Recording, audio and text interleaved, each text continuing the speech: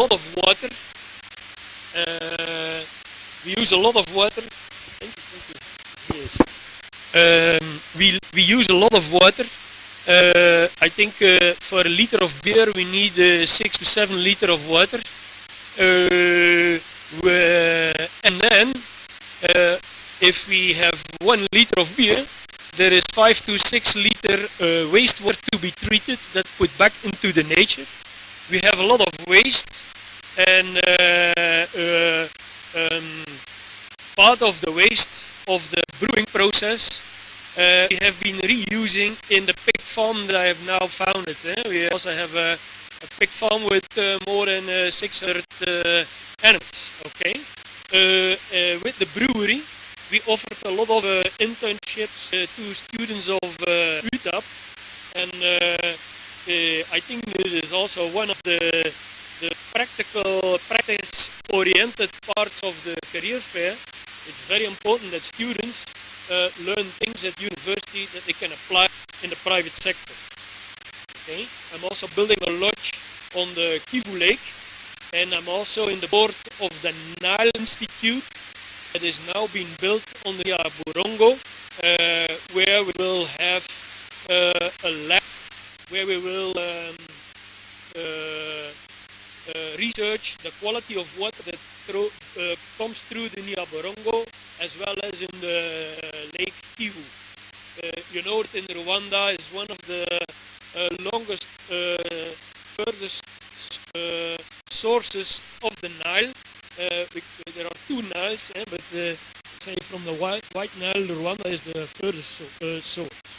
So I think I'm a combination of private sector and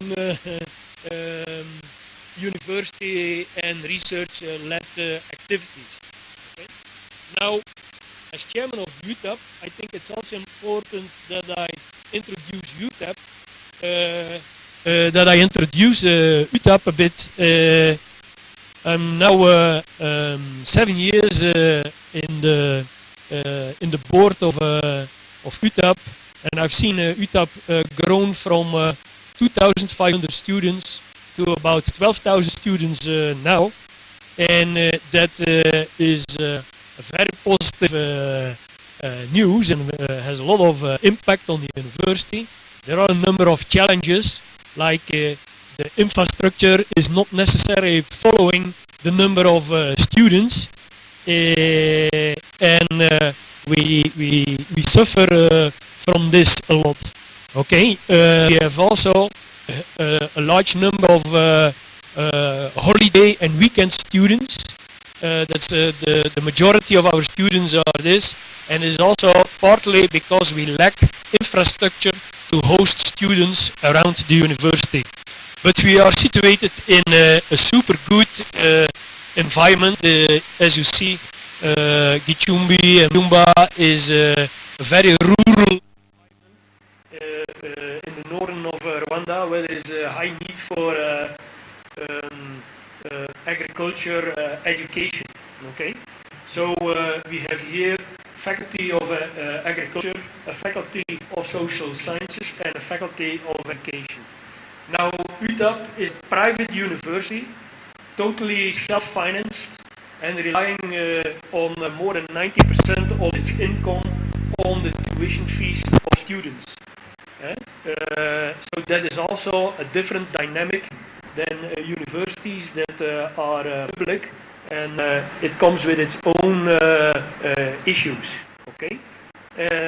However, we have very entrepreneurial and high-skilled staff, and it is a young university because I think the name university is only here since 2015, I think, and as such, we also have some small chest diseases. Okay, but I would thank the partners for the chance to be part of this network of universities to help UTAB to raise the quality of its education and the quality of students that it will deliver. Now we have special sectors sections on renewable energy and agronomy. And in the future, we are also going to build, for which we received the subsidies, to build an institute for gastronomy. And with this institute, we will teach the general population to appreciate good food and to understand what is the health advantage to eat a well-balanced meal. Okay, we see also today that the impact of climate change is also here in Byumba, and I must say water, which is the main subject of the career fair, is a very important subject. I think that there are wars being fought, or at least we expect that in the future there might be wars fought about water, and we see it also in the sub-region, the tensions in the sub-region about the water between the countries like Ethiopia and Egypt, about what is happening on the Nile. So water is super important, and I think that UTAB can play an important role in let's say, the treatment of water, so that we can keep as much water for drinking and for also using it for the agriculture.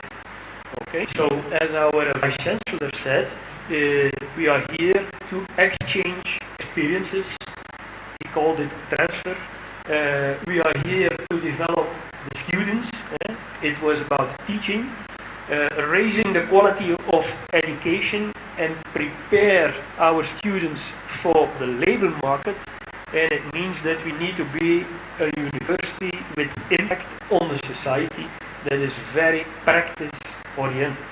So I wish you a fruitful fair and a fruitful conference, and I hope that you can gather all the ideas and all the information from all the people around the table. And by these words and observations, I declare the UTAB Career Fair 24 officially opened. Thank you.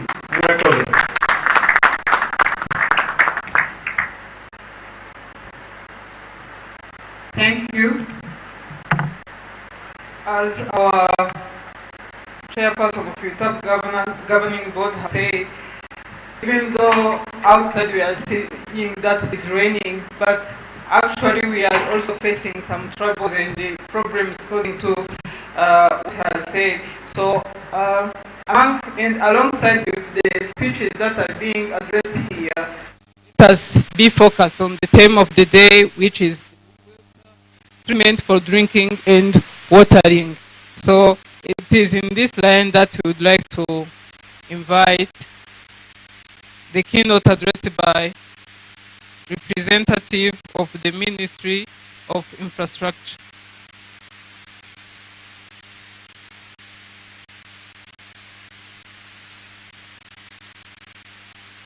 Please welcome.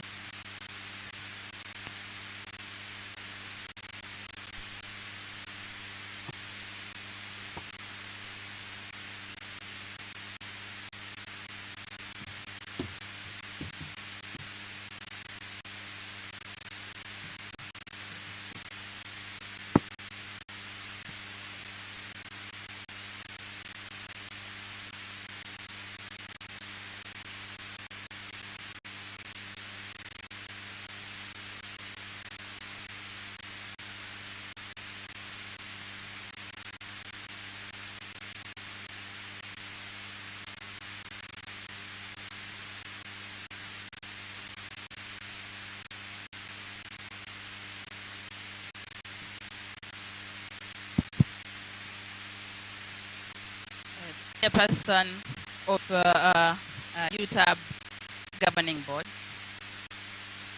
Vice Chancellor, representatives of Northern Province, and representatives of government institutions here present, partners from University of Ghana, university from Germany, different partners here present of UTAB, distinguished guests, ladies and gentlemen, good morning. I'm honored to be here today representing the Ministry of Infrastructure. Allow me, first of all, to thank the University of Technology and Arts of Byumba and its partners for this good initiative, which at long run will contribute to bridge current skills gaps at local market in water and waste management. Distinguished guests, ladies and gentlemen, this event is happening at the right time in the sector when water and sanitation sector is recording some reforms aligned to the new water and sanitation policy as adopted by the Cabinet in October last year, 2023. Why this? Why this? In the water and sanitation sector, there are new reforms. We have a new policy. Everything that we do is guided by the national, the national water and sanitation policy. And with this policy, the policy has a vision of facilitating sustainable management and equitable use of water resources, recognizing that the water resources will recognize rainwater as one of the water sources, and of course while ensuring sustainable, reliable and affordable access to safe drinking water and sanitation for all Rwandan as a contribution to improving the quality of life, socio-economic transformation, and sustainable environmental management. So strengthening the river market in the field of waste and water management is in line with this policy, new policy objectives, including one which emphasizes on developing national human capacity for sustainable water and sanitation services. Distinguished guests, ladies and gentlemen, based on the national vision 2050, Rwanda has a vision. We are now guided by the vision 2050. Rwanda aspires to become an upper middle income country by 2035 and a higher income country by 2050.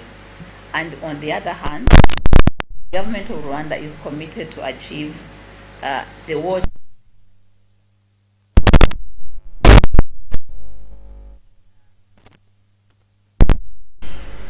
which are aiming and sanitation for all Rwandans by 2030. So again, recognizing the key role of water and sanitation. Sanitation, maybe I need to define sanitation according to the Rwanda context. Sanitation comprises of, according to the policy, it comprises of the management of waste, management of solid waste, management of wastewater, and the management of urban stormwater. So recognizing the key role of water and sanitation in the protection of public health and socio-economic development, and in partnership with the ministry partners in the water and sanitation sector. So the Ministry of the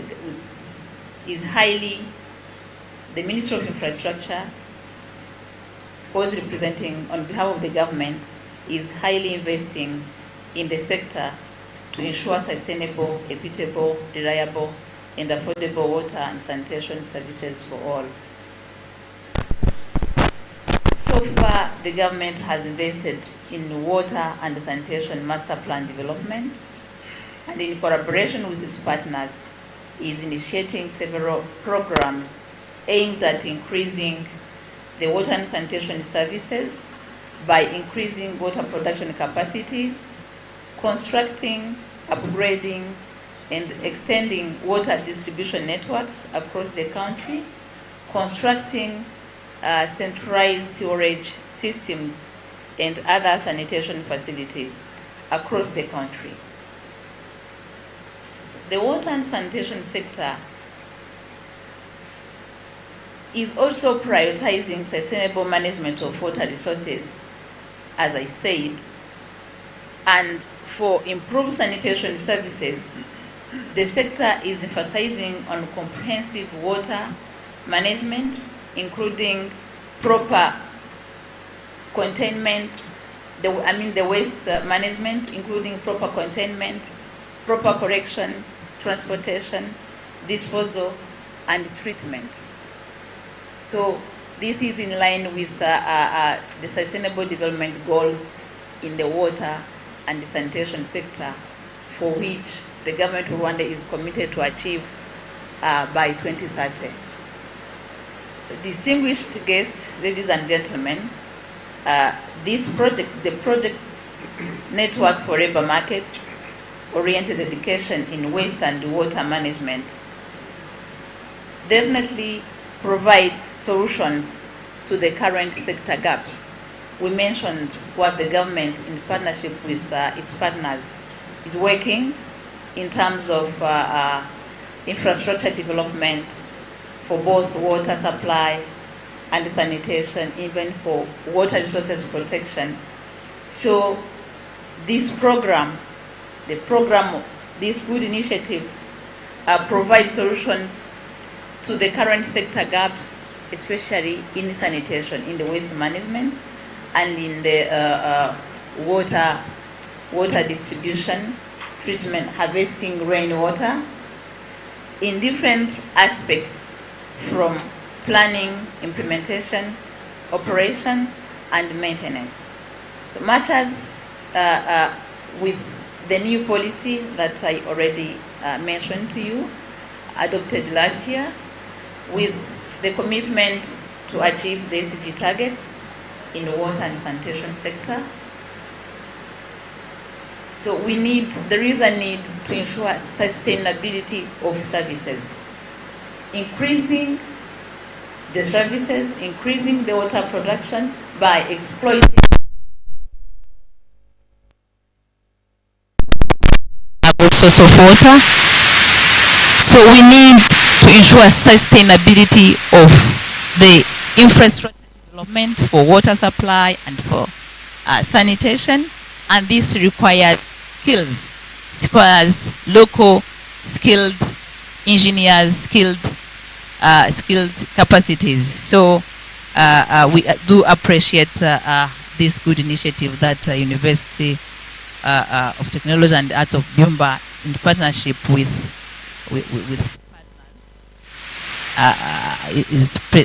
is putting in place. So the Ministry of Infrastructure is open. It has been providing internship arrangements in this sector. So it is again open to continue working with the university within the infrastructure sector, and strongly support this approach, considering the local skills needed, especially in water and waste management. We will continue to work together towards the labor market stability within the sector of water and wastewater management. And again, coming specifically mentioning the vision or the objective of this new policy towards the rainwater harvesting and even treatment, taking into consideration the climate change that we all need to plan for and ensure that whatever we are doing is resilient. So we have a policy we have an objective to increase availability of water resources through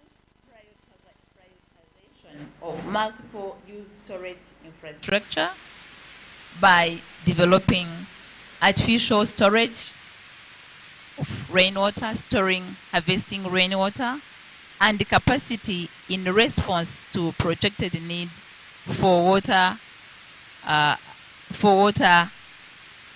abstraction and for water distribution and other uses. So the policy aims at promoting technologies that increase scale, water circularity, and resilience.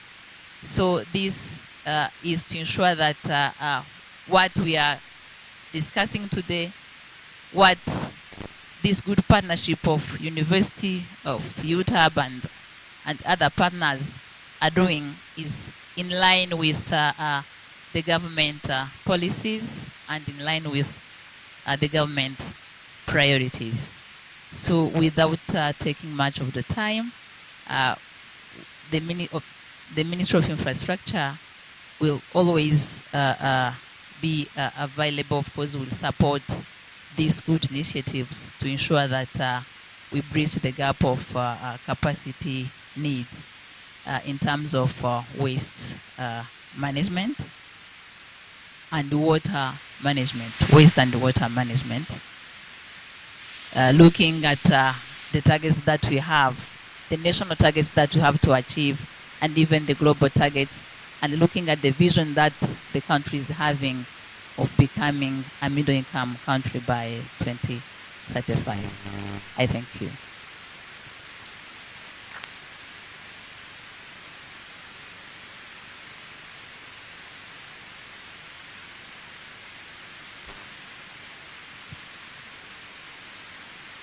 I don't really think that applause is enough for the support that the government is allowing to this project. Please, big applause to the Ministry of Infrastructure, and thank you. So now let us welcome the presenter of the overall coordinator of the new project to address us the keynote speech. Please welcome.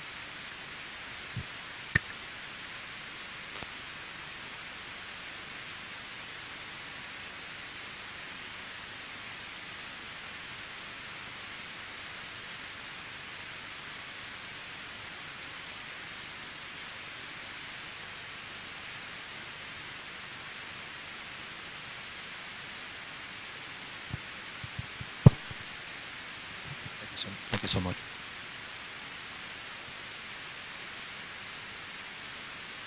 Okay, I don't know whether we can see the slides, or Dennis, yeah, maybe you can help. So let me start.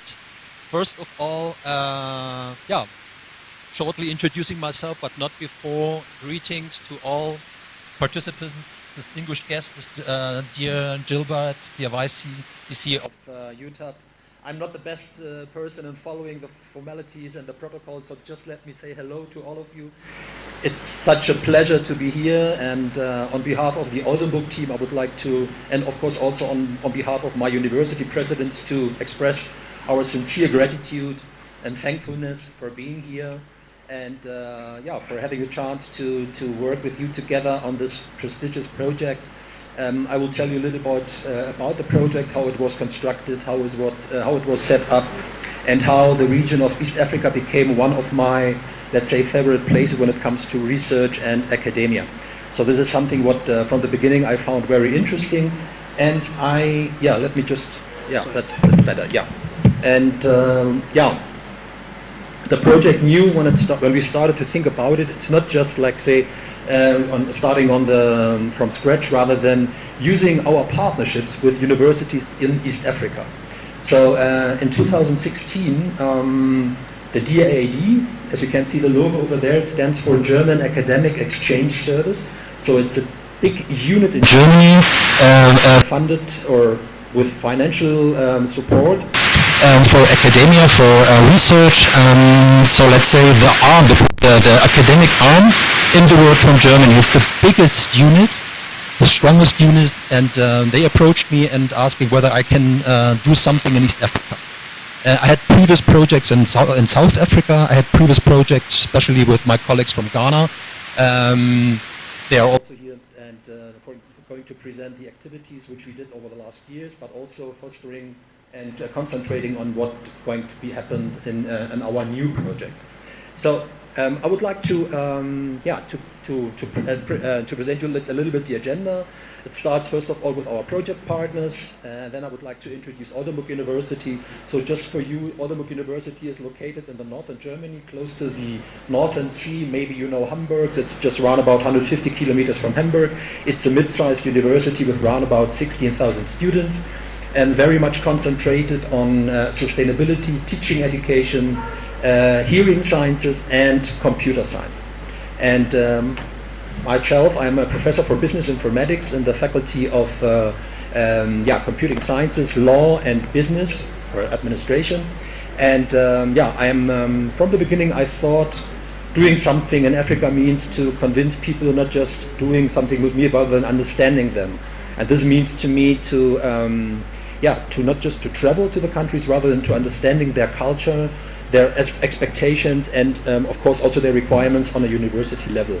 And what we found quite interesting is to really establish a network which goes beyond all those activities we did from 2012 in the southern part of Africa, and going towards this new idea to build up on a excellent center for ICT in East Africa, including all East African countries. So Burundi, South Sudan, Uganda, Kenya, Tanzania, Republic of Congo, and who did I forget?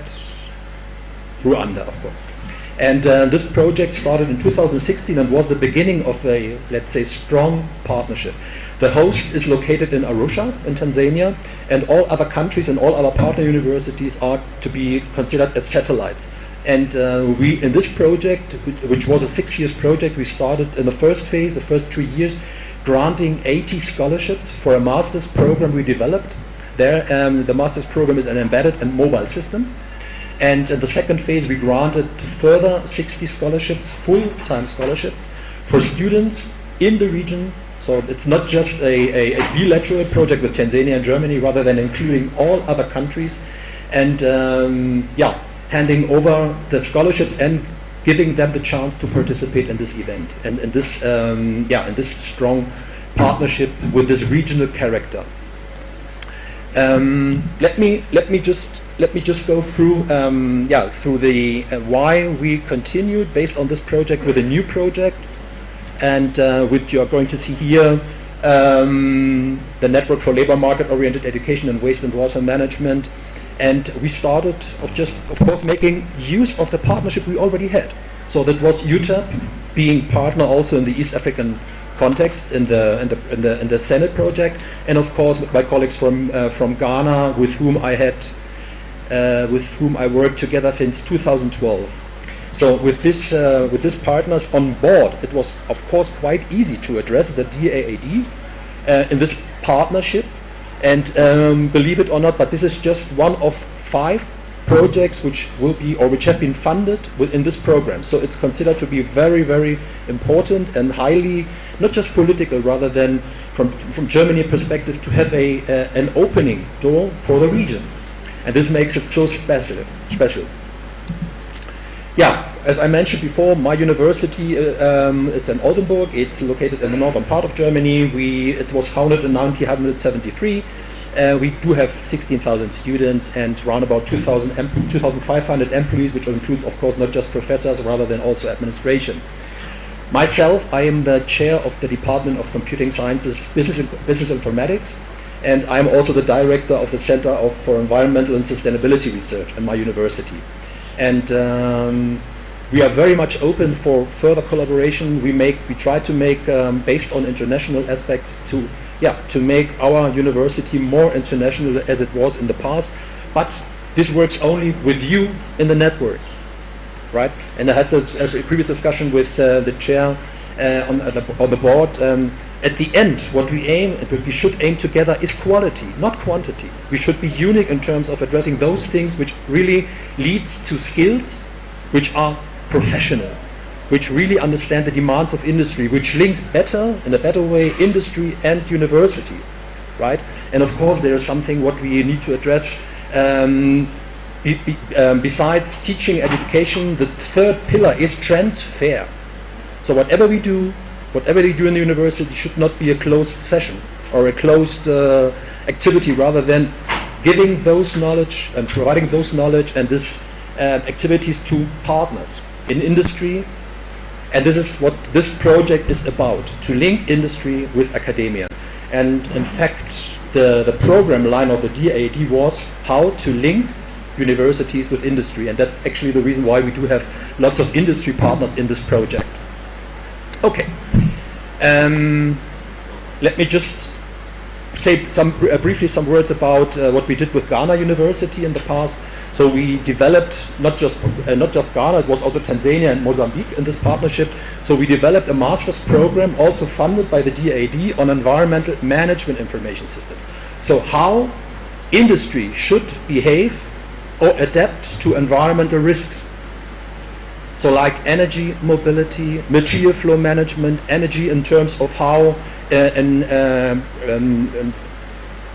production integrated environmental protection should be conducted. So the topic of environmental protection just in the phase of production, this is something what we aim, and we developed this master together with the colleagues from Ghana, Mozambique and Tanzania, and they do have this program already running. The Ghana colleagues, they do have it as in an existing master's program where the modules are inserted. Tanzania is running an own master's program, as well as Mozambique. They do have this master which we developed already in place and running over the last 8 years.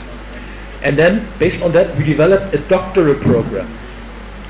Okay, and in this doctoral program, where we with the same universities, we developed a network for universities and doctoral students, making use of this network in terms of being there, meeting interesting people, talking about their individual PhD thesis, but going around these 3 countries. And this is what we did over 4 years. And we are very proud that I think we have 12 finalized PhDs in this network. 3 in Ghana, 3 in Tanzania, 2 in Mozambique, and 3 in Germany. So this is really a success story, right? And this is what I would like to say once again, and to foster and to highlight, this is something what we should continue in this partnership. Okay, then I already mentioned this project, which is called CENIT, Center of Excellence for ICT in East Africa, with 6 years. This is, I can't see this slide. Can you see the slides here? No. Can you see the slides? It doesn't matter. So let me just continue with this information that we have. Let's say the infrastructure from a university perspective already established, right? And this is the result of a more than 12 years partnership. So we have this already running. And my major aim for the future is just to bring those topics related towards sustainable development, climate change, impacting all these different facets of things we need to take into consideration. And this is of course water, this is of course waste, this is of course mobility for the future, this is of course all those things related towards health issues, and caused by, of course, impacts through water as well. So this is what we should aim together, and once again, we are very much open to continue this partnership.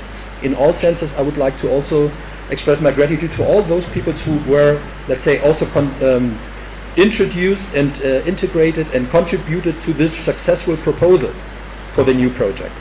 And I could say a lot of thanks to a lot of people here, but believe me, this is a common work, this is a result which we elaborated together, and I'm very much to the next phase, to all the meetings we are going to have over the next 3 years in Ghana and Germany, and of course also once again in Rwanda. This is something what I would like to, all of you to make part of it, to be there, would love to see you again there, and and maybe some of you also in Germany. And once again, as I said before, we have established this partnership and we should make use of it in terms of addressing those topics which we already know, but maybe those topics which we should address in the future. And the networks, this network exists, this partnership exists, so let's make use of it and let's hope that we can somehow change the world on that. And this project is part of it, and this will maybe on a small part, but the more we do, the more we will be successful in terms of addressing them. So we from Oldenburg, we are ready to do so, and very glad to be here once again. And from now, I would like to hand over to my assistant Dennis, who's going to say some more words, detailed words about the project, how it's structured, and how things are conducted over the next 3 years.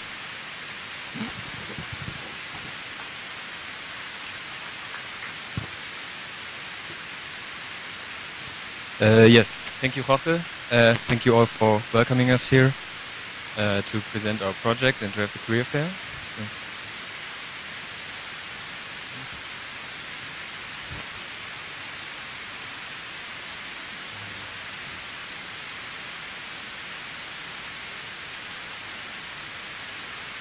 We're still at presentation 1. We still need presentation 1, and I think it's slide 8.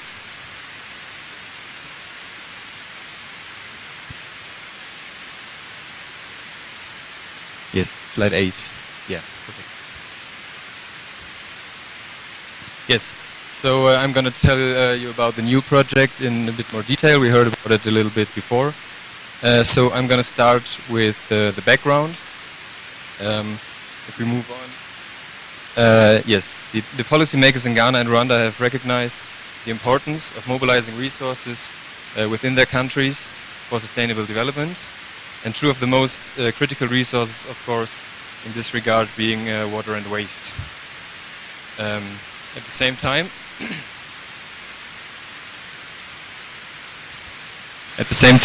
the rapidly growing populations human resources that, managed correctly, can play a vital role in achieving this. Managing correctly in context means to further align and bring together the higher education sector. Is it okay? Yeah, managing correctly in this context means to further align and bring together the higher education sector and the corresponding industries of water and waste management to help develop a generation of the workforce that has not only the quantity but also the quality to improve or implement a circular economy approach into these areas. With this in mind, we have set 3 main objectives for the project. On the next slide, yes, we want to strengthen the teaching structure at UG and UTAB to better meet the labor market demands in water management and the waste sector. We want to improve the labor market orientation of waste and water research at the institutions to bring innovation to the sectors. And we want to align the interests of university and business partners to create sustainable partnerships. Yes, we have already seen the pillars of our new project, transfer research and teaching. We heard about it a lot. We want to build upon the existing degree programs, university and university industry networks. So we don't want to build anything new from scratch, but we want to build on the existing infrastructure that is implemented. And with that, we want to achieve the goal to strengthen the labor market in water and waste as the overarching goal of the project.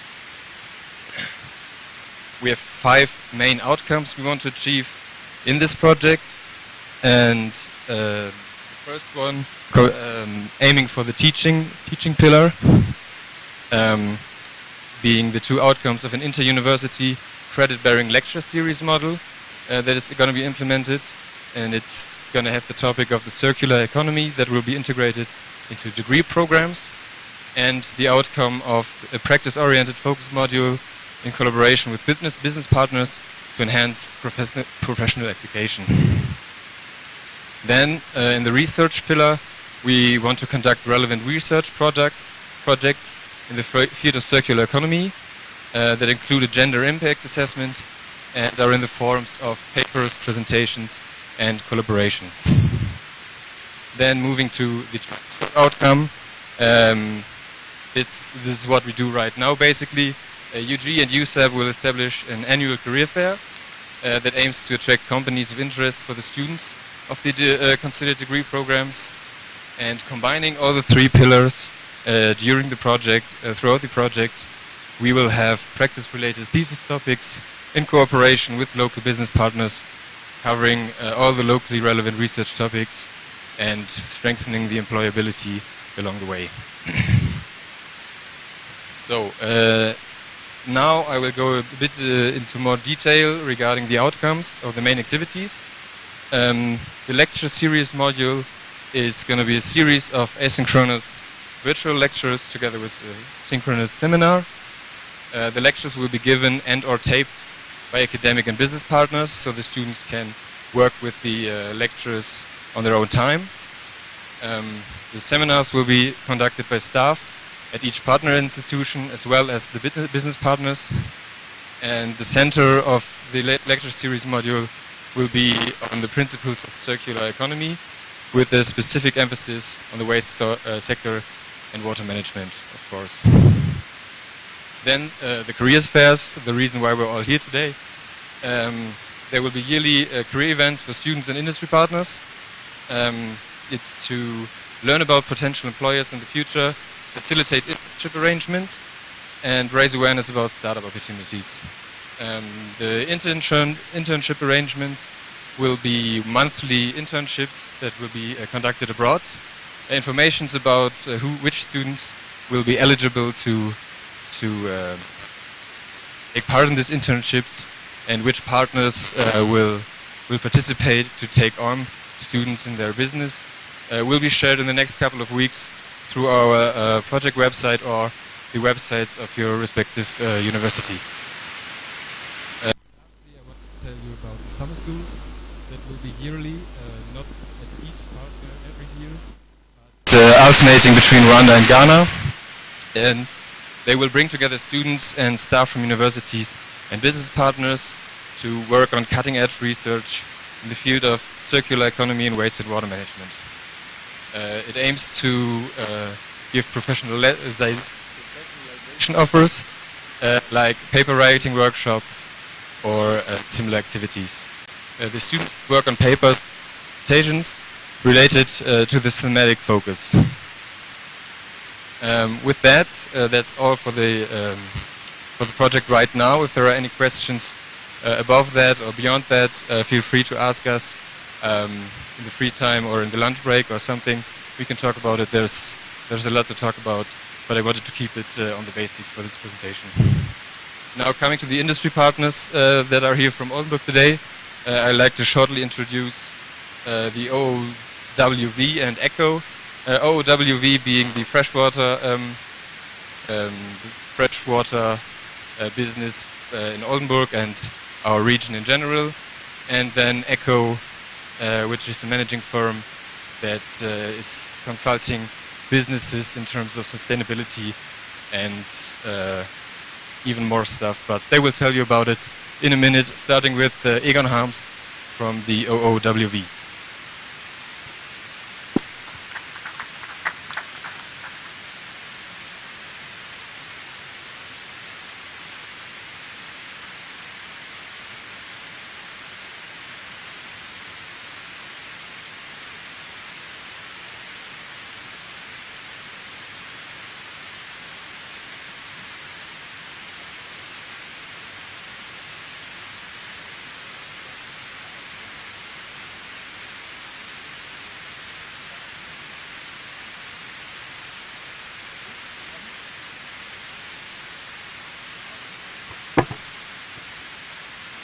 Dear Vice Chancellor, ladies and gentlemen, thank you for the invitation to this career fair.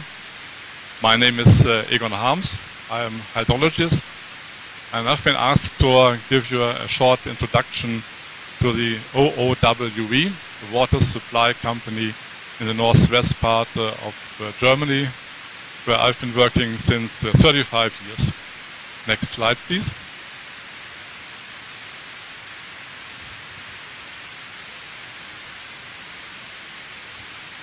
No? Okay. the right one.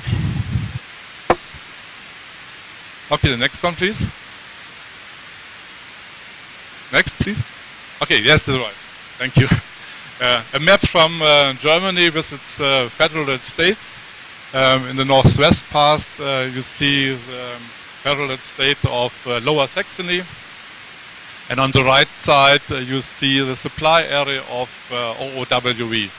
It's about 7,500 square kilometer, and about 1.2 million people live in that area. Next slide, please.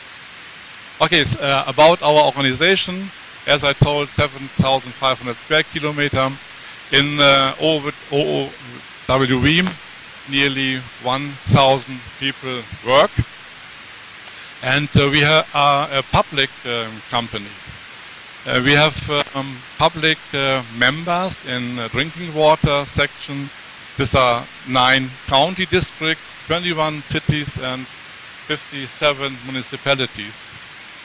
These municipalities and districts, they are the owner of OOWE. And in the business segment of wastewater, we have 9 cities, 29 municipalities, and 1 association. They all together build the OOWE. They are the members and owners of our company. We are a public company per 100%.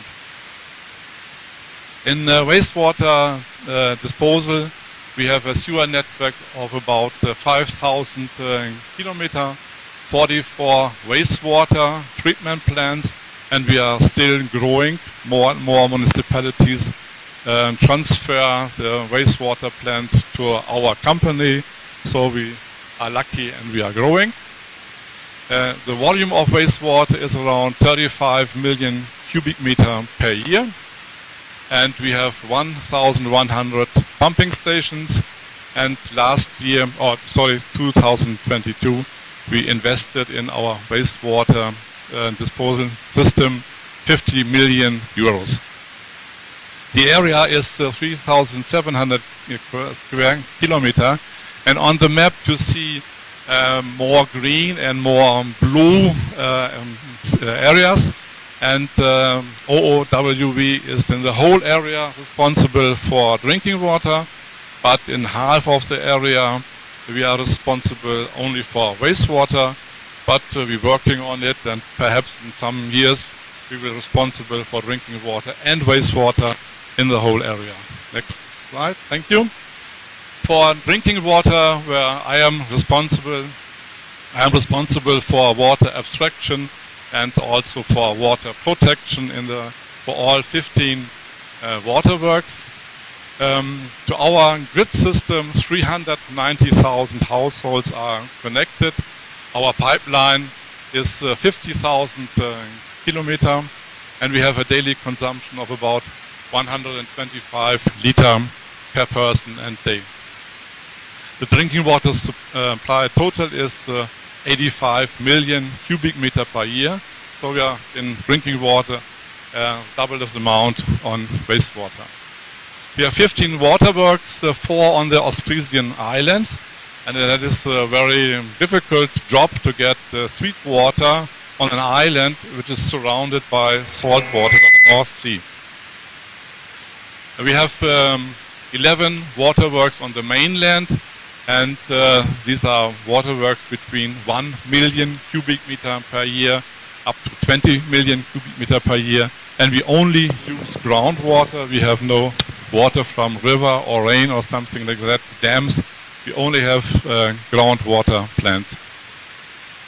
And the daily water delivery is 235,000 cubic meter.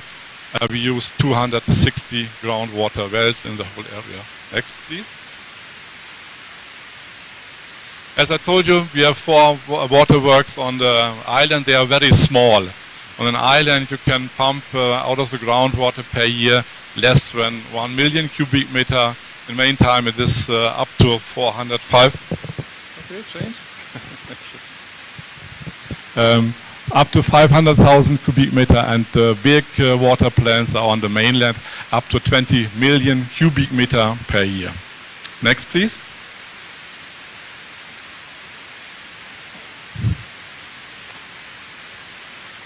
Okay. No.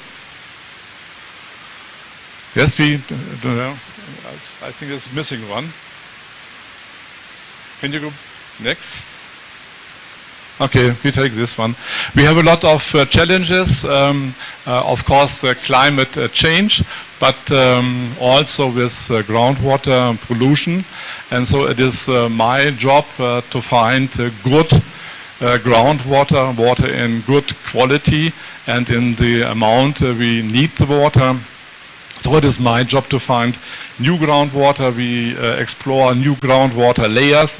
As you see here on this picture, we also build new groundwater wells, because we have a rising demand of water in the public area and also in the industry.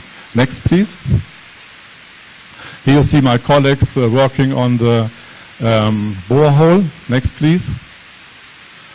And we not only need new wells, we also need here new water plants, but we also restructure the older works.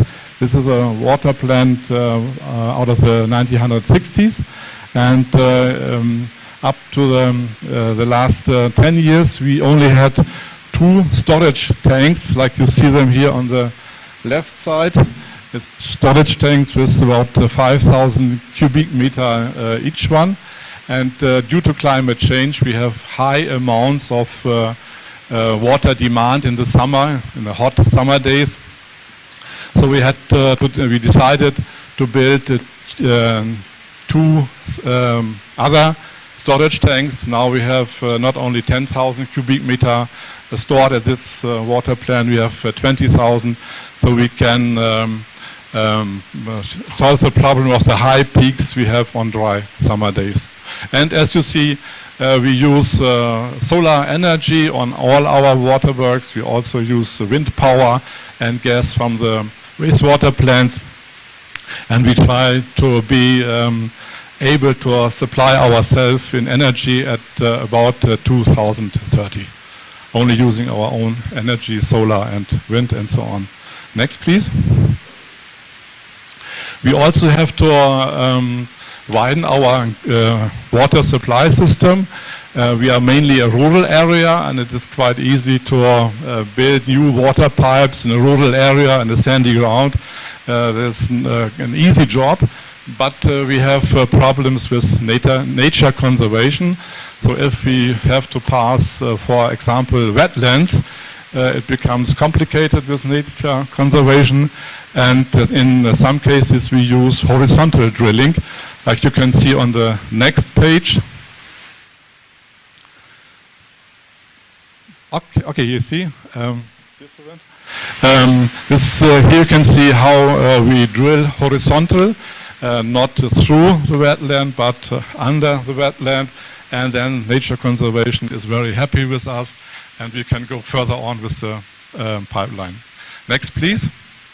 In the city it is quite difficult. There is no place for new pipe systems, and on the right picture you see that many other companies are already in the underground with the pipe system. We have not only drinking water, we have wastewater, we have energy, we have telecommunication and so on.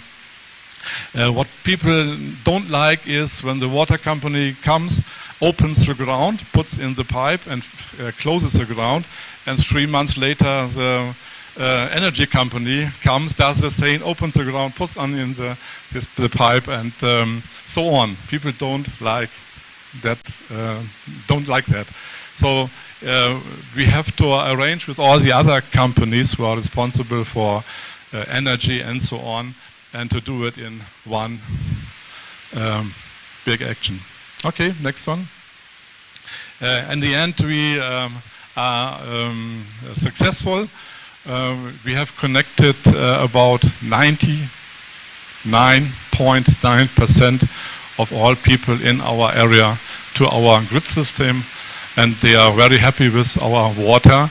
They drink the water direct out of the pipeline.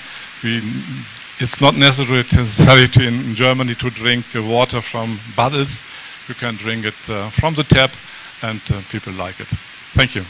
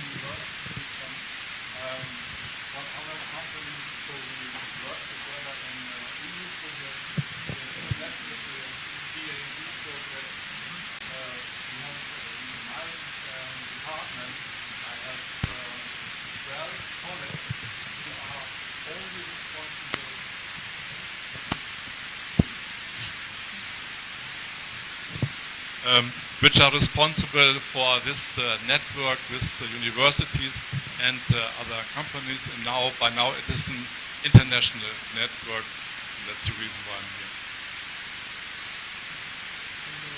Next. The oldest project I am working in is our project together with the water supplier in Eastern Cape, South Africa, Buffalo City Metropolitan. We work together in groundwater abstraction, where they use the water from big dams, and they have big problems due to climate change to manage the water in the dams, and we help them with computer models, data monitoring, and so on. But since 5 years, we also work together in the wastewater segment. They have a very big water treatment plant, but the water treatment plant doesn't work so very well. They give wastewater into the Indian Ocean, but at the same time, they want to push tourism in that area. There's a lovely area for tourism, but if they want to push the tourism in that area, they have to be sure and safe that the water in East London and around at the beach is very clean. So we will work also together in that. And the wastewater that you treat in your area, do you push this back into the nature, or is that wastewater that you that becomes drinking water? No, it doesn't become drinking water. It is too expensive. It is very cheap to take the groundwater, but we have problems with nature conservation. But we use the wastewater in the industry. About 90% we give back to the nature, very clean water, but more and more we try to use the wastewater in the industry. For example, we are in the paper industry, they take the water, chemical industry, they take our water, and as you asked, wastewater to clean and bring it back to drinking water, that is quite difficult to discuss with the people more in your mind about where the water came from. And on those islands that you have in the north, surrounded by salt water, are you looking for solutions to recuperate salt water? I assume that could be in certain countries a huge step forward. But are you working on these things? No, I hope as a hydrologist that I am able to find sweet water on the islands. That's my job. If they had to use the salt water, I failed. So I do my best to find good water, and that works. We also discussed about a pipe system from the mainland. But as it is possible on the island, it is the cheapest way to get drinking water on an island. And you have to be very careful. For example, in the water plant on the mainland, we have 6 wells and pump 6 million cubic meter per year. On an island, I have 20 wells and pump 0.5 million, 500,000. So you need a lot of wells. They are well, quite close in the ground. It's complicated. You need a lot of monitoring, but in the end, it's cheaper than using the salt water.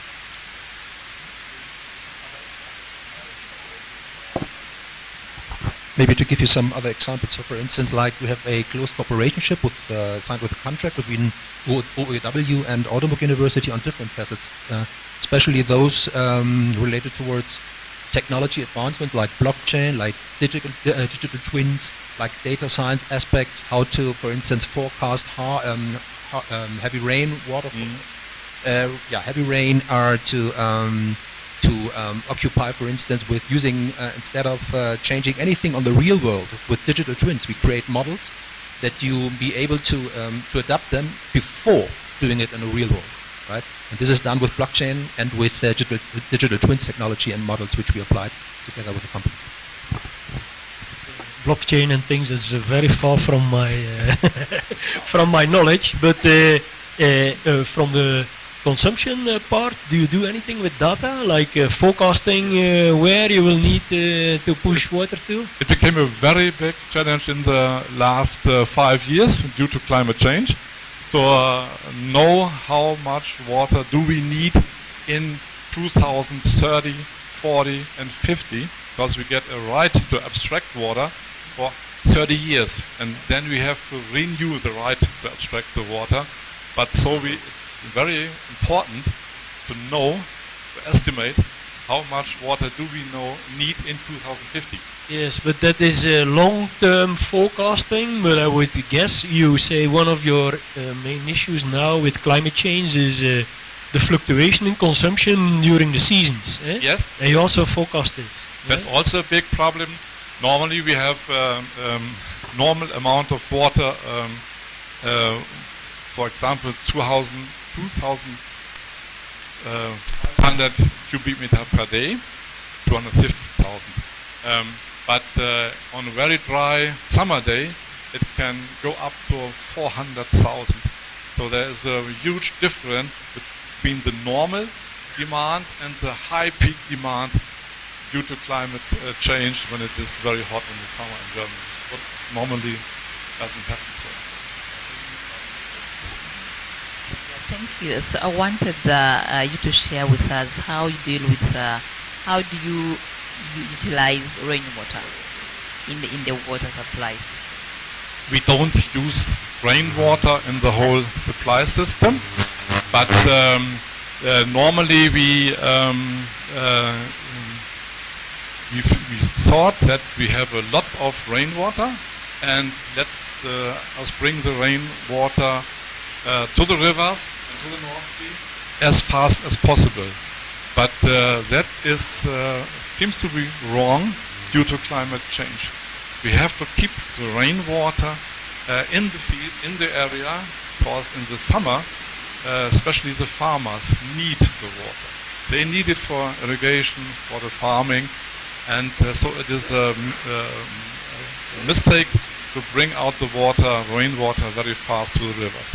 We have to manage rainwater in the fields for different kind of uses in farming and so on.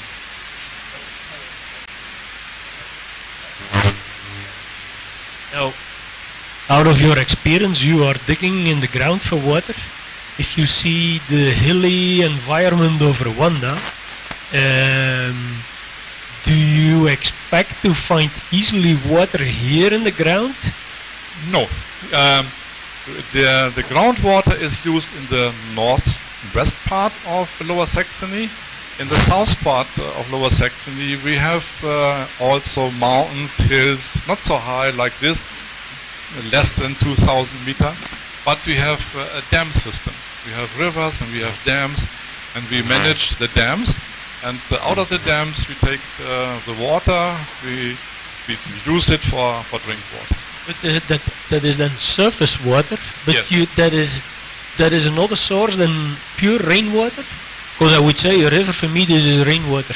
Yes, but you have to collect the rainwater, you have to store the rainwater, and when it is very dry in the summer, you need big tanks to store the rainwater, like I showed one picture.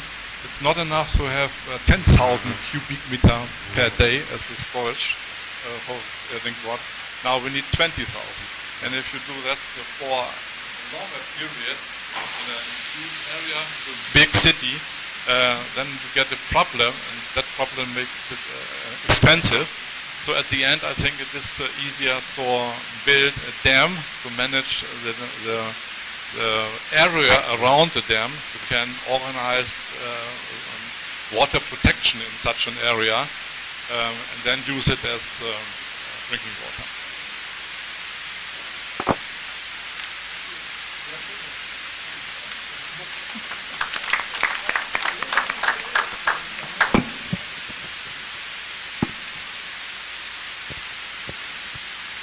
Okay, great. I think there was an interesting discussion, but now we go on. I'm Laureen Pahl.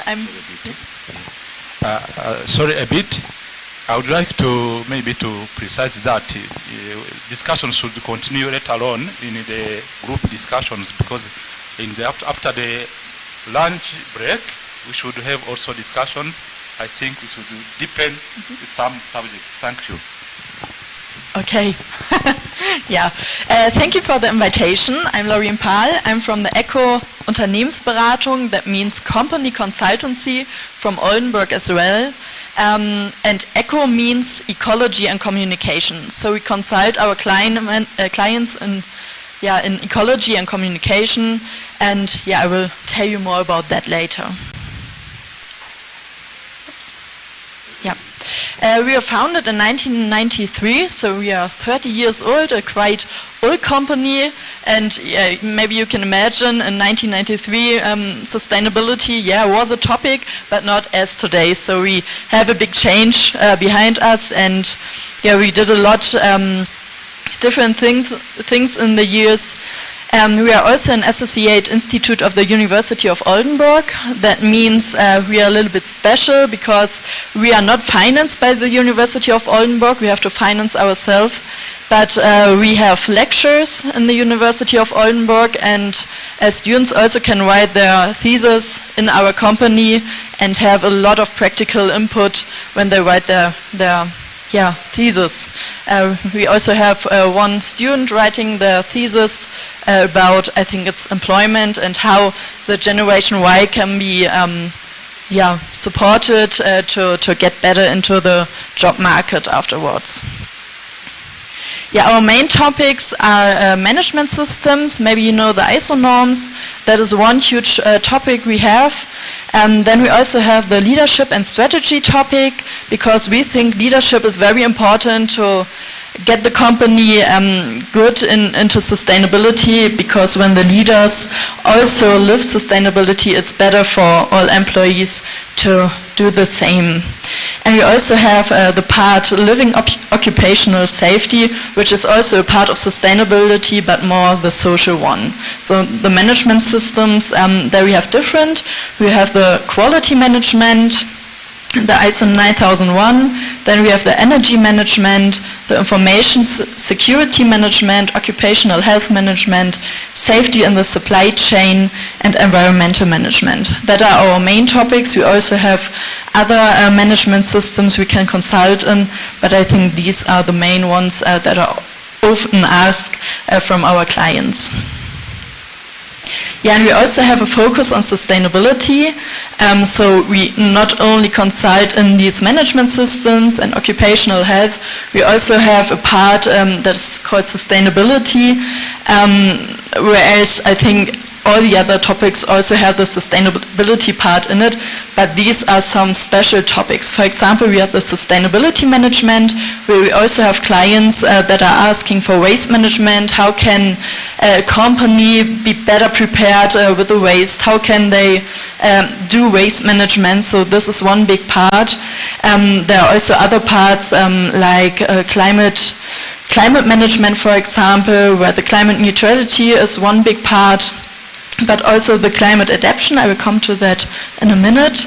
And we also have the sustainability reporting part. I don't know if you know the GRI. That's a method to do sustainability reporting. So that's a communication part, I said before. Companies can and they should communicate how they are sustainable, because that makes it really authentic, and the clients of our clients so can look what are they doing and can decide, do I want to buy, I don't know, my trousers from this company or another one, for example.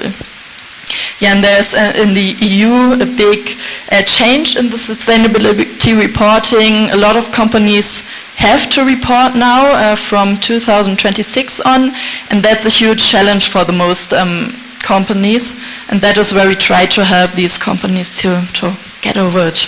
Yeah, the climate management, I think it's really interesting for today, because there we also have the part of climate adaptation. And what we do is, for example, calculating the climate footprint, the CO2 footprint of our clients. And we also try to develop climate strategies, inclusive climate adaptation. So you all know climate change, and especially in the northern part of Oldenburg or of Germany, we have the North Sea. So we have a lot of water, and when you look at the scenarios, how the water will go, Oldenburg will be underwater someday. So we have to look how climate adaptation can be done so that our companies will have a future. And this is one big part where we try to help our clients. We do not look how they can do it, but we try to develop it with them. So we do the moderation and the development of the strategy, and they have to do it on their own later, but we can moderate the part. Yeah, and climate adaptation, there we had a project also in Oldenburg, or in the surrounding of Oldenburg. It was a logistic company, and they had the problem that these extreme weather situations, like heavy rainfall, were that damaging their company. And so we were looking together with them which climate adaptations they need. For example, do they only drive the cars when it's not raining too heavy, or what can they do? So we try to help them to get a real good solution with these heavy rainfalls. And there especially the protection from water from the coast and the rain plays a big role. And also, we developed a strategy with them, and that is what we can do. And we get often now asked from our clients if we can help them to find a good way with to do with the climate change and to find climate adaptations. Yeah, that's already my part from the Ecology. I hope you liked it. Thank you. Yes. A small question. You were saying it's about ecology and communication. It's about communication. Is it helping companies to communicate about their sustainability? Or is it about the reporting on sustainability? Yeah, it's mostly reporting, but we also try to help how to explain what climate neutrality means, for example. So if a client says it's climate neutral, there's a big discussion in Germany at the moment what climate neutrality means really, and we try to help to define it good so that you are not bad and when the person asks a question, they see, oh, it's not climate neutrality. But it's mainly an internal oriented type of communication. rather than helping partners or clients to communicate to the external world? No, it's for external. So it's mainly for external. These reporting standards are for external. So when you go, no, not us, but a bigger company in Germany, they have to report for their clients. So they have to write a huge standard and a huge report to show how the sustainability is working at this company. Okay, yes, I see. But it's do you also help to partners or clients to communicate to the general public? Because the general public, with these reports, they might not really understand where these reports are going. Yeah, so we can do that, but most partners doesn't ask for that because they have their social media. They take it in their own hands. Yes. Yeah. Okay. Let me add to that. Thanks, Laureen. We are now moving in Europe, Ivan, to a strong story from the European Union. So from now on, companies above 500 employees with an income of more than 50 million euro officially have to report. And they now changed from the what as Laureen already said, from the traditional sustainability reporting, where mostly not mandatory, right, to a tree scope orientation. So the European Union is forcing all member states and the companies inside to report officially, and they this reports, of course, they need to follow that kind of rules approved by an auditing system, right? And they can open the scope on one, where, for instance, just a production site will be published, or a company, or a company with all the relevant supply chain partners in it. And this is a new rule coming in 2023 into all European member states, and this will force them, all of them, to report, to publish officially, and this completely changes a lot of activities, especially those which... Yeah, and includes also the companies that are located in the EU but have other companies around the world. So they also have to report, and it's really tough for all the companies because there are things asked where the company don't know where to get these answers. Yeah, it's really tough. And where are you involved directly into Rainwater? Yeah, not directly, so we have no contact to Rainwater, but as I said, it's more about climate adaptation where we are involved because it's a huge thing in Germany at the moment. But we are not practically involved in rainwater treatment. We are trying to consult our clients how to deal with that. Yeah.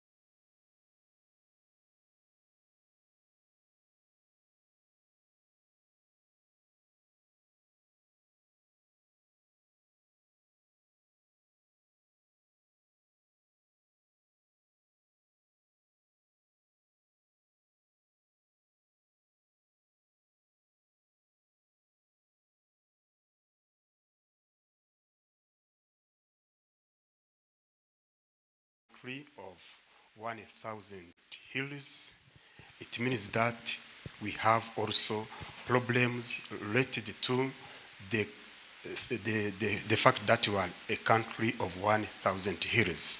The landslides, the floods, erosion, etc. So the rainwater, first of all, has been considered as a problem that you are experiencing as a country. And then UTAB took this problem and wanted to find the solution. That's why we wanted to collaborate with our partners so that we can contribute to the community finding the solution. First of all, okay, as I was saying, Rwanda is a landlocked country.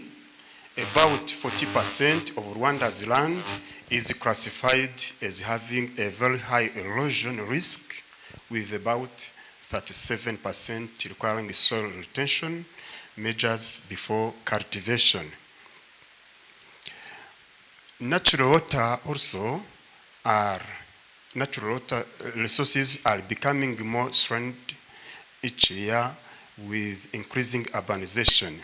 At the same time, Rwanda is also among the countries having the lowest per capita water availability and with storage capacity in Africa. Besides inadequate per capita availability, floods, as I said, accompanied with the soil erosion and landslides are a common issue in Rwanda. UTAB also built on a mountain called Kamitsinga. Here we are. We know how the surrounding community suffers from erosion and landslides. Given this current scenario, UTAB wanted to contribute to the solution, as I was saying, for the community through this project, and the career fair is one among the way of finding the solution with a short course, which will be an outcome from this career fair. This event of career fair will be accompanied during this year with another event of summer school. We shall have a summer school to deepen this argument so that we can contribute to the solution that is needed by Rwandans. Rwanda has a high potential to use rainwater as a resource. It receives an average annual precipitation of 1,200 millimeters. And in Eastern Province, they have 800 millimeters, while in Northern Province, we have 2,000 millimeters. Rwanda has two main rain seasons, the short one and the long one. Okay, with these rain seasons, we can capture the water, and the water that we capture can be used in watering, and then for UTAB, we have the perspective to use it in drinking. Rainwater harvesting system in UTAB. Try to go down, please. Okay, rooftop water harvesting system has been implemented here in UTAB last year to existing building. Currently, experimental activities related to the rainwater harvesting at UTAB are plumbing, sprinkler system for irrigation. This is the system that we have for horticulture, and the system is functioning. We want to improve it, of course. And we have also the perspectives. The perspectives we have is to install the system for filtration of rainwater so that it can be used for drinking. This is down, please. Yes, we wanted to install such a system which can be useful for not only our students, but also to be a material for learning of our students so that it can be spread. The rainwater, which is problem, can be transformed in solution for the problems we have in Rwanda. This project also here in UTAB, we are considering it as a community outreach, socio-economic and environmental benefits of this project. Rainwater will be used as an alternative source of water, first. Secondly, the neighboring residences will allow harvest the rainwater from the rainwater harvesting system for their household purposes. With the efficient use of the system, the municipal water supply bill will be also reduced, and this will be also a benefit from the surrounding community. Rainwater harvesting will help to provide a green landscape area and foster the control of erosion. Another community outreach we have considered in this project is a kind of circular economy from rainwater. Circular economy, why? Because this water, rainwater, which was a problem, if it is used, it can reduce the bill.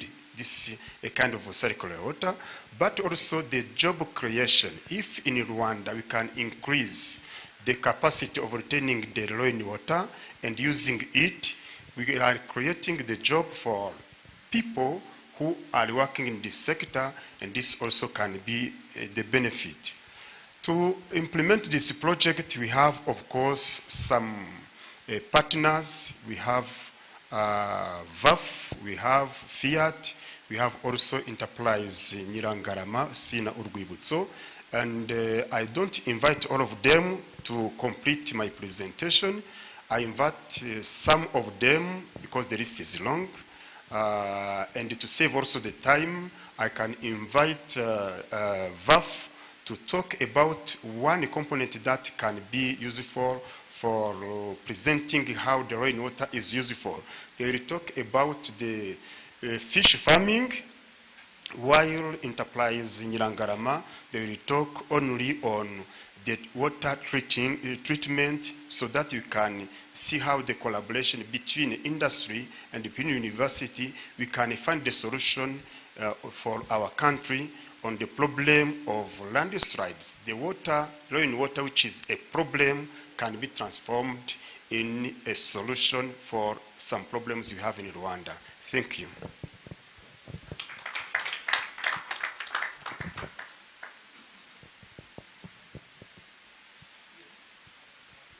Yes, please.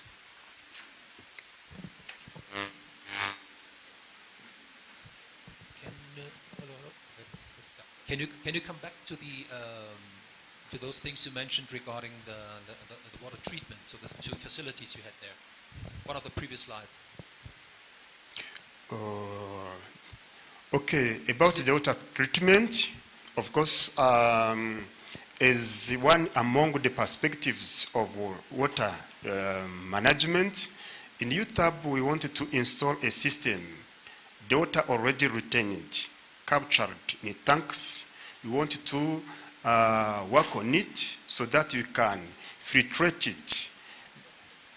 Yes, this one, yes. This is a sample of what we have in perspective, not what we have already. In perspective, we wanted to treat the water so that it can be used for our students, for the community, and then to reduce the bill, as we were saying, the bill for 12 students we have here, and the community, if we exploit this rainwater, it can be a solution not only for UTAB, for the community, but also we can reduce the problems caused by this rainwater for landslides and floods and erosion, etc. Yeah, thank you. But the question was more about how do you, let's say, work with students together? Do they have access to those things? How do you provide access for, let's say, all student activities, even writing a thesis or even, I don't know, a semester work? How do you let them, let's say, access to that facilities? Okay, after this career fair, our experts, first of all, we work on short course, the program for exploiting the rainwater. And this program, we shall see how we can, this rainwater, retained in tanks. We shall see, okay, the chemical experts, of course, will be intervened in this rainwater treatment, And then to filtrate it, this will be another step that will be made in the future. And the students, of course, who will attend this short course, the students will attending this short course will make experience of treatment, water treatment here in UTAB, and in their houses, of course, will try to spread this experience. These installations are at the company side, not at the university side. So you won't have any kind of, let's say, models where students can play, where they can have gain some experiences. It's just at the company side, right? Okay, on the company side, that's why we have, for example, enterprises, Sina Gerari Urguibutso, because they have the water treatment. Even the water we have here comes from there. However, their water treated is underground water. So we wanted to borrow this experience with our students to see how the rainwater, we can filtrate it as it is being filtrated by other industries. Here in Rwanda, we have many factories who are filtrating underground water, but yet they don't exploit the rainwater. So for UTAB, innovation of our project, it is to exploit rainwater while others are exploiting underground water. So our students will have experience of rainwater, and industrial attachment of our students will be oriented to also underground water, so they can have the skills on rain and underground water together. Thank you so much. Welcome.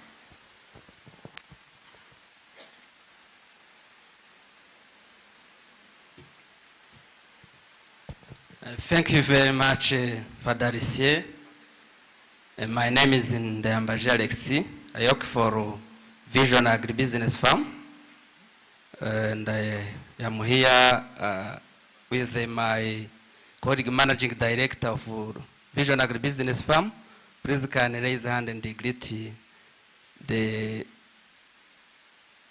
panels and the colleagues here.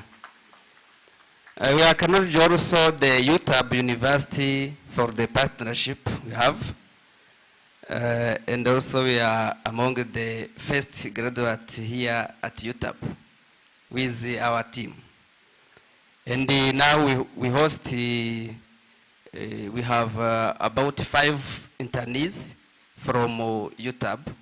Now they are acquiring now practical skills. So too much recognized.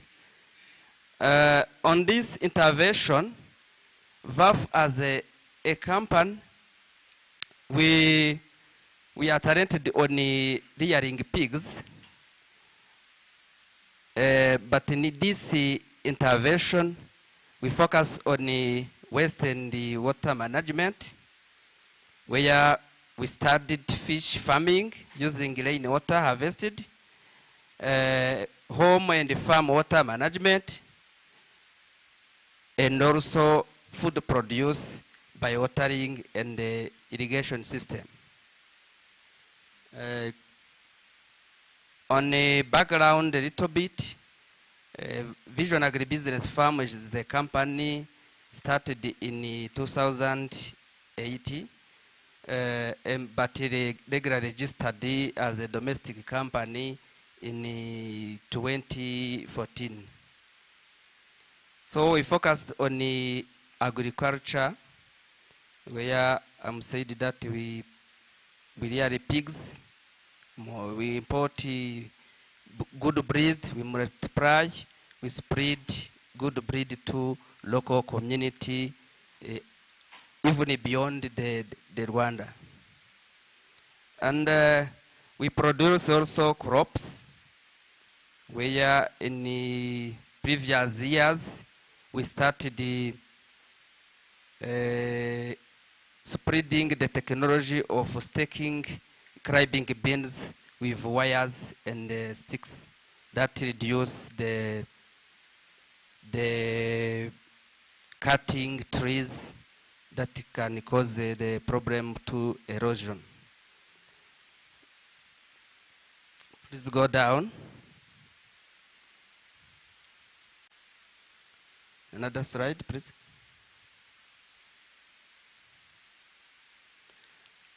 I don't delay too much to about saying on the background, but I want to jump down on the intervention of impact on the waste and the water management that we are dealing with.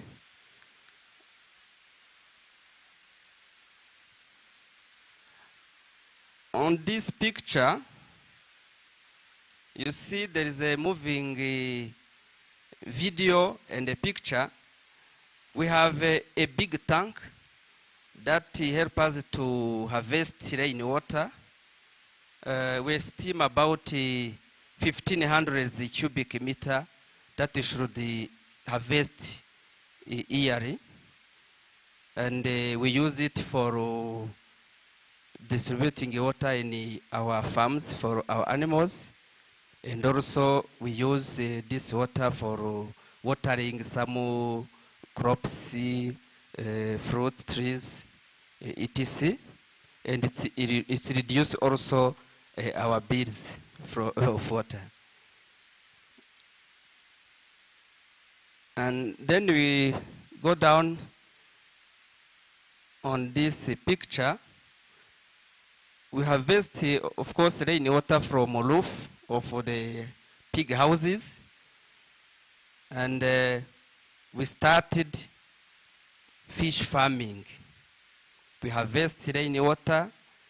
The left part, we started the bunch in plastic, where we started rearing fish, mostly catfishes.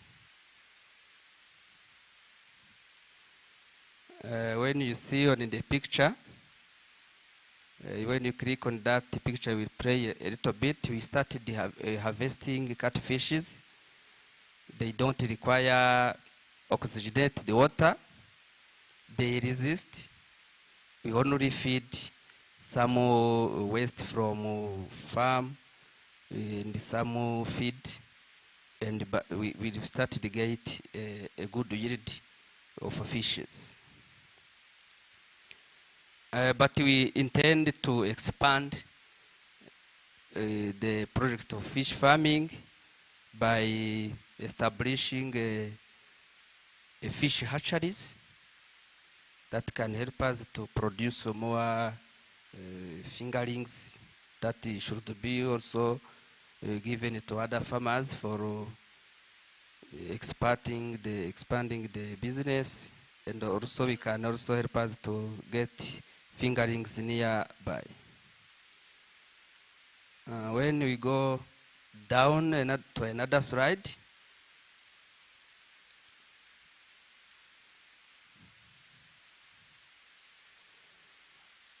we want also to play a big role on producing vegetables by integrating the crop production and the fish farming, where we can produce a clean vegetables that we can sell on the market. It can also, we can use that harvested water, and then we should produce a good quality of vegetables. We know lettuce, salad, and etc. So it's our dreams here. When you see on this picture, you want to integrate the irrigation system from the kitchen garden on the large scale. You see on the picture on our farm, we start growing, we see how tomato trees, which is good, and here on the hills, it's a good climate to grow potato trees, orange, tomato trees.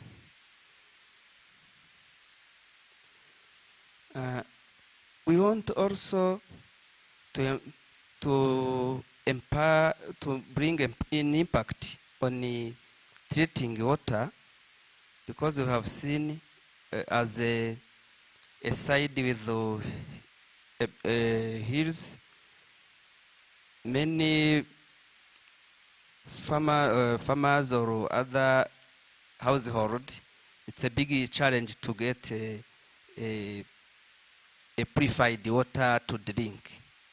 So we are proposing a kind of model of treatment which is very cheap, where they can treat wasted water from kitchen, from other activities in the house, or other water fetched on the river, where there is to find the house water holes is a big problem. They can use that kind of filter to get purified water to drink. Here there is some key activities we intend to do, or our dreams that we can work in collaboration with new project or other partners. Think to support farmers to integrate the water management system and fish farming. We want to intensify the program of food produce in the dry season by adoption of watering and irrigation systems. And also we want to distribute some homemade water filtration by household for getting purified water for drinking and cooking, which we find as a solution to some household who are not able to get purified water to drink. We intend also offering trainings on hydroponics and kitchen gardens. We intend also supporting youth and women to create innovations in water management. As I said, we intend also establishing fish hatcheries of some fish species, and planting nursery trees for protecting rivers, lake and hill slope hills. What we expect as the output when we reach on that key activities I'm saying about, we expect to reduce cost of water used in the household, hotels, agriculture, and livestock. We expect to create new jobs for youth and women for making cheap and affordable water filters, gutters, fish pond, and also installation of greenhouses and kitchen garden. We expect also increasing production and yield of crop and fishes. We expect also to reduce diarrhea disease due to contaminated water, and also contribute to erosion control and water pollution. I think this is what we expect, even if we still have a challenge of getting partners to collaborate on these activities. On the part of that, as a company that really pigs, we also need some skills about waste management, about treating water, some technologies also about rearing fish, what kind of, what species. We need some skills and experience. We need to visit other farmers where this sector is more developed. Thank you very much.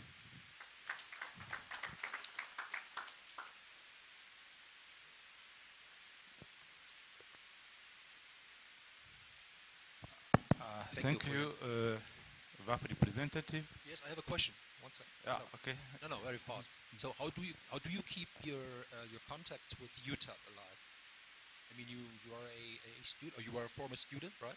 Yes. And how do you keep your, let's say, how do you maintain the communication and all those very important works with the university? Yeah, very interesting question, because we remain that as also to recognize the University UTAB as our hoster, because we host more internees from there, but also we participate in a different event of UTAB University as a partner. Events like, are you giving lectures, or are you event from encouraging some graduate to and the other students to learn about agribusiness.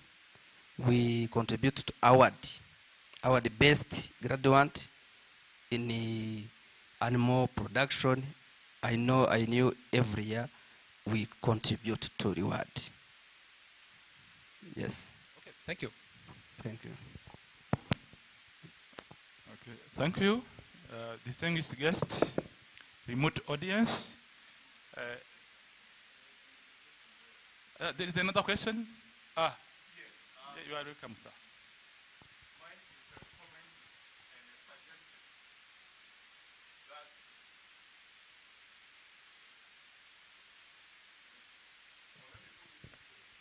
in the course of your work out there in the field, have you come across any innovation by a farmer or any household that the student can leverage on and try to improve upon, so we can expand quickly and also upscale for the students to also benefit from when they go out there to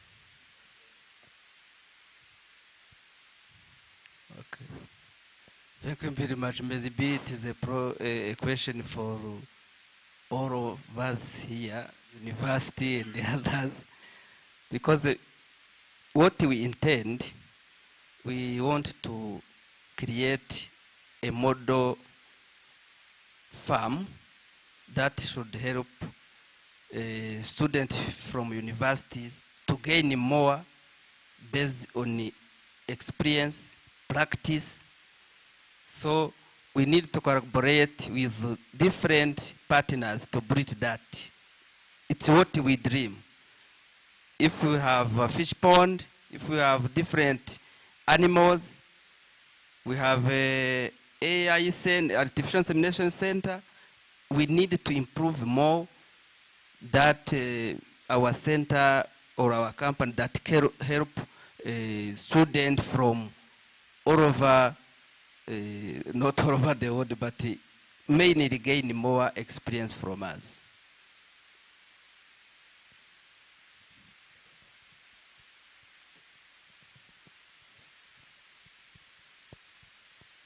Satisfied? Any other comment, question? Okay, thank you, draft representative. We thank you very much. Allow me to invite the Entrepreneurial Sina Gerari Urgwibutso, the representative, to use maybe, we take 5 minutes maximum for the presentation, and then we 5 minutes. Thank you.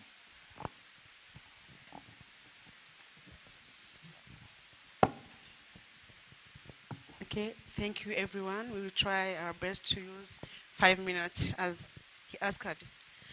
Here is, wait a moment. Okay, actually, Sina Gerard Entrepreneurial is a food manufacturing industry that was founded in 1983 by Rwandan young and dynamic entrepreneur Sina Gerard. I can say a lot about this. So among the products we also have water treatment, as you see on bottle Akandi. Akandi is a brand name of underground treated water, what we have in our enterprise. So this flow diagram I can say because our time is limited. So maybe I can allow my colleague to present. Please.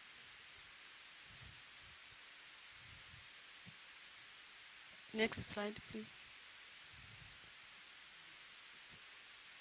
Okay, next.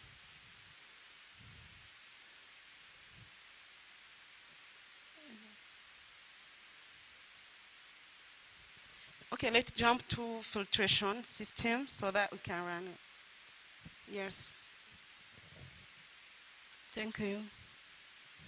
In Sinajarad Enterprise Agribusiness, we treat the water from the spring. Where our water comes from the spring, we use only the filtration system. We have filtration system in a different side. The first one is the rapid sand filter, where the raw water comes downward, and the outlet water, which means finished to be filtered, comes from upward direction. After the sand filter filtration, we have also the sediment filter. Next. In the sediment filter, we use different size of filters. We have 5 micron, which removes the big particles. The second is a sediment filter of 1 micron, where remove the particles greater than 1 micron. After that, we have carbon filter, which have 1 micron used to remove chemicals and control dust and the odors. After that, we have the pleated absolute filter to filters the fine particles, which have 0.2 microfilters, which means no microorganism can pass here. Thank you. Okay.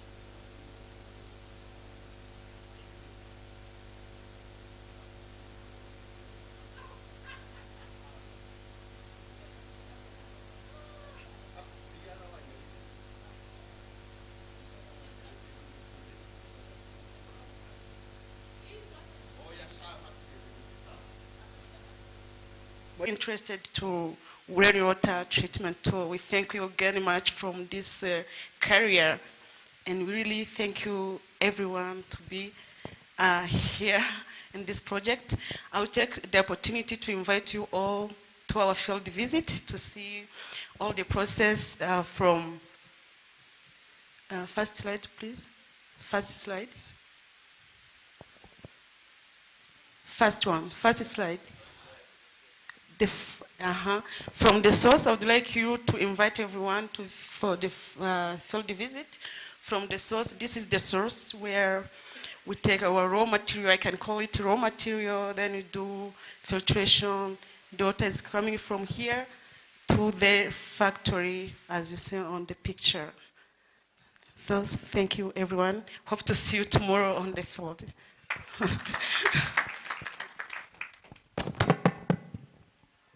Thank you. Distinguished guests, remote audience, before I invite the University of Ghana for the presentation, allow me first of all to communicate that there are some slight modifications on our agenda. After the presentation from the delegates of University of Ghana, we shall have the lunch break. Then thereafter, the conference on rainwater treatment for drinking and watering will be conducted, and then after that, there should be the closing remarks. Thank you.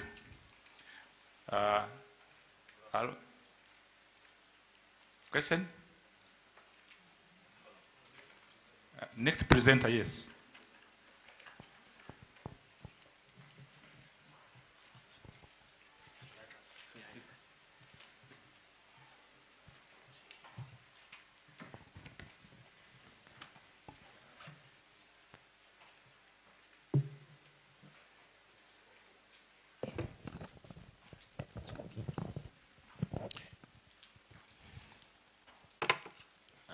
Chair of the UTAB Governing Board, Mr. Vice Chancellor, invited guests, friends, colleagues, ladies and gentlemen, good afternoon. My name is Daniel Dupeza from the University of Ghana, and I've titled my presentation, Overview of Water Resources and the Waste Management Landscape in Ghana, within the context of our joint project. My presentation will be in 4 parts. First of all, I'll talk briefly about Ghana, then the University of Ghana at a glance, overview of the state of water resources in Ghana, then state of waste management in Ghana, and then I'll draw conclusion. So Ghana is in West Africa, as many of you probably know. It shares border with Burkina Faso in the north, Cote d'Ivoire, Republic of Togo, and then the Gulf of Guinea. Ghana gained independence on the 6th of March 1957, and the capital city is Accra. So just some basic data on Ghana. Our population is about 31 million. And you have some statistics there. I'll just move on to the next slide. Oh, sorry. Okay. Yeah. So in terms of, urban population, we have about 56%, 57% urbanization rate, meaning that a lot more people now live in the urban area compared to the rural areas. And you have statistics on employment rates. Now, just giving you that basic statistics, I would like to talk about the University of Ghana now. The University of Ghana was established in 1948. So this year is 75 years. We actually celebrated our 75th anniversary. And it's a relatively big university. We have weekend students, main students, and all of that. And the student population is almost 70,000. The university is governed by a council, as you can see, and the executive authority is vested in the vice chancellor. There are 2 vice chancellors, one in charge of academic and student affairs, and another one in charge of research, innovation, and development. Now, the university is divided into colleges. There are 4 colleges: College of Basic and Applied Science, College of Health Sciences, College of Humanities, and then College of Education. And each of the colleges are manned by a provost. So under the colleges too, we have schools, and the schools are headed by deans, and we also have institutes. The institutes are headed by directors. And I come from the Institute for Environment and Sanitation Studies. So you can see that right in the middle there, together with my colleagues. And maybe I should tell you a little bit about the Institute, and then I'll go into the substance of my presentation. So the Institute for Environment and Sanitation Studies was established in 2010. But prior to that, we had a precursor institution, if you will, what we call the Volta Basin Research Project, that focused on research on the Volta River system. And later on, that got incorporated into the Institute. So the Institute runs programs. We run only graduate programs. So we have PhD students and master's students, and we also do research. So you can see here that the Institute was established in 2010, and it has its mission to meet the nation's needs for broad-based education, training, and research in the science, policy, and management of environmental and sanitation processes in the wider African and global context. In terms of our staff and students, we have about 14 academic staff, the administrative staffs. Currently, we have about 60 master's students and 75 PhD students in the various years. We run a 4-year PhD program. And interestingly, within the past 3 years, we've had 4 students graduated from our university, our institutes, coming from Rwanda, actually, with a master's degree. So that's just to let you know. So there's an opportunity, maybe those who are students here, if you finish your first degree, maybe you can come and study in Ghana. We'll welcome you. Okay. So I'll just go on to the next slide and talk about some of the things that we do. So that's a word map, and it actually profiles our research activities. We do a lot of work in water, and then pesticide, because Ghana actually has a lot of cocoa. So we do work in terms of pesticide and pest-related things, insecticide and all of that. Environmental quality, climate change. And so what you see there is actually a word map based on some of the publications in the past few years. Okay, so now just talk about water, because our project is on water and waste. And I believe that I'll give you an overview of the state of water resources in Ghana. So here you see this table. It's telling us about surface water availability in Ghana. So if you can see, we have a lot of water, about 54.4 billion metric cube of water. But then the water is unevenly distributed. And in terms of water abstraction, it's only about 13% that is abstracted. So clearly our water infrastructure is largely underdeveloped. Of course, we have dams, we have wastewater treatment plants, and other treatment plants. But in terms of scale, we don't have that covering the entire country. So clearly, there is a little challenge there. And you can see our groundwater potential and some of the issues surrounding water relate to climate change and variability. Okay, so in terms of water quality, based on our surface waters, we have about, this is based on monitoring data by our water research institutes. So there are about 40 river monitoring systems, and their estimation is that about 60% of the surface water tend to be poor, and 15% of these, are critical. And later on, I'll talk briefly about some of the reasons why we have this situation. So we can say that our water quality challenges, I've already mentioned that our water resources infrastructure are kind of underdeveloped. So we also have shared water resources. So it means that, the waters that we have in Ghana are not all coming from within Ghana. So we have river basins that we share with other countries, like the Volta River Basin. Okay, so there are a lot of stresses on our water resources, mainly from mining activities. So we have very high turbidity of our water bodies. So that diagram is showing you one of our river systems, River Pra, before and now, and that's because people have used the river for illegal mining. So you have very high levels of heavy metals, sometimes in the water it makes, and very high turbidity, meaning that water treatment costs will go high. I started by saying we have about 54.3 billion metric cube of water, but the water infrastructure is not very well developed. It's not evenly developed, so you can see the woman in the northern part of the country, drought is common. So, she's looking for water, as you can see. And that picture is very telling. So clearly, part of our water resources are polluted. And the sources of pollution in Ghanaian waters include both natural and human sources.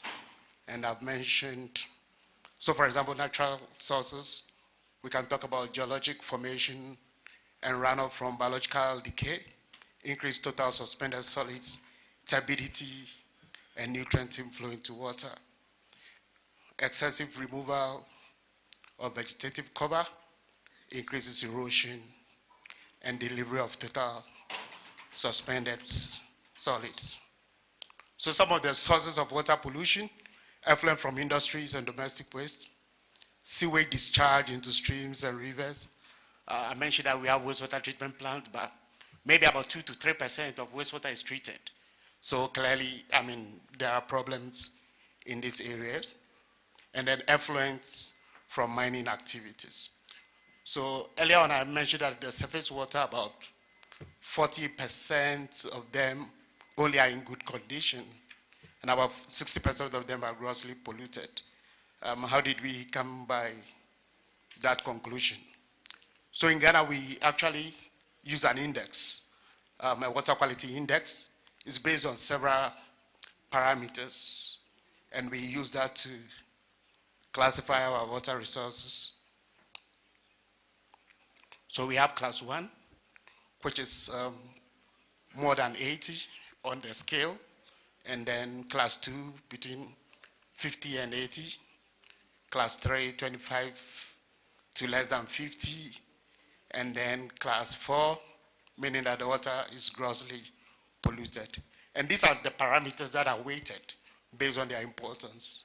Dissolved oxygen, BOD, ammonium nitrogen, fecal coliform, pH, nitrates, conductivity temperature, total suspended solids. So all these are integrated, and they are used to classify our water bodies when we, for surface water. So I've mentioned already that when the index value is greater than 80, then the water is good or is unpolluted. And if it's less than 25, it's grossly polluted. So it's based on that basis that we came to the conclusion that it's just about 40% of the surface water that's of good quality. So the studies that have been done show that we have decreasing trend in terms of the quality. And that is caused mostly by turbidity, total suspended solid, high biological oxygen demand. That's because we have raw sewage in the water. I mentioned that we don't have so much of wastewater treatment. Also, removal of the vegetative cover for illegal mining purposes, fertilizer use on farmlands, and all of that. And the highest areas of poor water quality are found in mining areas and areas where we have illegal mining. So these are some monitoring. Okay, this is ahead. Okay, let's see. No. Okay, yeah. So these are just values from a monitoring station, and it's showing you those that have been highlighted in pink thereabouts is telling you water that is grossly polluted. Okay, so these are just some. There's a delay. Okay. Okay. Yes, just showing you some of the water bodies. Of course, not all of them. At least we have 40% good, and this is you have very high turbidity. So that increases the cost of treating water, and because the water infrastructure is not very well developed in all areas, you have problems, especially in the rural areas. Okay. So that's an overview. So based on all these contexts that I provided, there are several needs, and part of it will be training needs. And that is where our project is coming in terms of developing curriculum. So these are just my thoughts. We'll have discussion further in terms of developing the curriculum. But then we can talk about wastewater treatment technologies, water purification technologies for rural communities, low-cost household water treatment technologies, because clearly we don't have that infrastructure somewhere else. And then mineral water production and packaging, integrated water resources management, and all these provides opportunities to for young people to learn and have develop entrepreneurial skills in these areas. Okay, I'll catch my breath and then I'll talk about this.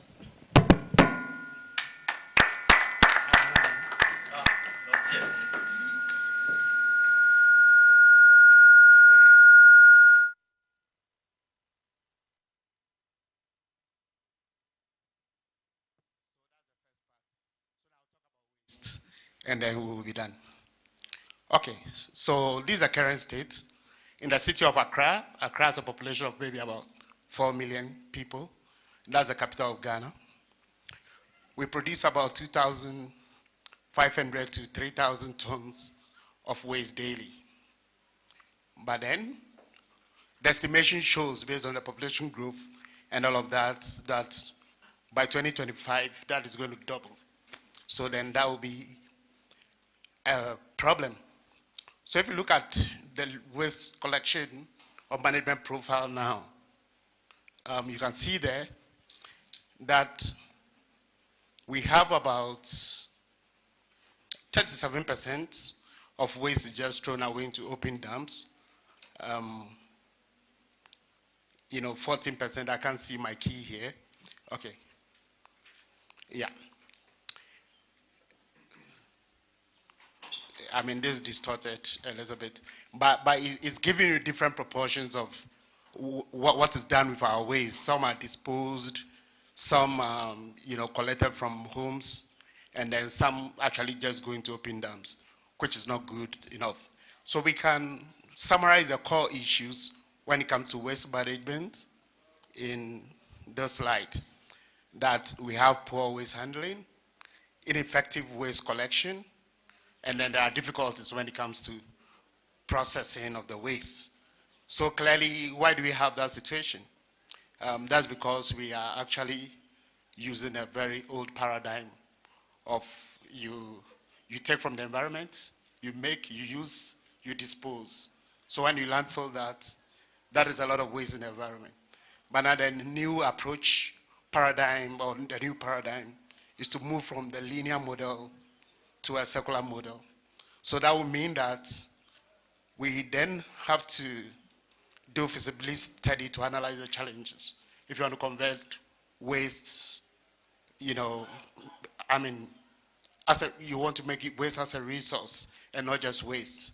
You need to analyze the challenges, and then we need training to tackle the challenges. So for example, you could use waste for different other things. Plastics, maybe you can pelletize them and use them for other purposes. So that's the thinking, and there are companies in that area, there are entrepreneurs in that area, and that's the kind of things that we want to train students for. There are several stakeholders when it comes to the waste field in Ghana. So here I'm talking about stakeholder diversity. So government agencies, non-governmental organizations, private enterprises, and then what we call informal waste pickers. Okay, so yeah, so I'm waiting for the slide to move. I'm ahead here. So, okay, yeah, so here I'm talking about stakeholder categorization and profiling. For example, in the Greater Accra region, so there are people who are, if you talk about sources of waste, some come from household, government agencies, from industry and all of that. And then we have people who collect them. So they collect from households in different areas. And then some are able to recover waste. Some aggregate them. And then they may sell some of the waste products, like plastic especially. I'll come to that. So there is, a whole lot of economic activities within the waste management value chain. And that is one thing that we could tap into. So here, these are material insights of the kind of waste that we have. So wait again for the slides. Okay, yeah. So you have construction waste, for example, paper waste, metals, glass, textiles, and plastics. And these are waste that are collected. And there are people who are doing waste business on a small scale. So it's an issue of scale. So plastic, for example, makes up about 14% of the waste stream, and that is high. You know, of course, if you compare that to Kigali. There are talks about banning plastics, but of course, the businesses lobby hard, because if you ban that, then they are not in business. So there's a difficulty there. So we need to have a new thinking, at least, in terms of what has to be done with that. So what do we do? Linear economy and construction waste and all of that. And that is where entrepreneurship and new thinking business and teaching and training comes in. So like I said, it's not all gloomy. So if you look at this, for example, we have companies that have material recovery facilities where they take up some of the waste and then they may transfer that and they use that for other products. Okay, so what I'm showing down, again, delayed. So, okay, so you have that. So these are plastics, what you see down there, that are pelletized. So the plastic bottles, that are devices to break them down, and then you pelletize that. They can use that to fabricate new plastic molds. It could be waste containers or polytank water storing equipment and all of that. And there are, you know, young people trying to occupy that space, either as entrepreneurs, doing that business and things like that. And as part of developing short courses, these are just thoughts in terms of what we could develop when it comes to waste management. So you see plastic bowls made from waste, and then plastic packages from waste as well. So this very slide is actually a project that we did at the University of Ghana, and the concept was that, okay, when you go to the market, the open market, people bring food from the hinterland, and sometimes you have a lot of waste. It can be tomatoes, all sort of waste. So we had this project where we got some funding and worked with the market women, collected the waste, and then we composted that. So we train young people to do composting. And then we in turn just sold the compost. It was a project, but we actually sold it for homeowners to buy for home gardening and all of that. It was a successful project. So that's the kind of thinking again in terms of training people how to do composting. And because in the urban areas, I mean, it's not a farming area. So if you could use this to green your lawn and all of that, that is something good. And I mentioned earlier on some of the initiatives and things that our project in terms of training people can look at.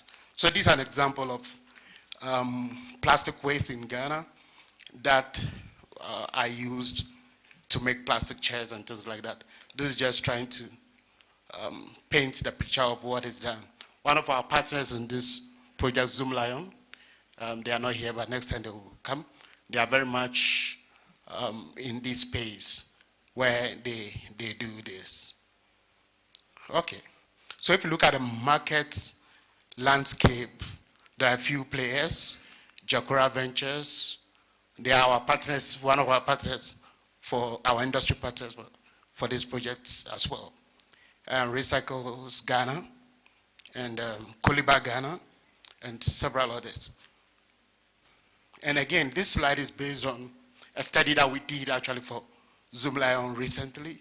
We were looking at the competitor strengths, and some of them have access to international markets because they sell the pellets. And you know, textile waste can be sold, and it can be used for heating kilns in the cement industry as an alternative source of energy. You know, so they are in this space and they want to grow. And sometimes people are not aware about the possibilities. And we think that developing a holistic curriculum to train people, they can be modules to train people will be relevant.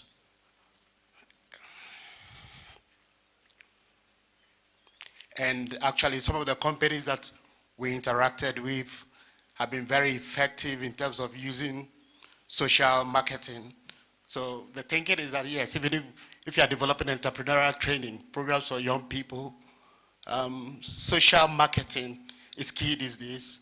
the use of WhatsApp, developing apps, and things like that. The young people tend to be smart at those things. So it's just about bringing ideas of, what could go into a short course in waste and water. You have to look at the technical aspect, but the entrepreneurial aspect, and the soft skill development, in its entirety. Okay. So now, just briefly on the policy and regulation landscape in Ghana, based on a study again that we did. And what we found out was that there's generally a lack of specific bylaws in Ghana, and that also means that there is a policy perspective in dealing with waste. So what could be the training needs when we talk about waste management within the context of our project? We can talk about composting, pelletizing of plastic waste, technologies for waste conversion into useful products like pyrolysis. We had recently one of our colleagues at the University of Ghana won a grant, and they did some work where they actually converted plastics into diesel, because this hydrocarbon, into diesel for operating small machinery and stuff like that. So these are things that we could think of in developing curriculum on and entrepreneurship training in the plastic waste value chain. These are all areas that are potentially exciting. Okay, so what's the path to transformation or recommendations for a sustainable future in a waste value chain? We can talk about developing competitive edge for businesses, strategic partnership, policy development, and in the context of our partnership, incentives and training especially is key. So that's what we want to focus on here. So here I said towards a greener Accra. So I'm looking at it from the perspective of Ghana. So what are some of the things? We think that this project will make that contribution. So I read here directly, Accra's journey towards effective waste management is challenging and full of potential. The city generates a significant amount of waste, both organic and non-organic, with a major portion being plastics. So we can imagine a future where Accra, and it could be any other city in Ghana or elsewhere, is cleaner, healthier, and a leading example of innovative waste management. We strive for this future where waste is a resource, creating employment opportunities for the youth, and sustainability is a way of life. And it is our hope that this joint project will make a contribution towards achieving this vision. So, thank you.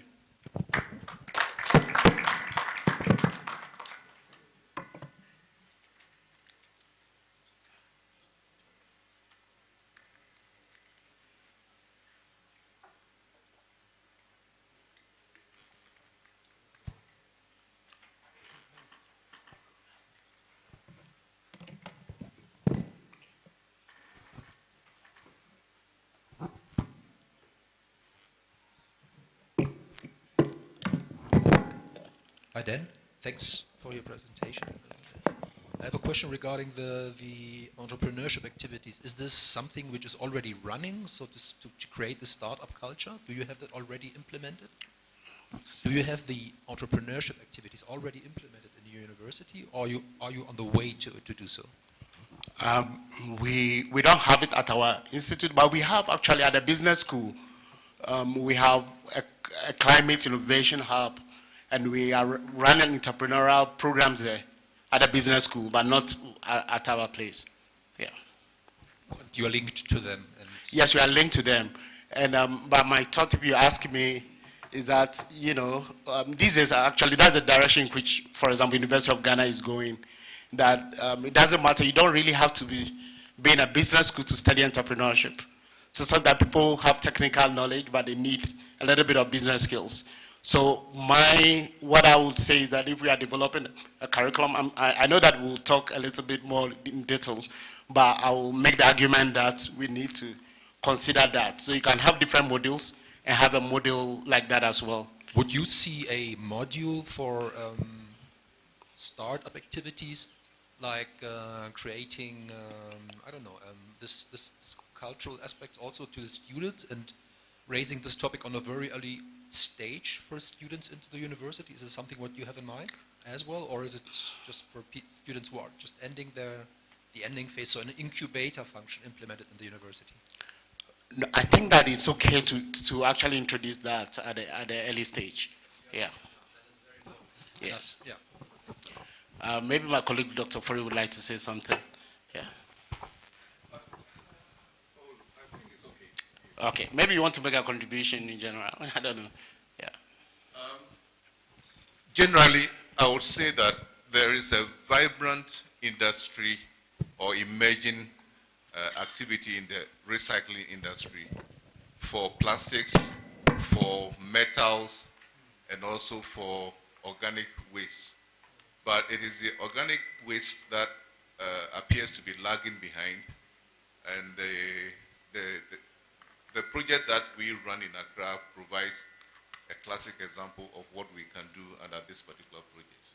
That is offering training programs and seeking to bring into focus the prospects involved in organic waste utilization. But is there any financial support for students, like maybe that they just not just can think about it rather than acting properly? Is there something? We have to seek. We have to search. There are other government interventions which seek to promote young entrepreneurs and those who are already in business to go into business and also to expand what they are already doing. Okay. So we can also explore that as well. Okay, just to contribute, I mentioned the business school earlier on. Actually, currently there is a project at a business school. It's in the area of climate innovation and business innovation in general. We had funding from MasterCard Foundation in the USA, and part of it is to make young people actually compete, people who are entrepreneurs. So you pitch an idea, so when you give those presentations, there's a seed money for them, so things like that. So if you are funding it, if there's a bigger project and there's funding, then we could do things like that. So there's something like that taking place at the University of Ghana, but like I mentioned, not within our institute, but I mean at the business school. Yeah. Okay, thank you.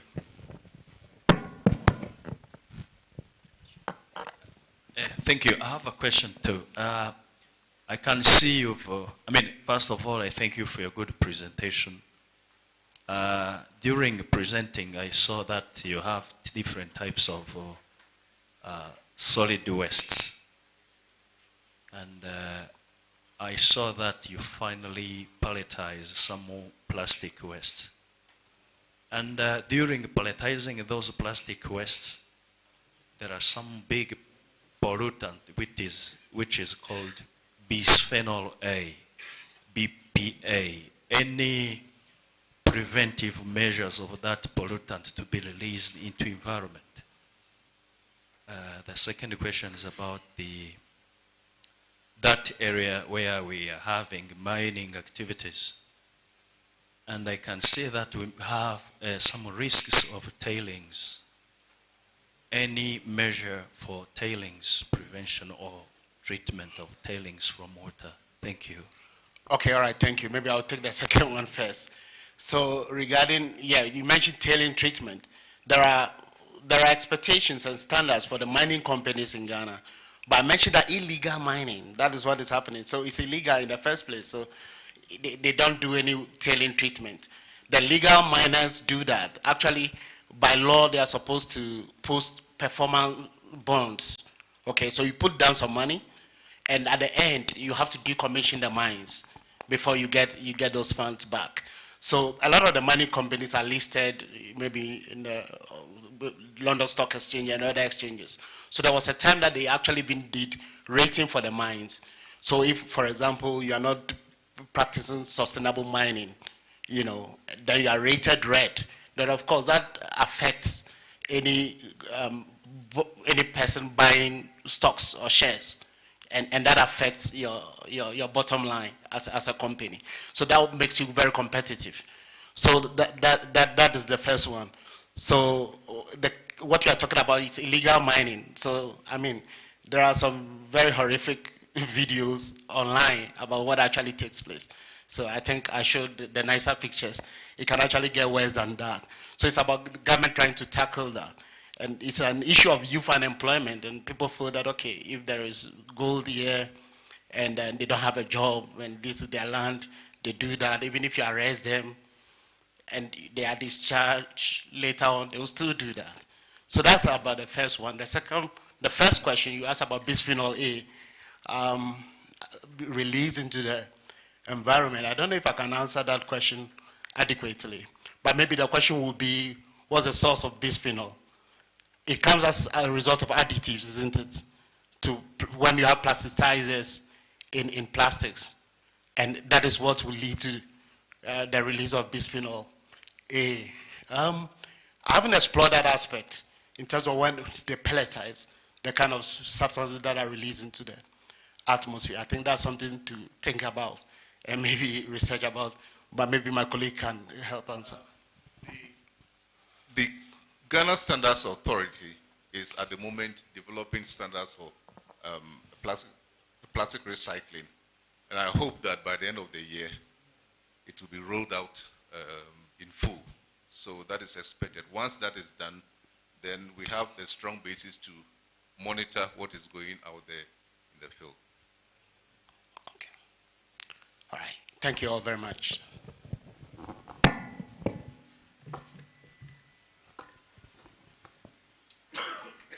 Thank you. You will excuse me because I really like applause. I am a student, I am a teacher, I really like applause. So I would like you to really applaud for those who presented from all these universities. Please applaud. We are reaching to the end of the first session of this day. It's a kind of a short communique to all of you. We will be leaving this place to where we will take our lunch. So there will be some private cars as organized and public buses for the student and other staff. For those who will remain, we'll stay a little bit waiting for the second round. So the protocol will help us orienting all in respective categories. Thank you. And lastly, the second session will start at 2:30 p.m. So please be on time and enjoy your meal. Thank you.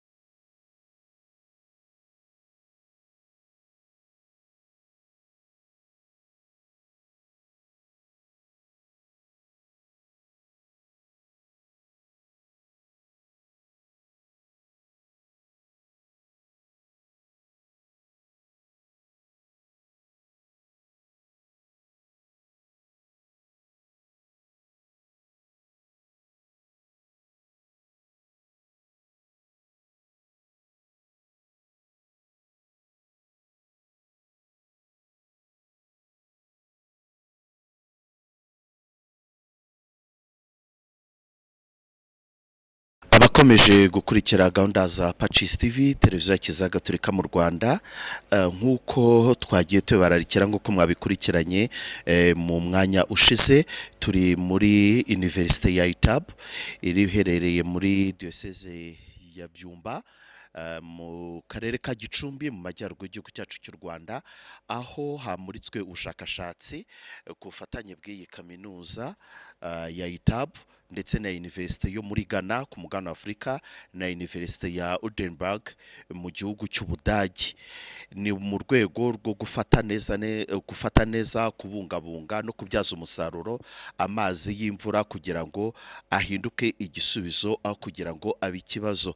Muri uyu mwanya rero ndi kumwe n'umwe mu barimu bigisha muri University ya UTAB, akaba yanagize uruhare mu biganiro bitandukanye byagiye bibera hano muri University. Nagira ngo muhe umwanya atangire atwibwira, hanyuma noneho tuganire kuri ubu bushakashatsi bwamuritswe. Reka tubahe ikaze muri studio za Patches TV, mwatangira mwibwira abadukurikiye. Murakoze cyane, nitwa Isimbi Sandrine nk'uko mwabivuze, ndi umwarimu hano mu ishami ry'icungamutungo. Ubu bushakashatsi bwatangiye ahangaha ntabwo ari ubushakashatsi bwonyine, kuko ni imwe mu nkingi eshatu zigize uyu mushinga. Nshatse gutangiraho umushinga utangiriye, ni umushinga twita new. Akaba ari umushinga uri kumwe ku bufatanye n'izi kaminuza ukoresha nk'uko mwatangiye mubivuga. Mu Rwanda rero, u Rwanda rurimo ruhagarariwe n'iyi kaminuza yacu, University of Technology and Arts of Byumba, UTAB iri ahangaha Gicumbi. Hanyuma nk'uko mwabibonye hari n'indi yaturutse muri Ghana, iriya ni University of Ghana. Hanyuma n'abandi bafatanyabikorwa bakomeye baturutse muri kaminuza ya Edinburgh yo mu Budage. Rero nk'uko mwatangiye mubivuga, n'umushinga ugamije gufata amazi y'imvura no kuyabungabunga ndetse no gufata imyanda. Ni umushinga rero wagabanyijwemo ibice bisa nk'aho ari bibiri muri Afurika, kuko wose hamwe ubumbatiwe n'iyi kaminuza ya Edinburgh, niyo dusa nk'abashamikiyeho izi kaminuza uko ari ebyiri zo muri Afurika. Hanyuma uyu mushinga ni umushinga mugari uterwa inkunga na DAD. DAD ni ikigo gikomeye cyo mu Budage gitera inkunga ubushakashatsi n'amasomo. Niho nari mpera mvuga ko ari inkingi eshatu, harimo kwigisha, ubushakashatsi ndetse no guhanahana amakuru mu by'ubushakashatsi. Iki rero igikorwa cyabereye ahangaha ni igitangiza ibyo bikorwa uko ari bitatu. Mu Rwanda rero twebwe UTAB ishingiye kuri Rainwater management. Twebwe umwihariko wacu ni ukubungabunga amazi y'imvura no kuyabika nk'uko mwayavuze. Mutari mwajya kure, ikibazo cy'amazi y'imvura ubundi kimeze gute? Ubwo mbivuze ko iyo umuntu ajya gukora ubushakashatsi ni uko habaye icyo twakita ngo ni problematike, habagaragajwe ikibazo mu by'ukuri, none abantu bakicara bakagikorera ubushakashatsi baganisha ku gisubizo. Mu by'ukuri ikibazo cy'amazi y'imvura mu Rwanda gihagaze gute? Yego, nk'uko tubizi, u Rwanda rwacu ni igihugu cy'imisozi. Imisozi iyo ijemo hazamo ubuhaname. Kaminuza yacu duhereye aho iri, kubera ko ari naho hashingiwe umushinga, duteye ahantu hari ubuhaname.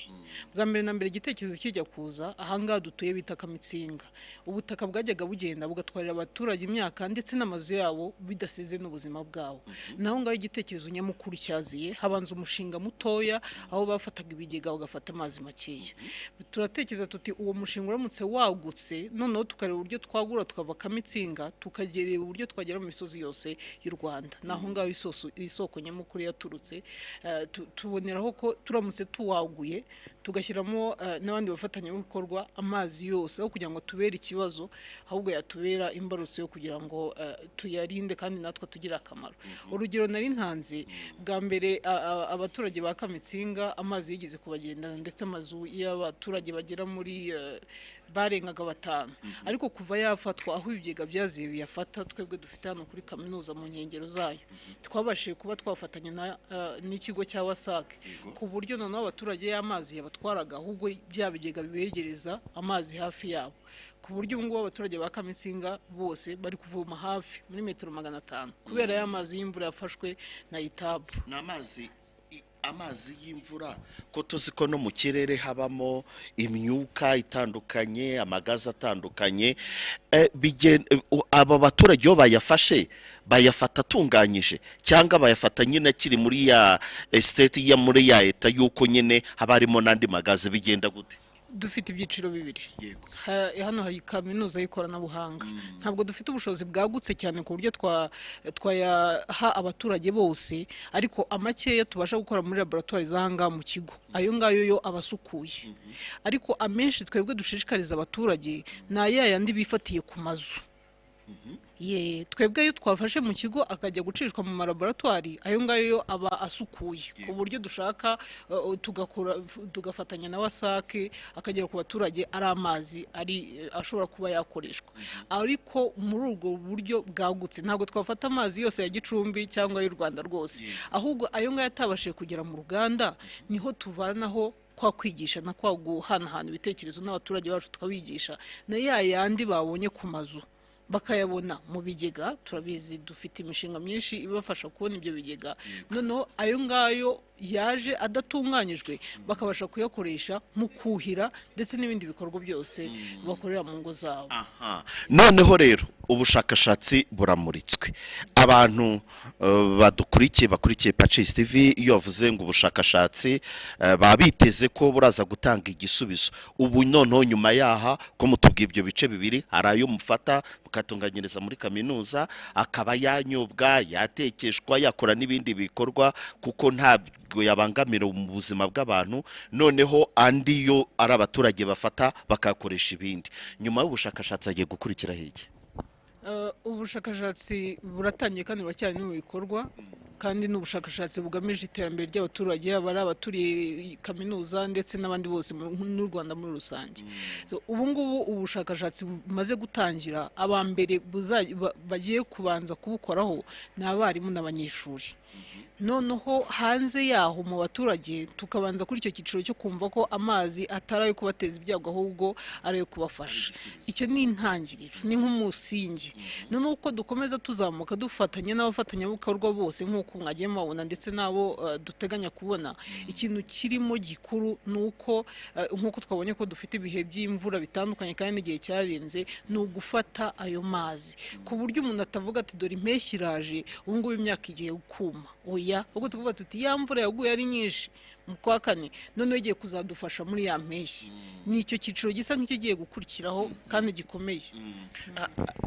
Muvuze ku mazi mutunganya hano, ariko nibuka ko nk'uko mwabivuze wasake nayo ifite ibikorwa remezo biyatunganya, namwe murabifite nka kaminuza, ariko wa muturage ntago akeneye amazi yo kuhira gusa, akeneye n'ayo kunywa, ari naho bizakuraho no kurwanya iyi ndwara zifatiye ku mwanda ndetse n'ibindi kubera ko yabonye amazi asukuye. Ese nta buryo ubwo bushakashatsi cyane cyane ubwo gutunganya amazi byazigishwa mu buryo navuga ngo bwegereye umuturage, budasaba ibikoresho byinshi n'ikoranabuhanga, kugira ngo nawe y'amazi y'imvura abona ari menshi abe yayatunganya ku rwego rwe, amubyara umusaruro atari ukuhira gusa? Twatangiye tuvuga ko ubushakashatsi bwimbitse bwo gusukura amazi bwatangiriye muri laboratoire za UTAB. Ni ikigo gitoya, ntabwo ari ikigo cyagutse, ariko instansiye ibikoresho bakoresha ni ibikoresho n'umuntu ubwe yakwibonera. Naho ngaho duhera twebwe ubushakashatsi nitumara kubona neza nk'abarimu n'abanyeshuri tukabwumva kandi tukabasha kubusobanura, tukabona n'ibikoresho dushobora gukoresha. Ni uwo musingi ukomeye tuzaniye wasake. Ni ukuvuga ngo ubwo ngubwo umuturage dufate nimba ari umudugudu, tukabasha kubona kabine ishobora gutanga amazi ku ngo byibuze zo mu mudugudu umwe, twunganiye wasake, kuko Gicumbi ikunda kubura amazi, twunganiye wasake, ku buryo abo baturage bishyize hamwe babona iyo kabine isukura ayo mazi, bakabasha kubona amazi yunganira ya wasake. Naho ngaho.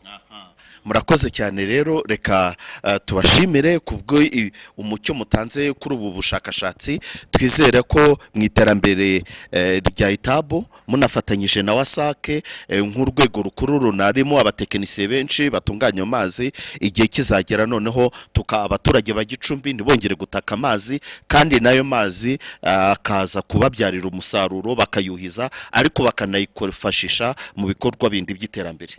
Yego. yego namwe turabashimiye. Hanyuma icyo twasorezaho ni ukubwira abaturage ko ni mu nyungu z'igihugu muri rusange, kandi uvuze igihugu wavuze umuturage. Turabizi ikibazo cy'amazi kiri Gicumbi, twese turahaba, niyo mpamvu uyu mushinga bawumve kandi bawakirana ikaze, kandi tubasaba abashakashatsi dukenera amakuru, aho bazabona abantu bose baje kubasaba amakuru ndetse no kubasaba ubufasha ubwo ari bwose mu bijyanye n'ubushakashatsi, bababona n'ikaze kandi bakumva agaciro k'uyu mushinga ko uriho.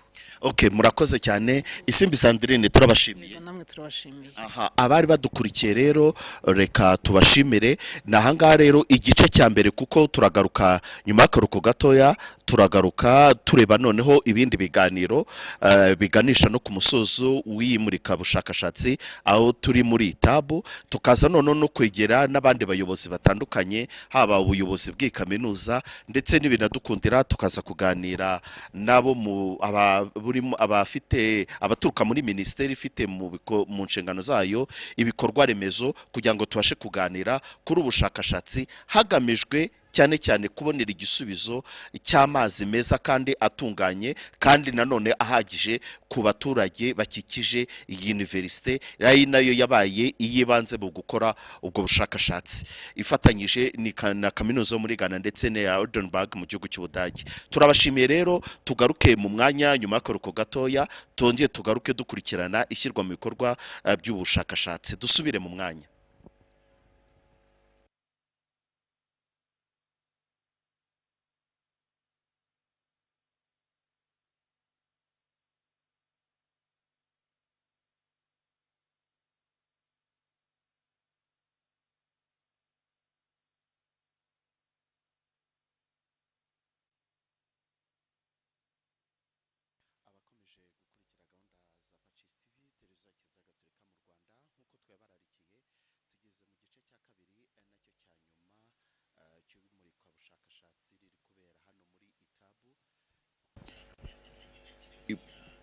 Muri UTAB tukaba tugiye gukomeza n'igice cya kabiri cy'iki kiganiro, turi guha umwanya abariko tugeza ubushakashatsi butandukanye, n'ubushakashatsi buhuriweho na kaminuza eshatu, kaminuza ya UTAB mu gihugu cyacu cy'u Rwanda, kaminuza ya Accra mu gihugu cya Ghana ndetse na kaminuza ya Rwandan mu gihugu cy'Ubudage.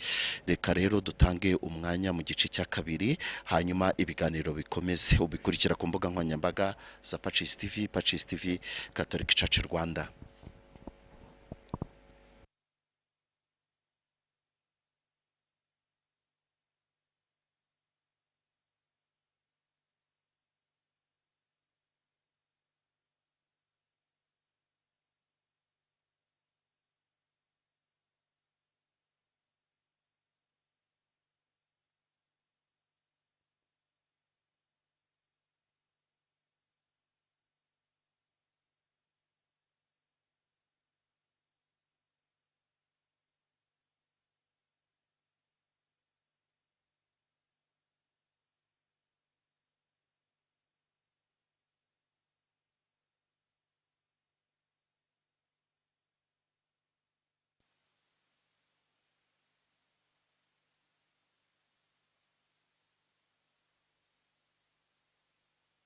The remaining part, I would like to plead for the remaining presenters to really manage the time accordingly.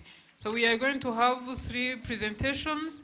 The first one will be presented from the representative from the Ministry of Infrastructure. The second presentation will be from WASAC, and the third one will be from the RP IPRC Musanze. So, respectively, allow me to invite the presenter of the first presentation from the ministry. Please welcome.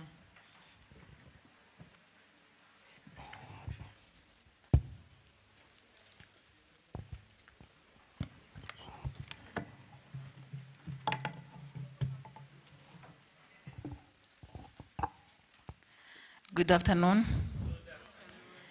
Yes, so I'm going to present, to provide some key highlights on the water and sanitation sector in Rwanda, emphasizing on the on the policy framework. Representing the ministry means that I need to make sure that at least this audience is get some highlights on the new policy that I introduced in the morning, which was adopted last year in October 2023. This is the presentation outline. Next.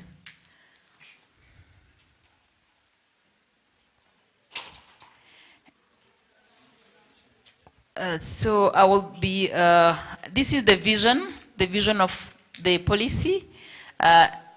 Basically, the policy aims at facilitating sustainable management and equitable use of water resources while ensuring sustainable, reliable, and affordable access to safe drinking water and sanitation for all Rwandans.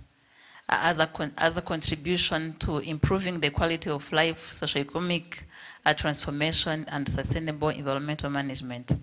This is a long, it has a long statement, but I want to brief you that this new policy comprises the water resources part, which used to have its own policy, and it was under the Ministry of Environment, but this time we have combined, harmonized the specific policies. We had one for water resources, one for water supply, and sanitation policies. So we had 3 policies combined into one.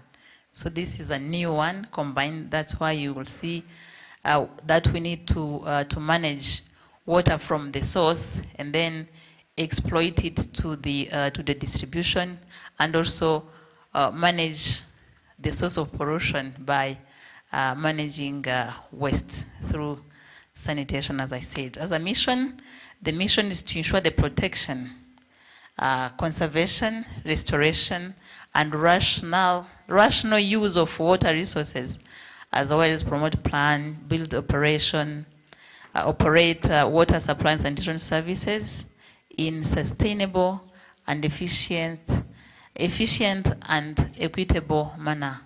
There is sustainability, efficiency in terms of using the water, efficiency in terms of providing the services, and then equitable distribution of the services. Next.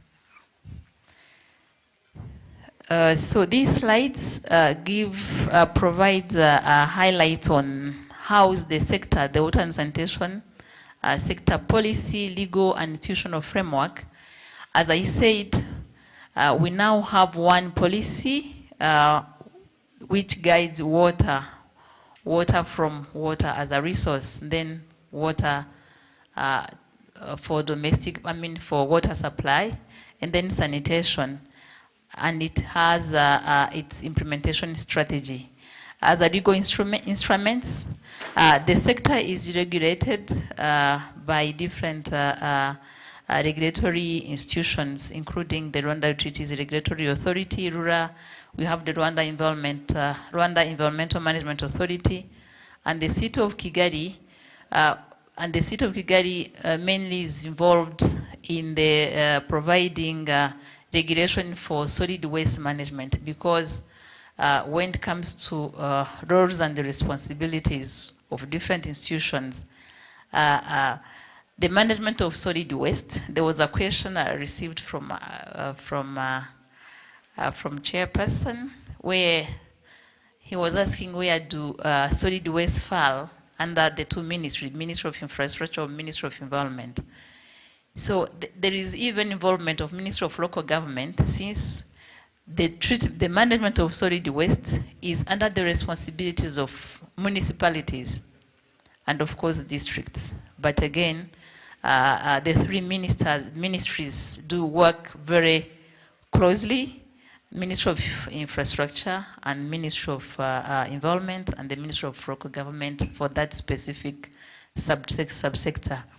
RURA is the one which provides regulations in terms of licensing, regulating the services by providing offering licenses to private operators in the water provision, in the water service provision, in the treatment of waste, in the emptying of fecal waste, emptying of septic tanks, for example. This is mainly done by the private sector. So RURA is there to regulate, to ensure that affordability is put in place so that the services are accessible and affordable by the communities.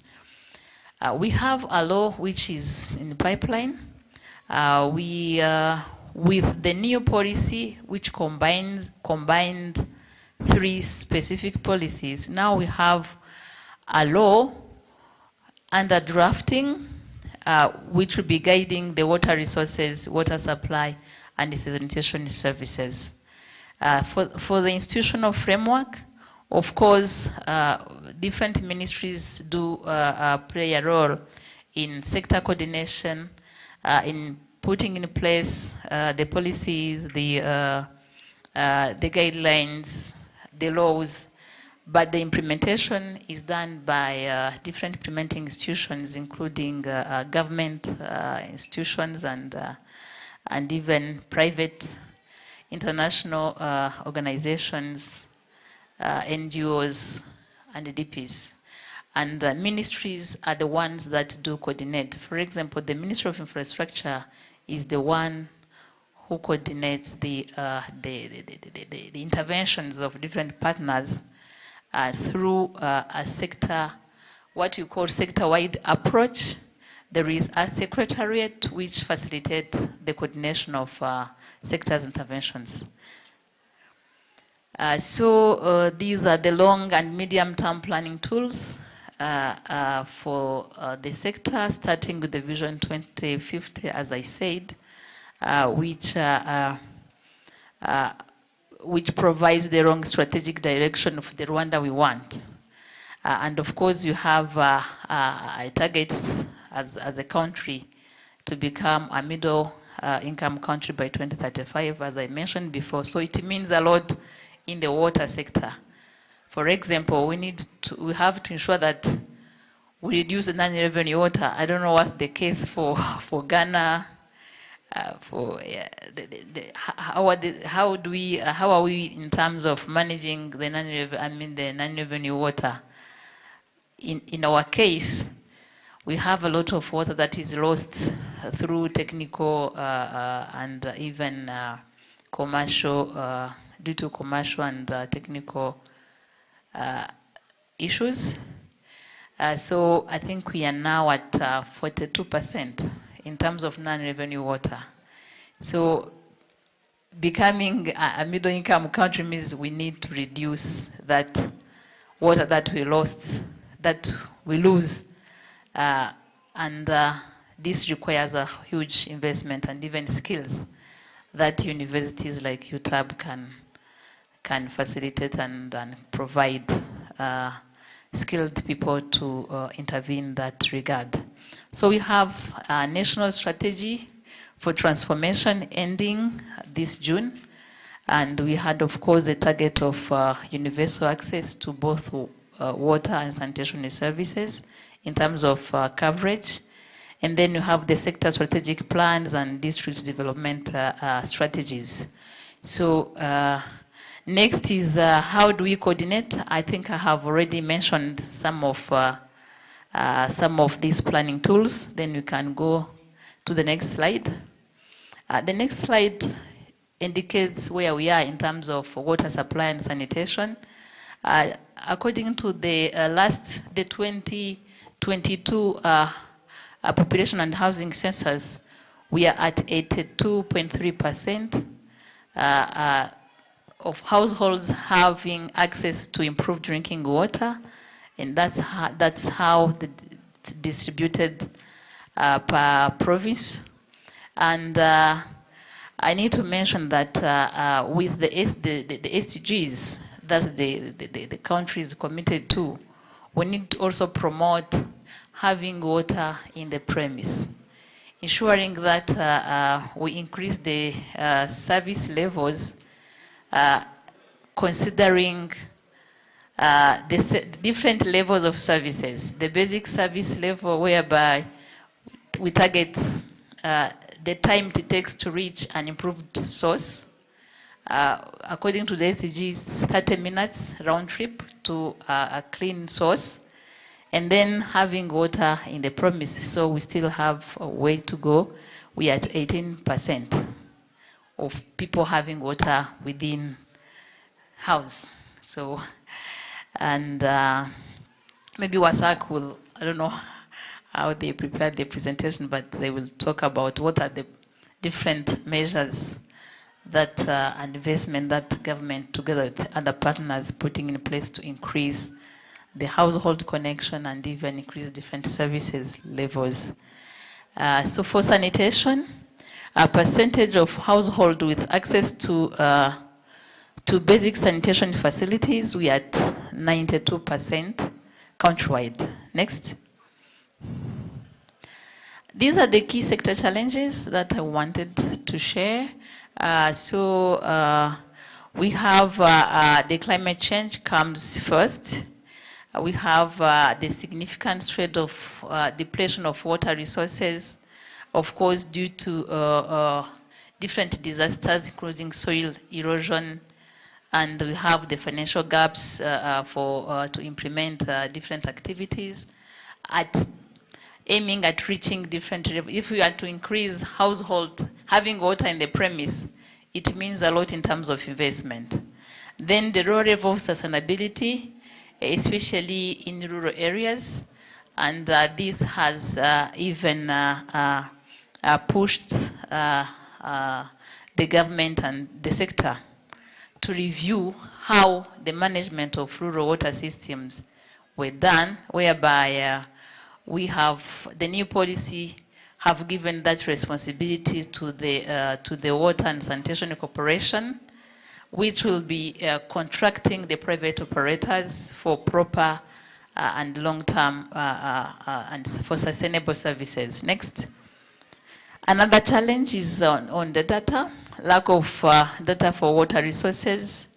We have the institutional gaps that need to be strengthened, the environmental pollution that affect, of course, the quality. We still have to work on the quality of our water resource in our lakes, in the rivers, and the increased water demand due to urbanization, population growth, and socioeconomic development. Next. So now these are the how the policy is providing guidance to address the challenges that have already shared. For the water resources part, we have different policy objectives and statements which indicates different, which have got different policy actions to be implemented. And I think for the development of the curriculum, what we really miss in terms of skills, in terms of, we need to be considering the policy orientation. For in the water resources, there is a need to improve the knowledge base on the national water resources and their potential for sustainable water resources management, development, and production, whereby there is a need to keep conducting groundwater inventory and strengthening national capacities to collect and store hydrological information in terms of quality and quantity. The second objective of the policy is to raise involvement of the country, of course, the country dialogue and data sharing for transboundary water, for shared water. We need to make sure that our country do engage in dialogue to ensure that our transboundary water are well managed and developed. And this will be done by enhancing the institutional capacity, again, and to strengthen the active involvement of the country in transboundary water issues. Next. The third objective of this policy is to rehabilitate the catchment, the degraded catchments, by protecting the ecosystem, by controlling soil erosion through involvement of local communities, by introducing planning, adaptive planning at different catchment levels, but also ensure that there is awareness raising in terms of catchment protection, because there is much more of community involvement in the catchment protection. Then we need to make sure that the fourth objective of promoting equitable water allocation among different users, and this will be done by ensuring that all water users are mapped and they are given water permits for to use water as a resource. And of course, we'll continue to develop the national capacities, develop laws, regulations to ensure that the water resources is equitably allocated among the users. Next. Now we have the three last objectives for the water resources. One is to ensure the management of water-related disasters, to reduce the community's vulnerability, and this will be done by preventing and mitigating water-related disasters. Last is to increase availability of water, the one that I mentioned, and which is in line with the rainwater harvesting, whereby the policy recommend prioritizing multiple use of storage infrastructure by developing artificial storage and capacity, of course, to respond to the projected needs. This will be done also by promoting technologies to increase large-scale water circularity and the resilience to climate change. This is the last objective of promoting innovation and research. Yeah. Next. This is an objective on the enhancing stormwater management, of course, to mitigate impact on properties, infrastructures, human health, and environment. We go next. So these are the policy objectives to guide the water supply, the water distribution, treatment of water. We have the first policy objective is to ensure rural water supply access to all and increase water service levels to basic and safely managed. And here the emphasis is on to increase the service level, to ensure that there is, we put into consideration the time it takes to reach an improved water source, to reach a clean source, whereby we are targeting to ensure that we increase the service to the basic and safely managed. The safely managed brings in the quality of water and even availability of water when needed. The second objective is to ensure sustainable functionality of rural water infrastructure.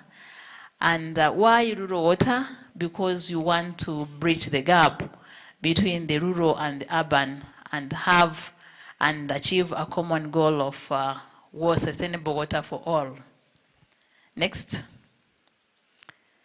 The third objective is on the safety, quality, reliability, affordability of urban water to all at those two service levels, the basic and safely managed.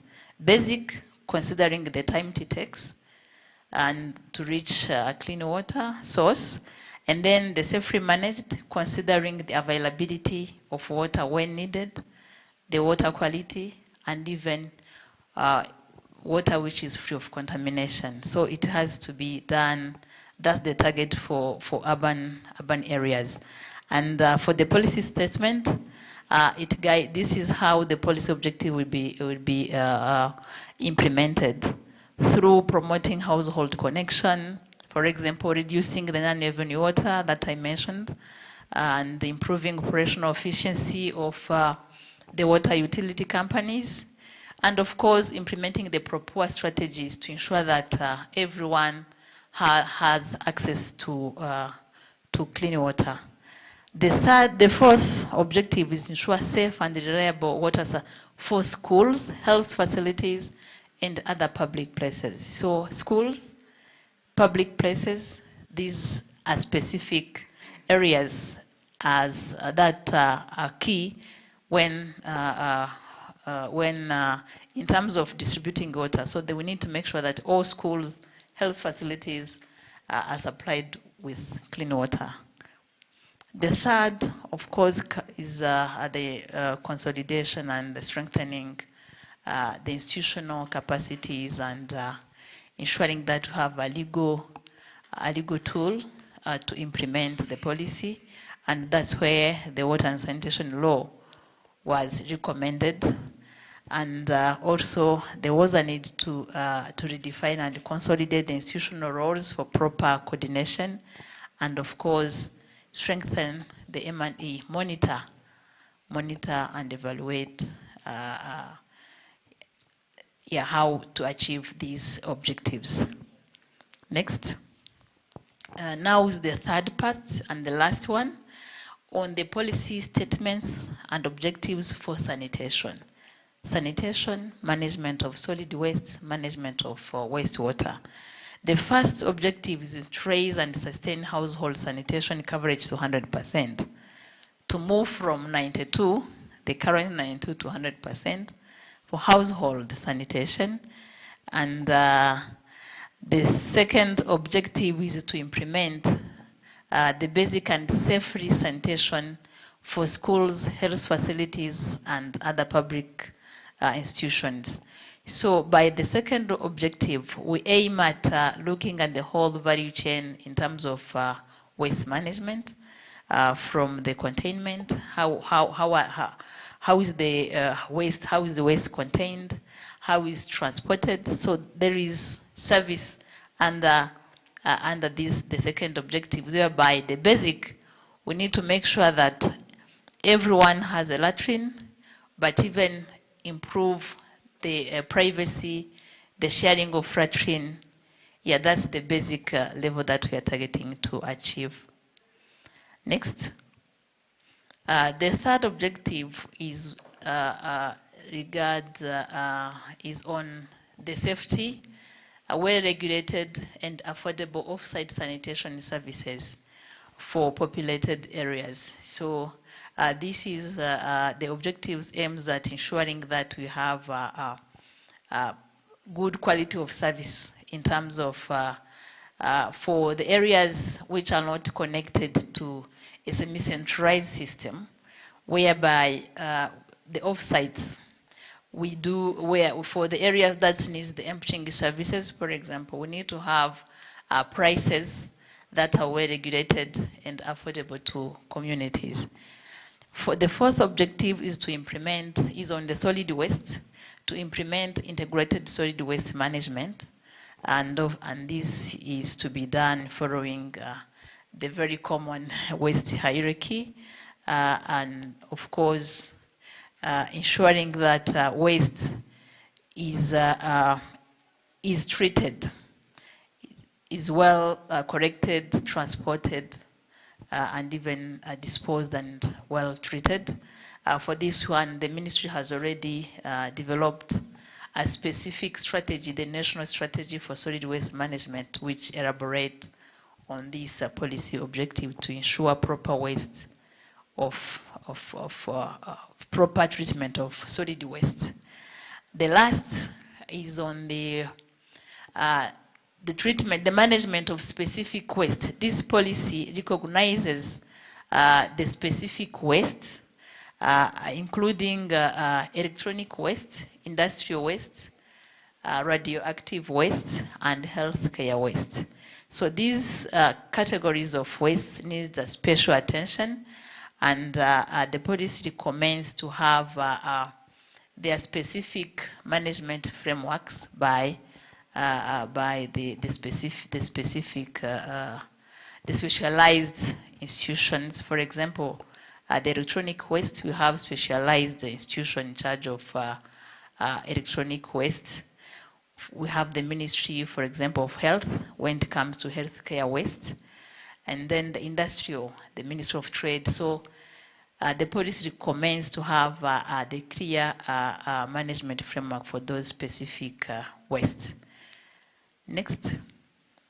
So this is the last slide, which highlights that the policy recognizes the cross-cutting areas in terms of course, to ensure sustainability of water resources, water supply, and sanitation by integrating the gender, climate change, capacity building, and even environment protection as a cross-cutting issue.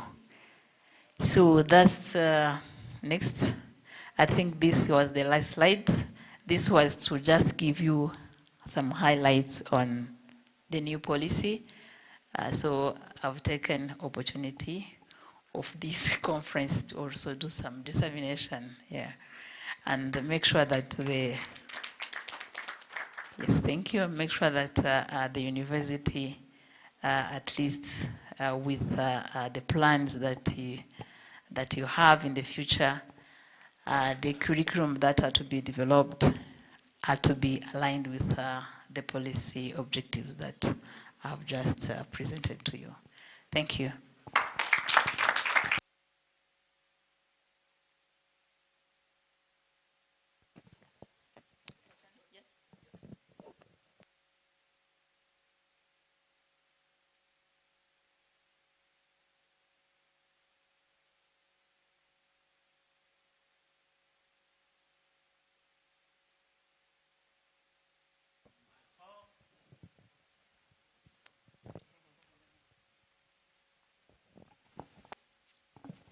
Yeah, thank you very much for the presentation. I saw in the presentation that you talked about a framework for nuclear radioactive waste. Is that a problem in Rwanda?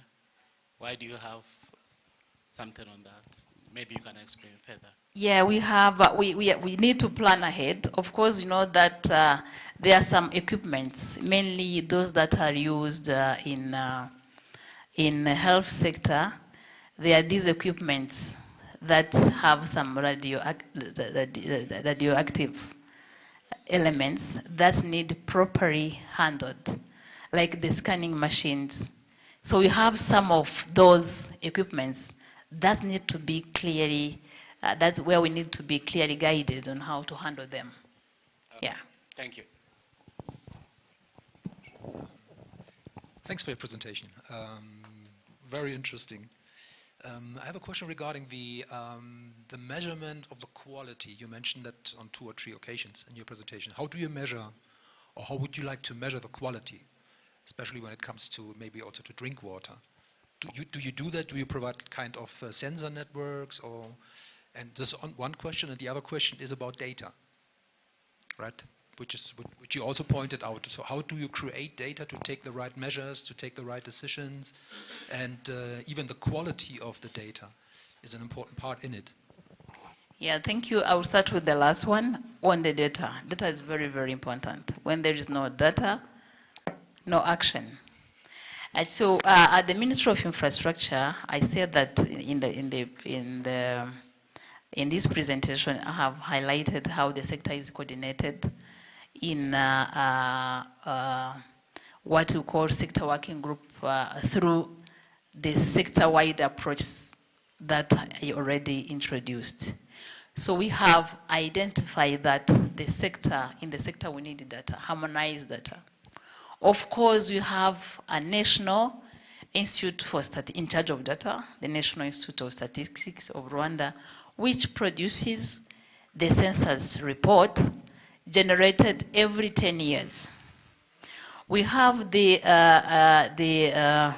EICV report. These are the surveys that are done every 3 years, 3 to 4 years.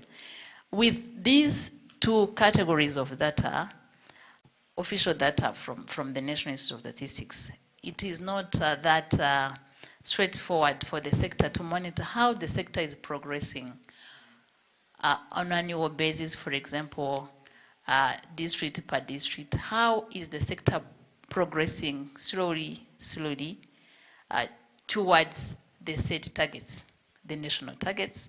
We have seen the strategies. So we have, as a sector, identified and agreed to have an MIS, an information management system, specific for WASH, for water, sanitation, and hygiene. So this tool is already in place. We have a water, sanitation, and hygiene MIS in operation since 2020. So this is where we monitor, we collect data, and even access water from the household in terms of access to water services, in terms of functionality of water and sanitation infrastructures in rural areas for different institutions, for schools, for public places. So we monitor the progress of the sector on annual basis through the MIS. Now, the other question is on the water quality. The quality is very important. I wanted everyone to know that with the new policy, of course, even with the other policy, the former policies, water can't be clean water without meeting the quality standards.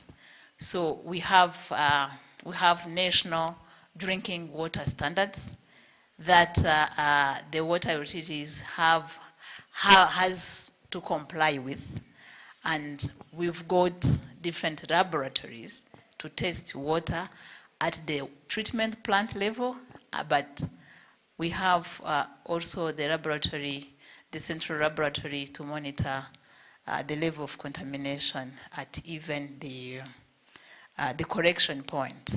For example, to monitor how is the quality throughout a distribution system. Yeah. So we've got labs, we've got, so we do monitor the quality. Yeah.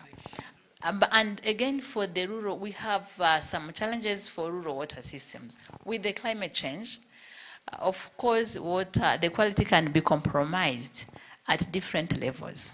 At the source of water, for the spring, for the water just that is distributed from a gravity source, from a source, we call it the protected springs, that have got pipeline.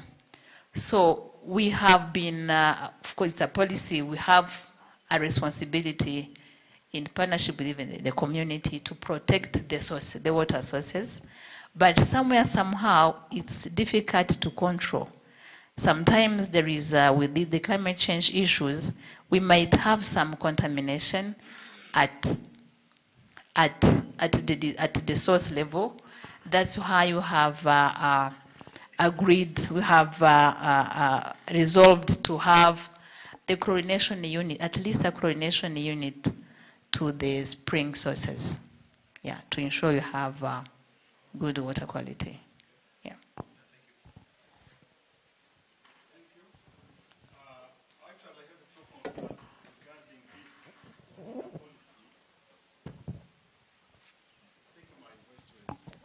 But there's TV. Thank you, Amélie Defonse. Regarding drinking water, I think you should include an aspect on drinking water.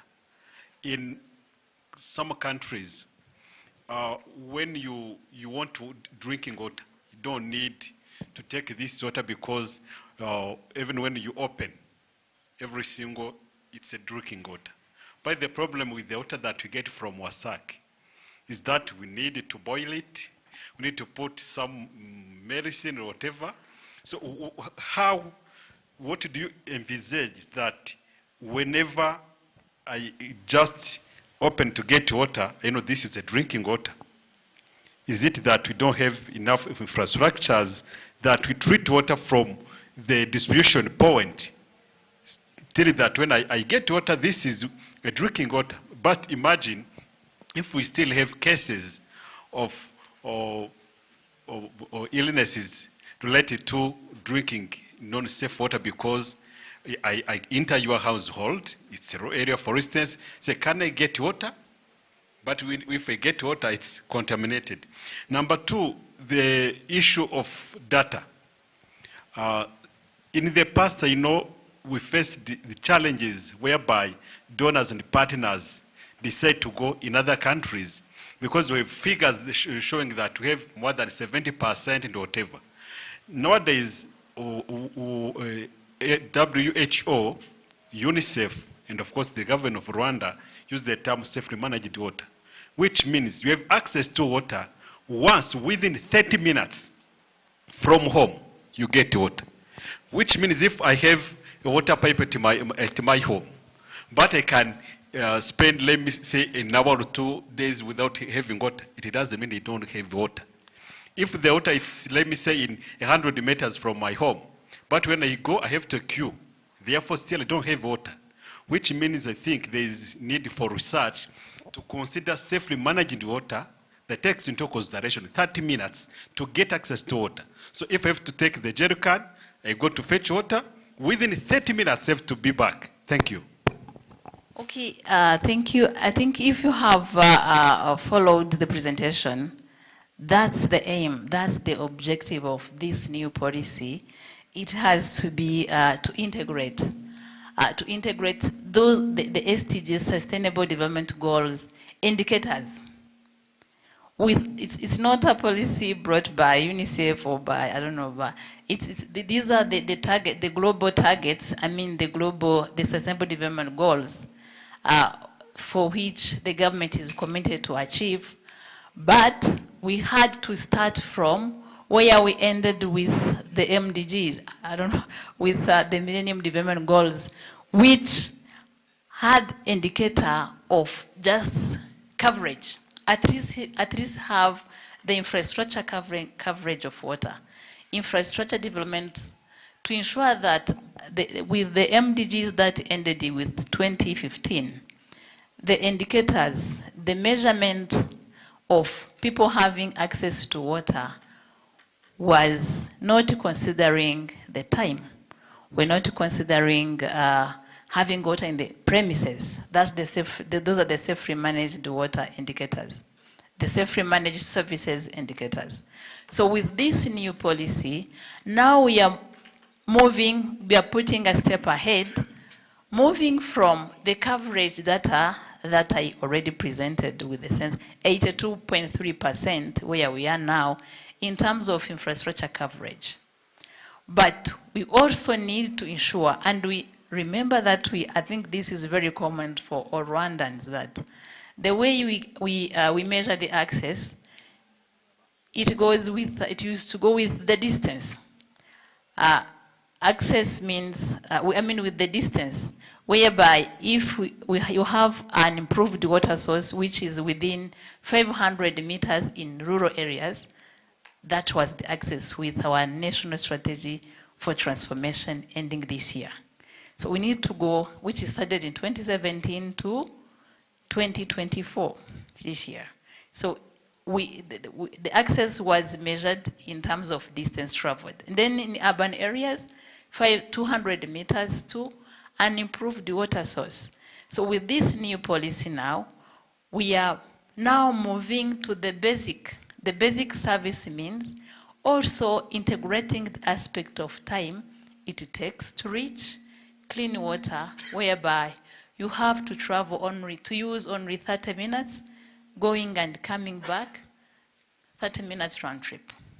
These are the basic, these are the standard, the new indicators for according to the SDGs. And then the highest service level, that's where you now put another step, you need to have water in the premise. So the new policy is integrating these highest service levels to ensure that we move from the coverage to basic to safely managed services. I don't know, let me hope it's clear.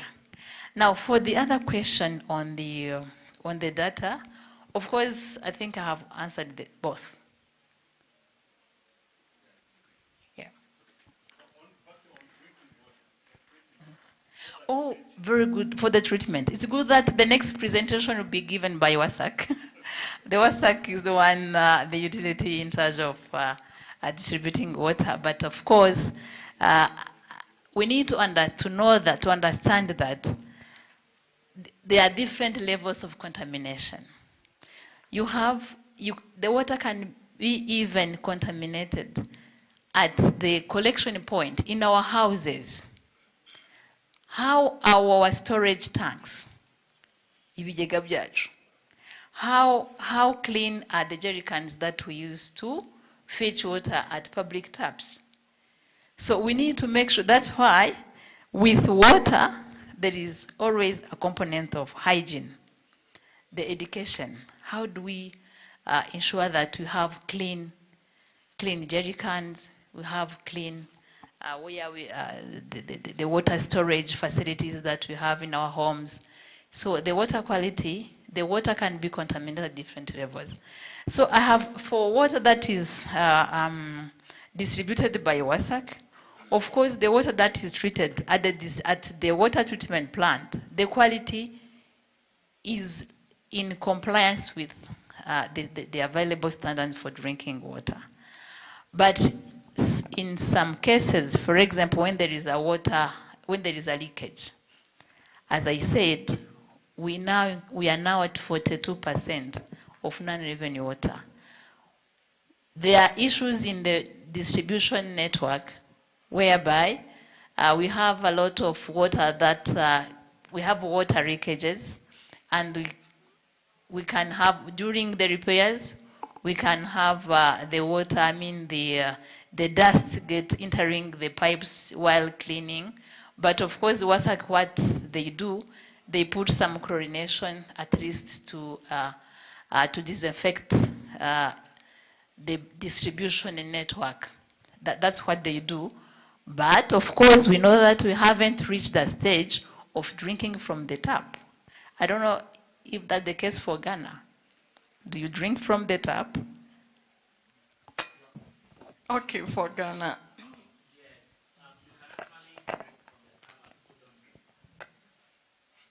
People don't drink from they are not confident. They are not sure if they drink, they won't get contaminated.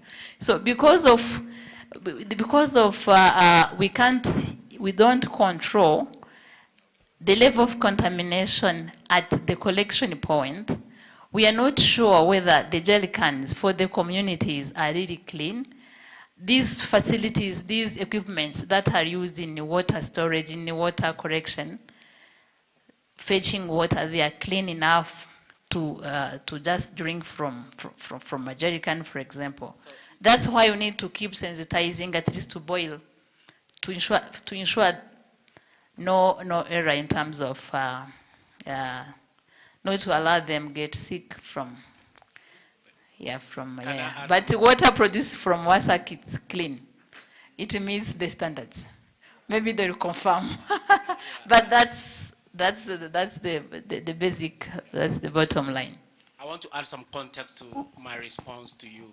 So you asked if we drink the water directly. At least in the city of Accra, there are two major, water treatment plants. One, you can drink the water. The other one, the catchment is very much polluted. So although they treat the water, but there's always the risk, so you don't want to drink it. So I think that's a more complete answer.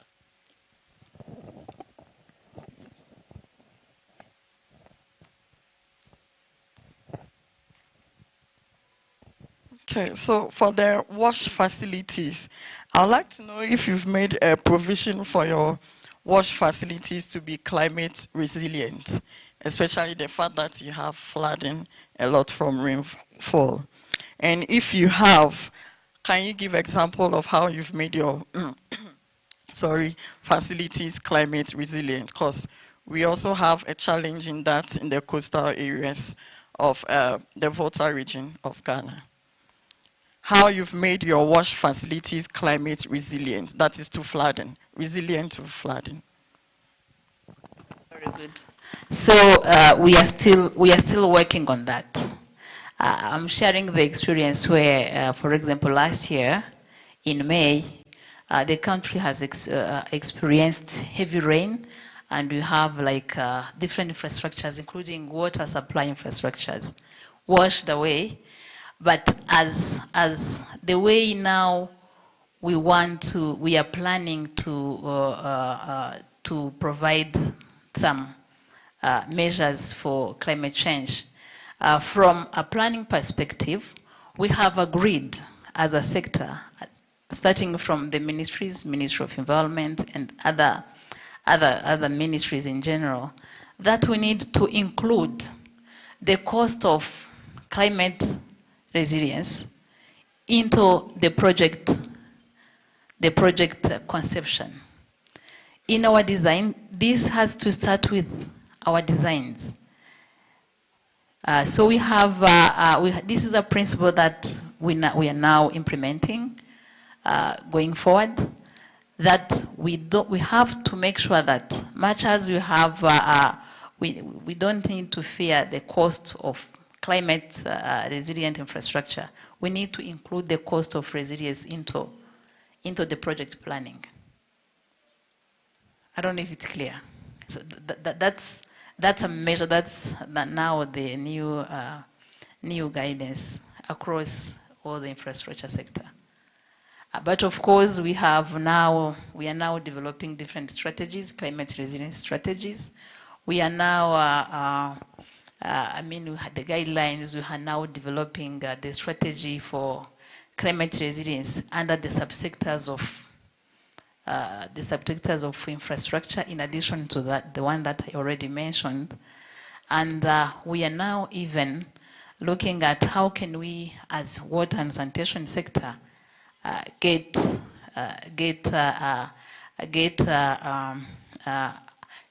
can we access the climate financing to ensure that we increase more, we strengthen and we move forward in terms of constructing resilient infrastructure. How can we mobilize resources from the climate funds into the water and sanitation sector?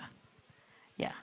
So we are bringing more experts, the climate resilient experts, into the sector to ensure that we implement, we construct from the project conception, the climate resilience projects. Yeah. Thank you.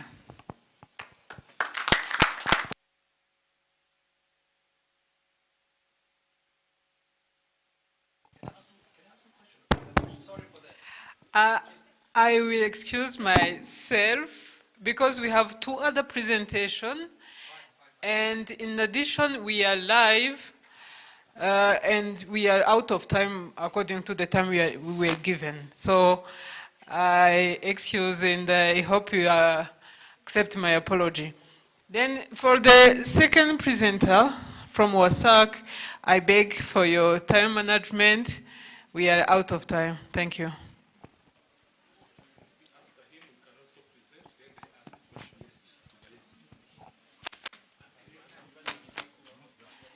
In addition, we would like to request you to do not ask any question before the third presentation, so that at least we may receive questions in global after the two presentations. Thank you. Thank you.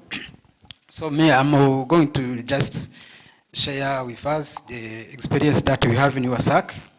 As you know, WASAC have been split into two. Now we have WASAC Group, which have been split into WASAC Development as subsidiary and the WASAC Utility.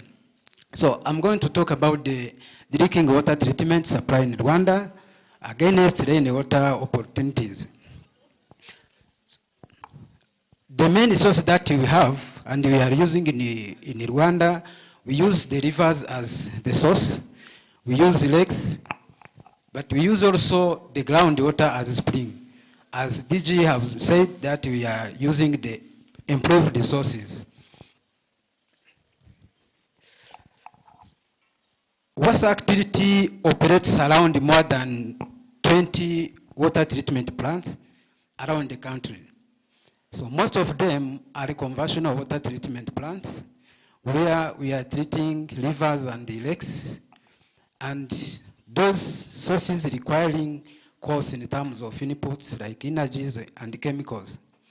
Others are improved water sources where only the disinfection process like chlorination and pH adjustment are done.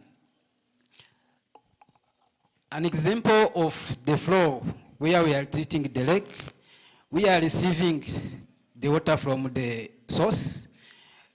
We have the flocculation, we have the sedimentation, filtration, chlorination, and treated water tank, then we supply water. In addition to this, when it comes to the river, we need to include a pretreatment. This is an example of where we are treating a lake to get the drinking potable water. When it comes to the river, we need to include a pretreatment. This is in the case, as you know, we are in a country with hills where our rivers are much turbid. Then we need to reduce the turbidity slightly below then before we make a flocculation. And other processes are the same as for the lakes. We are also treating the boreholes where we have the wells and we have a very big plant, OTP, that is supplying around 40,000 cubic meter to the Kigali and its region. For the improved source, we just have the good quality of water, but we need to make a disinfection before we supply to that water. This is the case that we are using for the case of the rural areas, where we make a chlorination before we supply the treatment, the treated water. As DG said, the recent census have said that we have more than 80 household access improved drinking water. So the government of Rwanda, through WASAC, recognizes that access to water is a human right and is necessary for improvement in many other living standards. That is why too much effort and investments are being put in place to ensure that Rwandans have access to potable water. Water supply management in urban areas, as you know, for the Rwanda major source that we have the drainage of two basins. We have the Nile Basin to the east, which cover 67% of the surface area and delivering 90% of the national waters. While the Congo Basin to the west covers only the 33% of the surface area and gives us the 10% of all national water. Surface water bodies in the country occupy a total of 135,000 hectares. It's about 8% of the country's surface. We have many lakes, including the dams. We have also disconnected 860 wetlands, and the rivers are around 861 that are able to give us the raw water as the source. When it comes to the rainfall pattern in Rwanda, we found that the northwest of the country, we have a lot of rain. That can give us the precipitation, enough precipitation, that also can be used as to get the water as storage.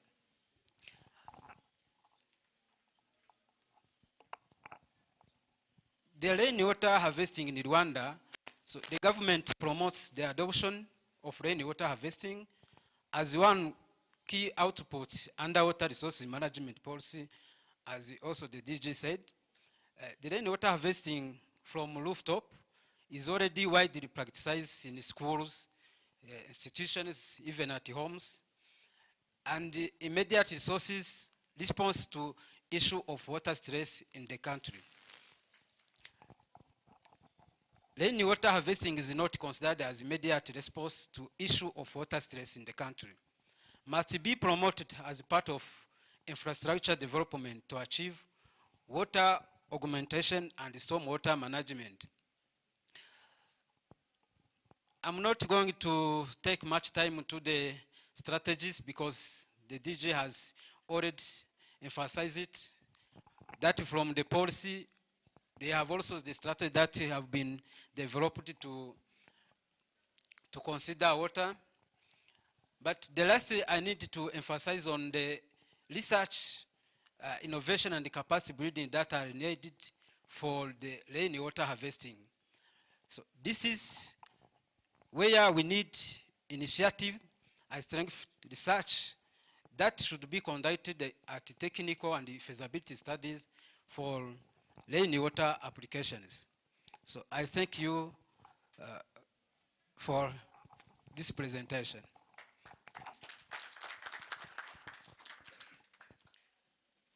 Thank you. Directly, we invite from the presentation from IPRC.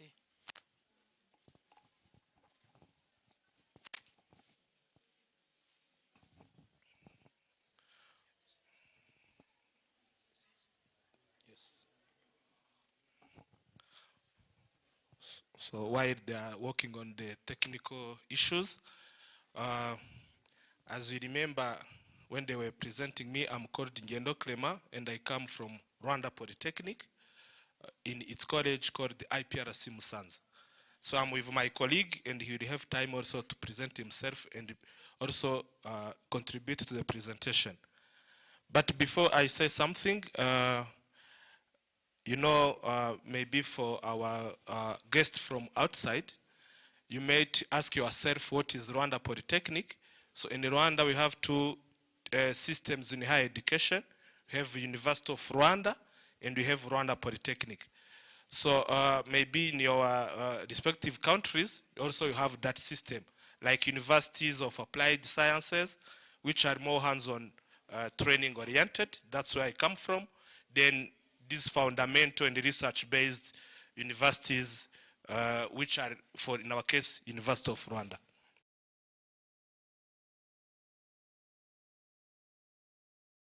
As a hands-on training institution, we have been invited by a university.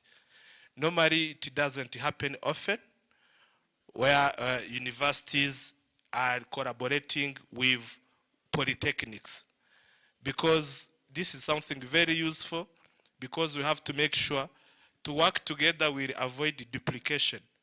It will not be good if universities and polytechnics are doing the same thing, because both of them, they have to have a demarcation. What they have to do in their mandate, and the others, they have to fulfill their mandate.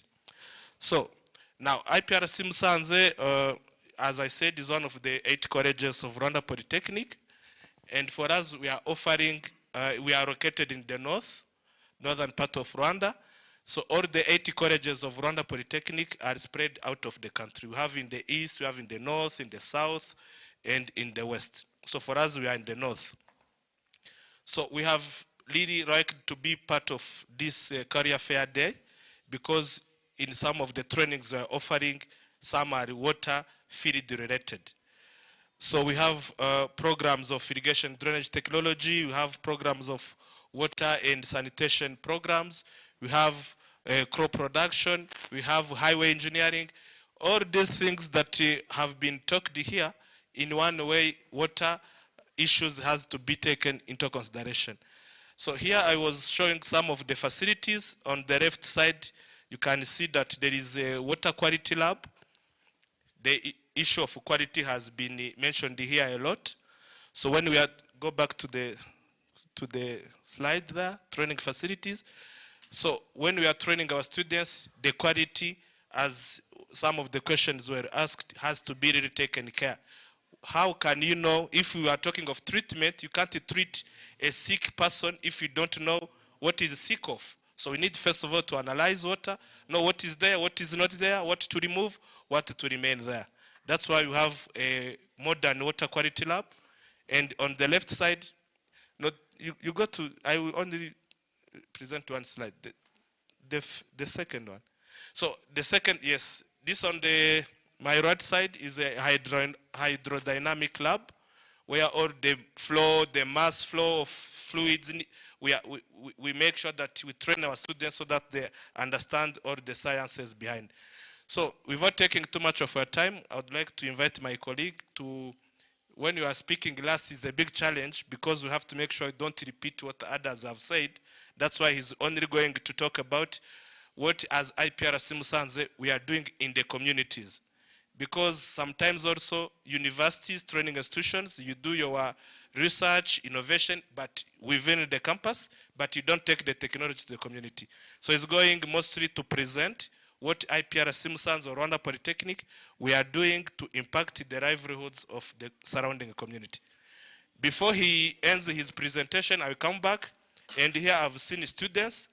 They have not spoken since morning, and it will be your turn. I'm going to ask you 3 questions. I think you have to take notes because this is very serious. Why do you think? I give a simple example. This morning there was rain. When I was driving on the road, I saw children. All of us, maybe, I don't know, in Ghana, you were born in town, but Rwandans, we said that everyone who stays in Kigali, he has a village behind him. Everyone comes from the village. You remember our village life. Why a kid from the village, before going to school, has to be told by his parents to go and fetch water, while in the whole night, rainwater was coming freely? Why don't Rwandans use rainwater? Why always on the road you will see a mature guy, a mature man with a jerry can going, he was talking about access, 10 kilometers to fetch water, while the day before or 1 hour ago, there was rainwater? Why? That's my first question. Second, if I've been to Germany, I've been to some countries in Europe, I've seen it. It's not all, but some of their water are not brown as our river waters. Why our river waters are brown? You have to explain. You will tell me why you think. Normally you think rainwater comes like without color. We know the qualities of water, odorless, colorless, whatever. But why when you cross Nyabarongo River, why is it brown? The last question, it's more social. I'm coming from the place with high, actually a rain season place. From June to September, we have our farmers reluctant, doing nothing. Why in dry season, our farmers are not doing their farming business? Those are 3 questions. We'll discuss them after my colleague has presented. Thank you.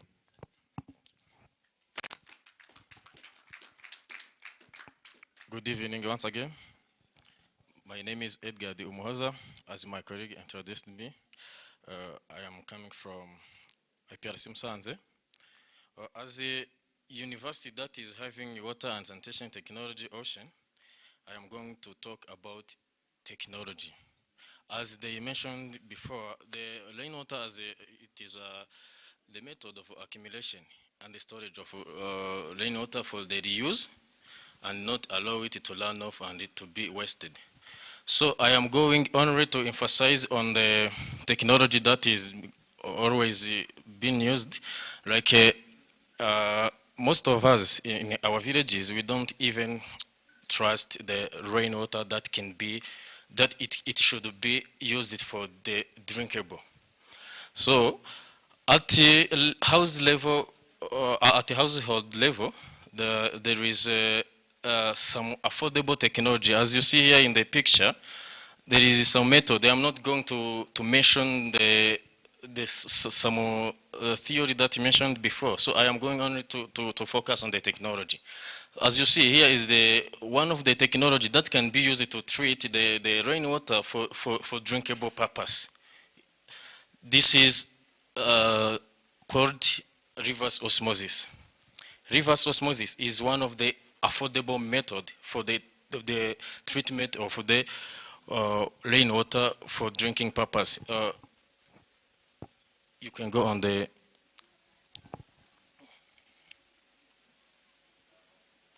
next. Continue.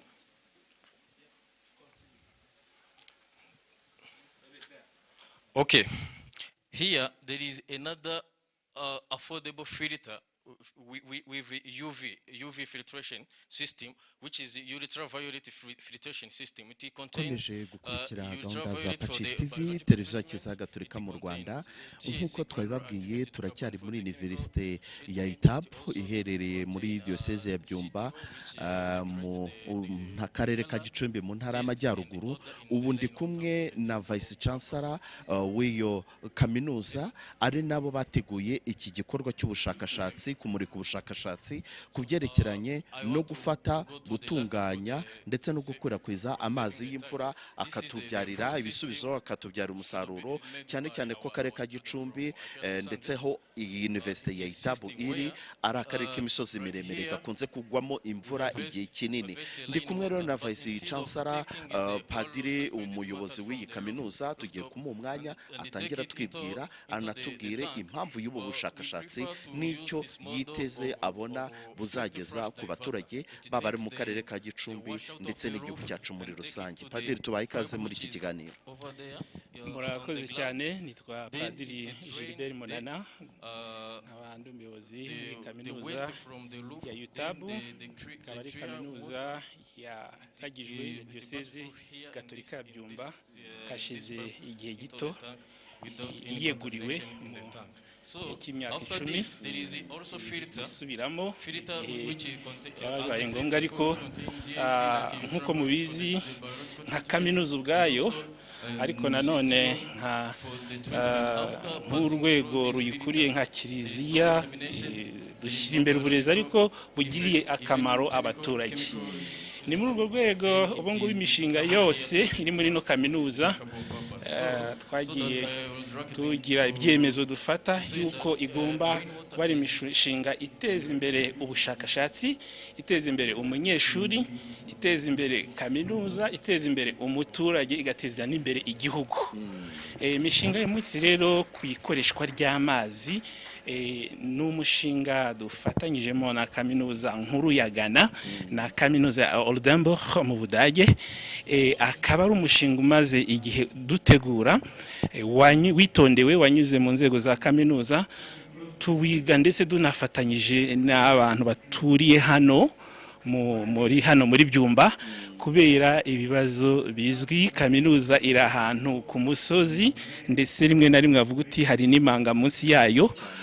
Byumba na Gicumbi ni akarere kari mu misozi nk'uko mwabivuze.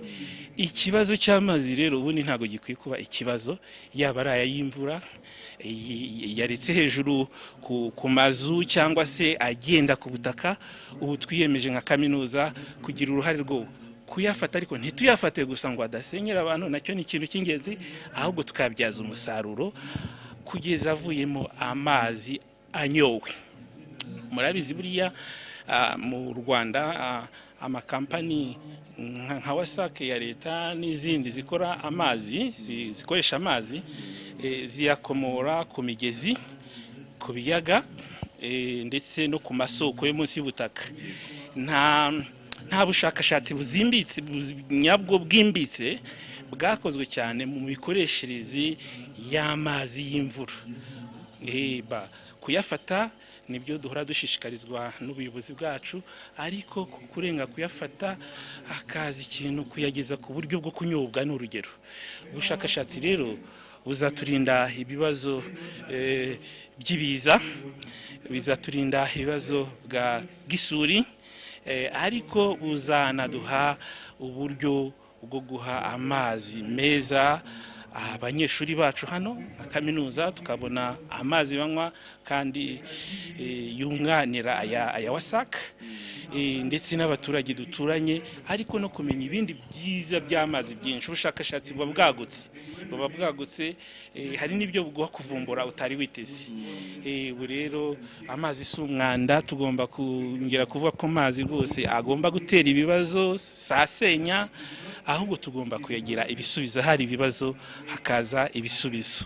Yego nyakubahwa Rector Vice Chancellor, aya mazi mwakora ubushakashatsi mugasanga yo mu kirere yanduye, abanyarwanda bo barategaga n'uteza akanywa cyangwa agatekesha, ariko kuyatunganya ku buryo azatunganywa akagera ku rwego rw'umuturage, kuko turabizi ko gutunganya amazi ni ikintu gihenda. Ni nayo mpamvu wasake n'ibindi bigo bitunganya amazi bishyiramo ingengo y'imari nini cyane. Harya ubwo umuturage we wayateze akayashyira mu itanka cyangwa se akategera mu kindi gikoresho, azagera ku rwego rwo kuyitunganyiriza gute ku buryo bumwegereye? Yewe murakoze cyane, ni n'urugendo. Mwabonye ko no mu bihugu twakoranye birimo iby'Ubudage ndetse n'ibya Ghana, ahenshi amakampani ataragera ku rwego rwo gutunganya amazi ngo anyobwe, aya mazi y'imvura pe barakora baratunganya akagera ku rwego rwo gukoreshwa mu gusukura ahantu, mu kuvomerera nk'uko mu Rwanda natwe tubikora. Ariko nk'uko bivuze koko birahenze kugira ngo agere ya filtre agere ku rwego rwo kunyobwa, noneho n'umuturage ayagireho uruhare ku giciro gito cyangwa se no ku giciro no ku buntu, kuko birashoboka. Ariko rero dutangiye urugendo rw'ubushakashatsi. Nyuma y'ibi biganiro y'imurika ry'ubushakashatsi turajya ku kintu cyo gukorana n'inzego zose, hanyuma tujye gukorana n'umuturage, hanyuma dushyireho ibintu by'inyigisho, inyigisho ngufi. Ubushakashatsi bugomba kubirindukira mu nyigisho z'amezi 6 n'umwaka, ariko inyigisho zacu zizaba ari inyigisho dushaka ko zizaba ku rwego mpuzamahanga nubwo ari z'igihe gitoya, ku buryo iyo nyigisho module cyangwa isomo rizajya ryigishwa hano rikigishwa muri Ghana no mu Budage, kandi ku rwego zemeweho n'ibigo by'uburezi bigenga inyigisho muri ibyo bihugu. Mu Rwanda ni heke na Mineduc bitugenga, murumva, ku buryo na Minisiteri y'Ubudage na Minisiteri ya Ghana y'uburezi cyangwa se zishinzwe inyigisho mu mashuri makuru zizaba zemera izo nyigisho.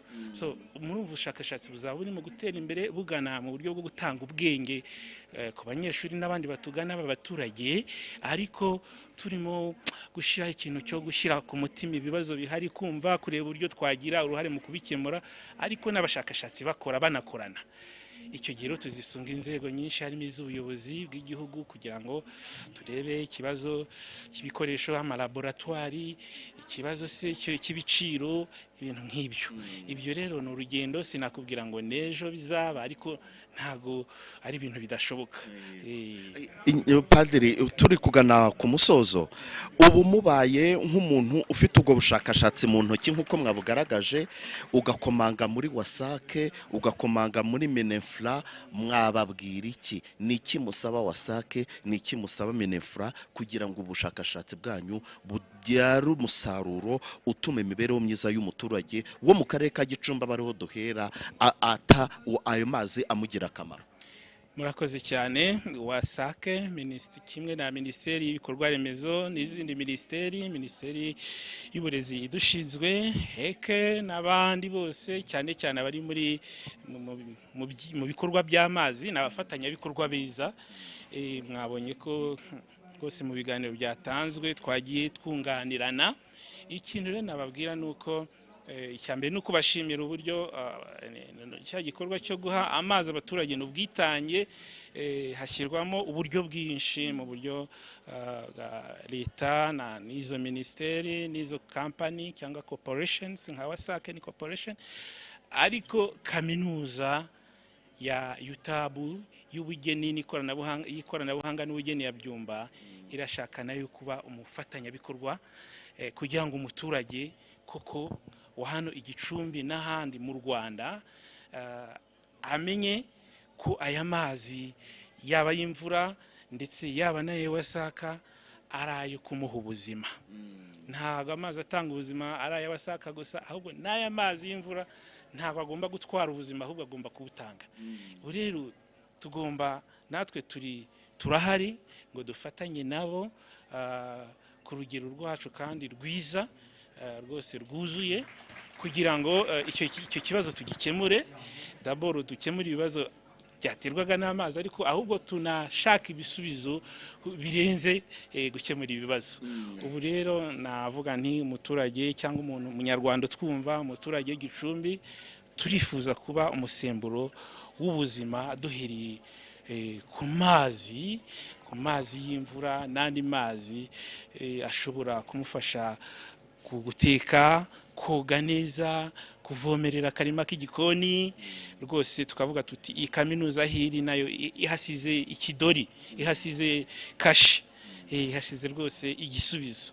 Ntibazongere kuvuga ngo inkwangu muri Gicumbi ngo amazi ngo yaciye ibintu hano za Gihembe, ahubwo n'ahandi hose tukavuga tutahubwo twabafashije kuyabyaza ibisubizo. Turahari kandi tuzabigeraho pe. Murakoze namwe. Naha rero turi gusoreza gahunda z'ibiganiro twabagezagaho, ibiganiro byibanze ku kumurika ubushakashatsi bwabereye muri UTAB, muri Universite ya UTAB y'Ibyumba, aho ibihugu bitatu byateraniye mu kuvuga u Rwanda, Ghana n'Ubudage mu rwego rw'uburezi. Yari Universite ya UTAB hano Ibyumba, hakaba na Universite ya Kala muri Ghana, ndetse na Universite ya Oldenburg mu gihugu cy'Ubudage, bose bagerageza guriza hamwe ubushakashatsi mu gukemura ibibazo by'amazi, cyane cyane amazi y'imvura, ku ryenduka amazi akoreshwa. Pacis TV, televiziyo ya Kiliziya Gatolika mu Rwanda, irakomeza kuhababera ibiganiro nk'ibi ngibi. Umwanya urakomeza kubikurikira kuri YouTube channel yacu, aho dukomeza n'ibindi biganiro biri gutangirwa muri UTAB ya Byumba. Turabashimiye. Something which is still pending, right?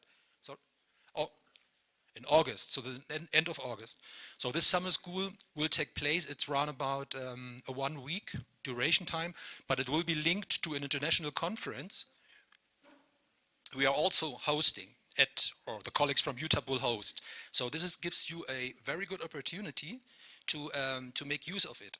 Right, so you can, for instance, appear as an individual, but you can appear as a group of students. You can submit papers, which we are going to, of course, to review, but we will give you the chance to participate in this event. I think this is very important that you really look towards those things which we learned here, but also for your own usage to proceed in your individual qualification process in the university. And yeah, once again, this is a summer school, and of course, the colleagues from Ghana, the students will also come to Rwanda, to UTAB. Also, the German students will come.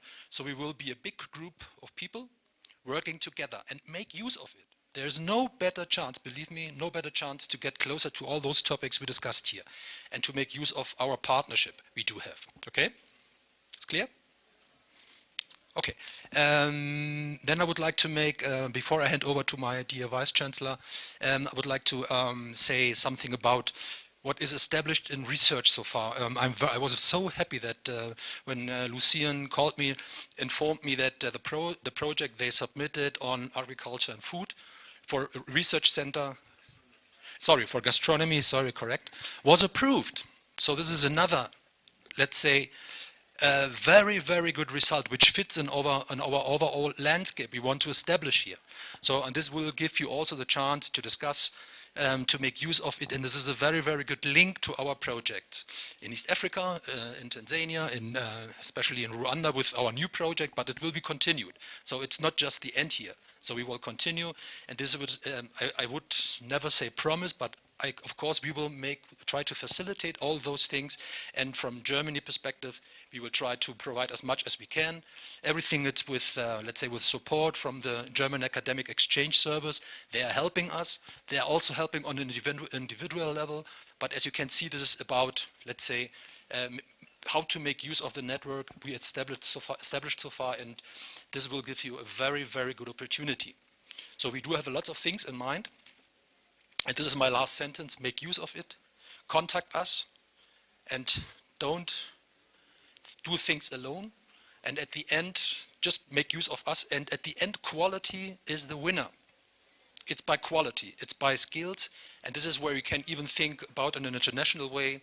And this is how the future, talking about climate change, sustainable development, all those things which are so important, even in an African context. And we will do as much as we can to cooperate and to include those things in our partnership.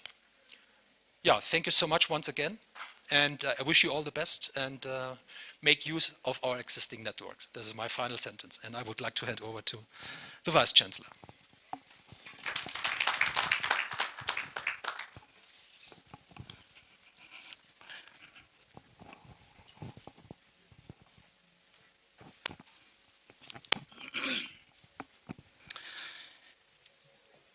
Dear participants, allow me to thank you once again for your time, your participation, your contribution to this UTAB Career Fair 2024. So, it's time to close. Allow me to tell you that I know you have been and you are here for UTAB and for its projects. You have been here for Rwanda and for our inspiration about clean water. And UTAB is here also for partnership, for the good world from, of course, water treatment and all subjects discussed here. It's time to recognize, first of all, the contribution of all of us from abroad, especially from University of Oldenburg, Professor Gomez. Thank you, and your delegation from University of Ghana, Daniel and the team, academia and industry. We recognize your effort in different steps of this project. We have been together online in different meetings. And I thank also the UTAB team, staff, who helped everyone who helped in the preparation of this today event. I thank also all those who participate in the development of this project, especially Father Lucien and others. And it's time to tell you that today we are engaged on long way, can imagine. So you have understood that transform the rainwater in drinkable water. It's a process, not easy. So we are here for, of course, that. And we are engaged. So as I finish my speech, you see there, UTAB Career Fair. But the career fair here is not only for UTAB. But you see also first edition 2024. Dear partners, thank you. You inspired UTAB to make this event the UTAB event. And I declare that every year we will have in UTAB a career fair. So because of your inspiration, dear partners, UTAB is engaged on long way of thinking about discussing and with others, institutions, public and private ones, to think about this, to transform some problems from water into solutions from water. This is the first edition. Next year we'll have another edition, of course, with you, of course, with your participation and the participation of other partners if possible. So you will have certificates, everyone here, before you go. everyone will have a certificate of merit because you merit something from UTAB. Thank you. With these few words, I declare this UTAB Career Fair 2024 first edition, of course, closed, officially closed. Thank you. This workshop, today workshop closed.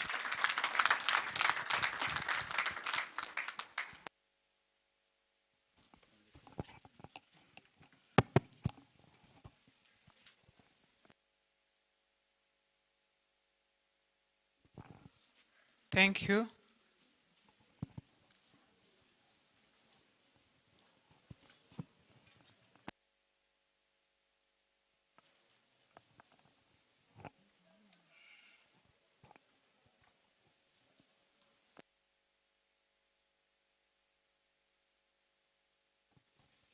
We are at the end of this event.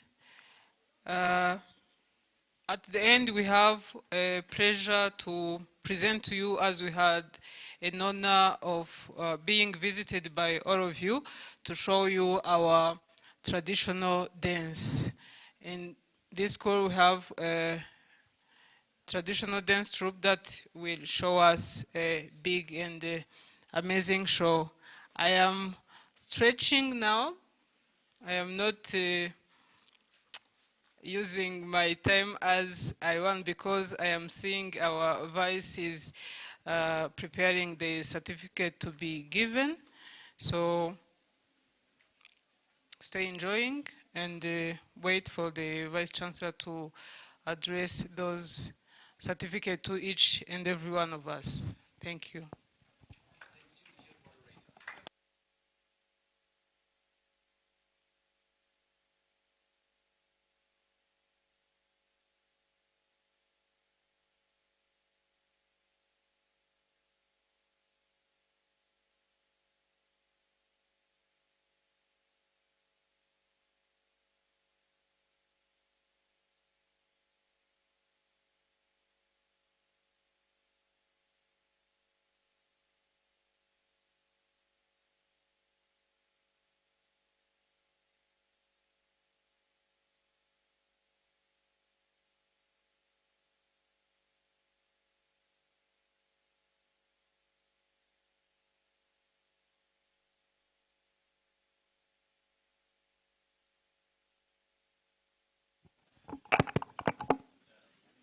Before, I would like to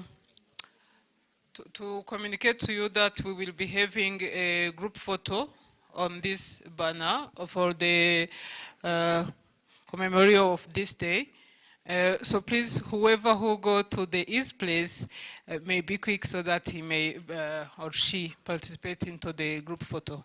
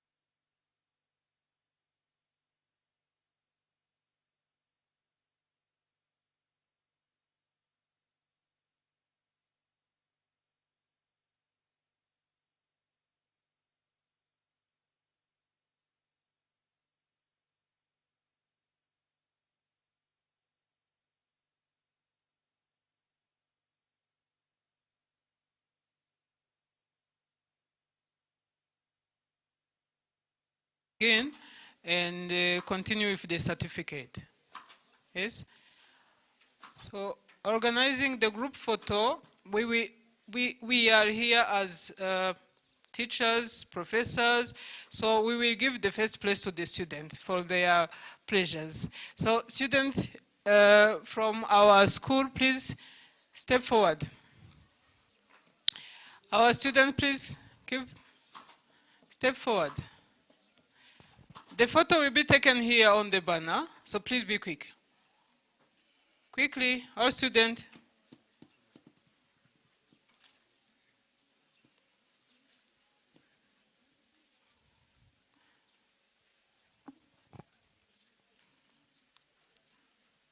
This is the team from the University of Art. Then our guests will be present in each and every photo that will be taken so that we have as much as we can.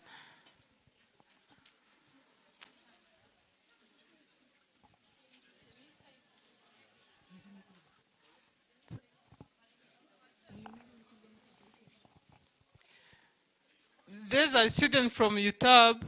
Then we would like to invite our guest from Oldenburg and from from Ghana.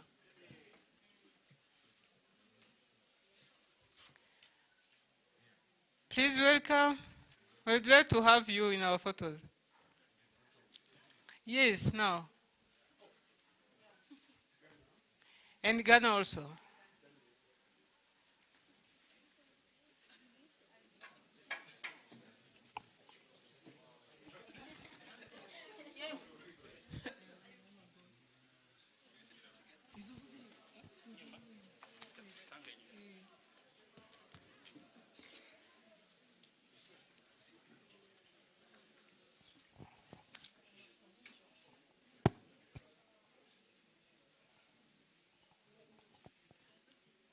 Make sure everyone is present in the photo and even smile.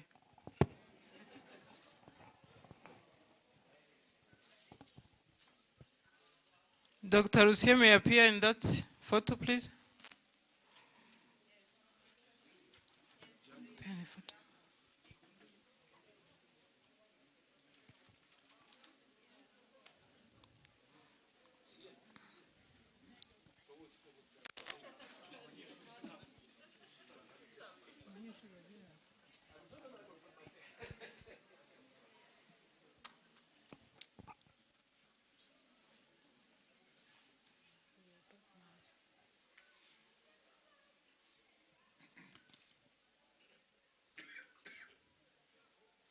Okay, student from UTAB, thank you.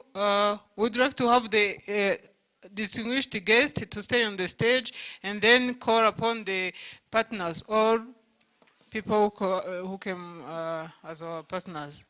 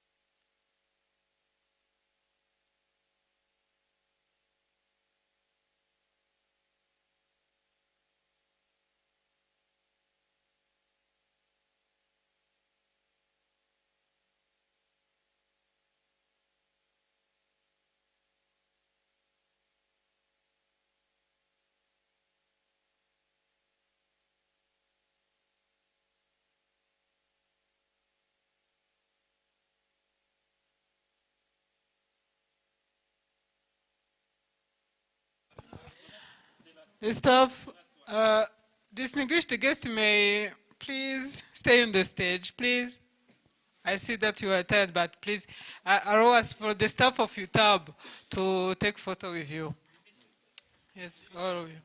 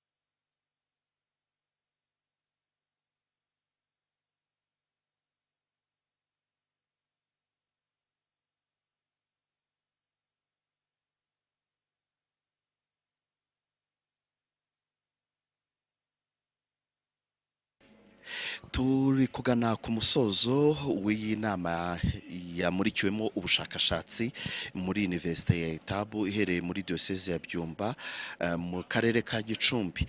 Mu bafatanyabikorwa rero bagize uruhare mu gukora ubu bushakashatsi harimo IPRC ishami rya Musanze nka Rwanda Polytechnic, akaba barabafatanyabikorwa cyane cyane ko bakora ubushakashatsi ariko bagakoresha ubuhanga n'ikoranabuhanga. Ngize rero amahirwe yo kuba ndi kumwe n'umwe mu baturutse muri IPRC Musanze ari n'abanagize uruhare mu gufatanya na UTAB kugira ngo ubu bushakashatsi bushyirwe ahagaragara kandi buzanakomeze. Karibu muri studio za Patches TV, muratangira mutwibwira hanyuma noneho munatunaganire muri iki kiganiro gitoya giherekeje ubu bushakashatsi.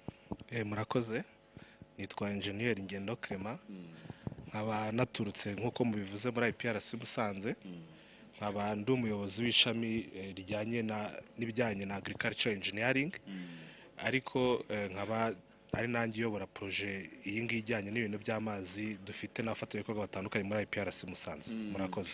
Gukemura iki kibazo cy'amazi y'imvura ku ruhande rwa IPRC mugiye gutanga ubuhe musanzu? Yego, nk'uko twabyerekanye hano, icya mbere dufite ibikoresho nakita biri moderne, ni ukuvuga bigezweho, bishobora gupima tugahera aho amazi aturuka uko agenda mu matiyo kugeza ageze ku mukonsuma, tukareba ayo mazi afite ikihe kibazo, kuko ikibazo cya mbere gihari ni uko bigaragara yuko nk'uko mubizi n'akarere duherereyemo ni akarere kabamo amazi menshi, ariko abaturage kuba stili bakora ibirometero byinshi bajya gushaka ayo mu masoko, ni uko batarizera ko amazi y'imvura nayo ashobora kuba yakorwaho ubushakashatsi agahindurwa niba hari ibigaragara birimo byakangiza umubiri, ariko ibyiza birimo bikagumamo, abaturage bakayanywa. Ubwo rero twebwe icyo tugiye gukora, tuzanye hano, tugiye no gukorana na UTAB, ni uko bo bafite ubushakashatsi bujyanye no mu rwego rwabo. Twebwe tuzakoresha izo laboratoire, ya laboratoire naberetse ya water quality laboratory n'iriya ya hydrodynamic laboratory, kugeza igihe amazi tuzereka umuturage yuko ashobora kuyafata agakoresha technology iri affordable, akajya yanywa aho komeza akora ibirometero byinshi. Yewe rega nubwo takora ibirometero byinshi n'abayafite mu rugo ya Osake na facture zijya zigorana kuzishyura, kandi amazi y'imvura yo n'ubuntu. Engineer Kirimenti, ndagira ngo umbwire iyo technology iri affordable ku buryo umuturage yagigeraho ni iyihe? Kuko aya mazi nk'uko bivuga arahari, turi mu karere kabonekamo imvura nyinshi, akarere ka Gicumbi kabonekamo imvura nyinshi, ariko iyo technology iri affordable ushatse kuvuga ni iyihe?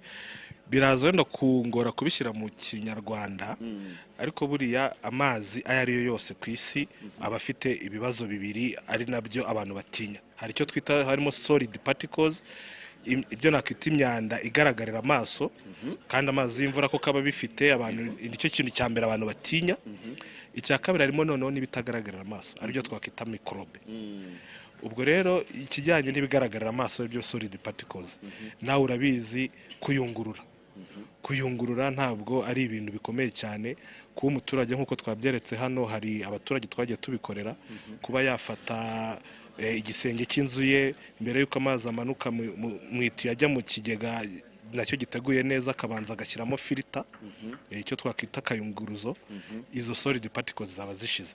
Ikibazo rero kizaba gisigaye ni icya microbe.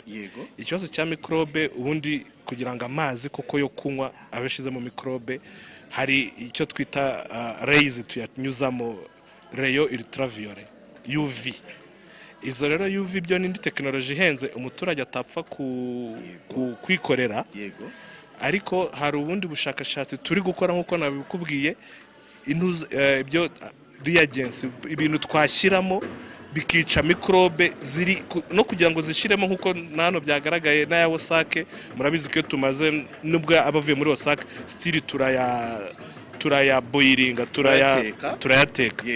Ubwo rero turi kureba za chlorine, turacyakora ubushakashatsi bwo kureba, kuko iyo UV yurahenze, iyo technology ya UV gisaba ko ikorwa n'inganda cyangwa n'ibigo bya leta bikomeye, ntabwo umuturage we yabishobora. Ubwo rero turacyareba ama chemicals twazakoresha ku buryo byibuze azaba ari ku rwego nk'urwo aya wasaka agerera mu rugo, kuko n'aya wasaka burya ntago simvuze yuko atanyobwa dushaka twayanywa, ariko still nk'uko mwabonye n'abayobozi babivuze na wasaka bwayivuze, biba byiza iyo wongeye ukayateka kugira ngo wice izo mikorobe zindi za nyuma. So zitazicwa n'izo substances zizicwa nanone still abaturage tuzabasaba gucanira wenda no kurenza indi temperature isanzwe iruti ya wasake, naho twongere dupime neza turebe ko kuko izo mikorobe zapfuye cyangwa se zisigaye zitakica zitagira ikibazo ku buzima bwa muntu. Murakoze cyane Engineer Clement, ndizera ko tuzongera kugira iki kiganiro cyeka niba ari ikindi kintu uri kutubwira. Ikindi nanone nashaka kuvuga nuko ntabwo umushinga uzagarukira gusa mu gukoresha amazi y'imvura mu kunyobwa. Dushaka ko uyu mushinga uzanarangira amazi y'imvura akoreshejwe n'ibindi bitandukanye, yaba mu buhinzi nk'uko twabiganiyeho hano. Muragaragara ko Abanyarwanda kuva mu kwa gatandatu kugera mu kwa 9 igihe cy'izuba baba bicaye bari ku mihanda, ni naho haba bajya mu biyobyabwenge, ni naho haba ibibazo byinshi.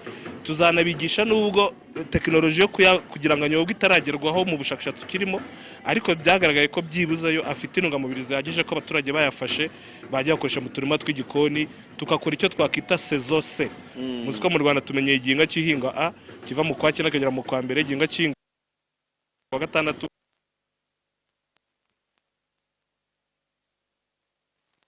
Hari tekinoloji yo kuyafata tuzabigisha neza kuvanamo utwo tuntu twose bakajya bakoresha mu turima tw'igikoni, guhinga imboga kuko icyo gihe ni igihe gitoya, bakanihaza mu biribwa.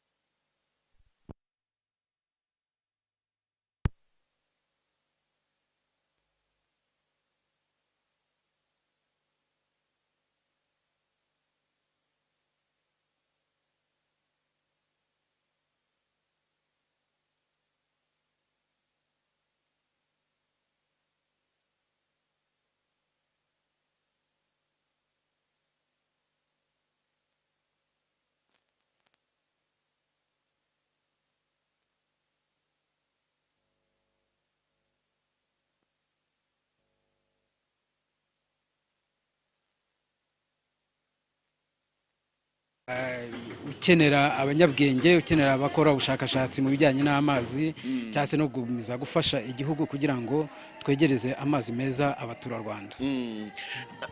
Ikibazo cyagiye kigarukwa hano nk'uko nabo muri IPRC babivuze, ni uguhenda kwitunganya ry'amazi. Ese iyi tekinoloji izageraho itanga igisubizo cy'uko amazi igutunganya amazi y'imvura byakorohera umuturage ku buryo nayo yayakoresha mu buzima busanzwe? Cyane rwose, kubera ko itunganya ry'amazi murabizi tuba mu gihugu cy'imisozi miremire, aho dufite imigezi akenshi yandura kubera imvura nyinshi tugwisha, hakabaho isuri ikajyana ibintu byose mu mazi, ugasanga amazi yahinduye isura, kuyatunganya bikagorana.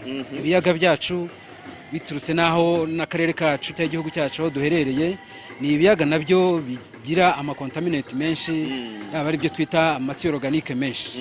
Ibyo byose rero byongera ikiguzi cyo gutunganya amazi in terms ya cost, yaba guzi cyo gutunganya amazi in terms ya cost, yaba imiti dukoresha, yemwe no kugira ngo tuyegereze abaturarwanda cyangwa se abafatabuguzi bacu. Iyi tekinoloji rero ijyanye no gutunganya amazi y'imvura ku kigero cyo kunyobwa izadufasha nk'igihugu, izadufasha nka WASAC mu gukomeza gukwirakwiza amazi meza, mu gukomeza kwegereza amazi umuturarwanda aho atuye iwe mu rugo, cyane ko iyo mvura nawe ubwo arayigusha igwa mu rugo iwe, ayo mazi ashobora kuyafatira iwe. Iyo tekinoloji ashobora kuzayikoresha akaba yayatunganyiriza aho ngaho, akaba yayakoresha yaba ari ukunywa, ariko igihe cyose cyizewe, igihe cyose yapimwe, igihe cyose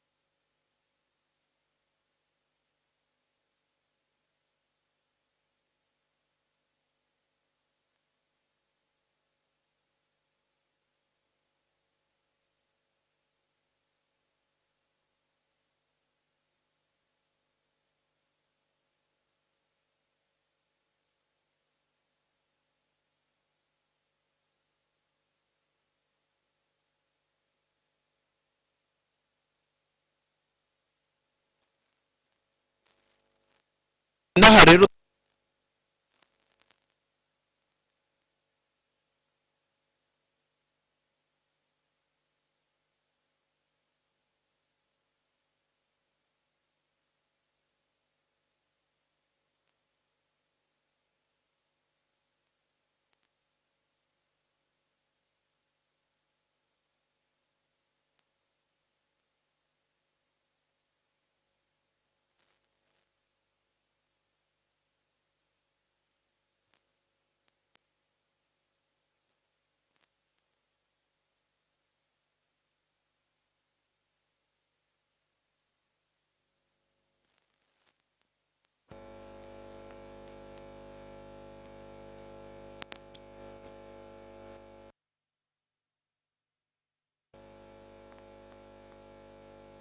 naha rero dusoreje ikiganiro twe twabateguriye ikiganiro cyakurikiranye n'imurika ry'ubwo bushakashatsi nk'uko twabitangarijwe n'ubuyobozi bw'iyi kaminuza mu kumurika ubushakashatsi n'ubushakashatsi bwagizwemo uruhare na Universite ya UTAB ari naho duherereye muri diocese ya Byumba mu karere ka Gicumbi ku bufatanye na Universite ya Kara mu gihugu cya Ghana ndetse na Universite ya Oldenburg mu gihugu cy'Ubudage nk'uko byatangajwe na Padiri Gilbert Munana Vice Chancellor w'iyi kaminuza. Akaba uyu munsi ngarukamwaka wo kumurika ubwo bushakashatsi buzajya buba buri mwaka mu rwego rwo kugaragaza aho iyo ntambwe igeze mu kugaragaza uruhare ndetse no gufasha umuturage gufata aya mazi ntabe ikibazo ahubwo agahinduka igisubizo. Pacis TV, televiziyo kizaga turika mu Rwanda rero turabashimiye uburyo twabanye muri gahunda zitandukanye. Ndashimira equipe technique yamfashije, ndashimira Claude, ndashimira Liliane Ikuze, ndashimira Bertrand Mugisha, mwari kumwe na Maurice Bisengimana kuri mikoro. Tuzasubire mu biganiro bitaha kandi twizera ko abafatanyabikorwa barimo UTAB ndetse barimo n'abandi bafatanyabikorwa tuzakomeza guhuriza hamwe nk'itangazamakuru kugira ngo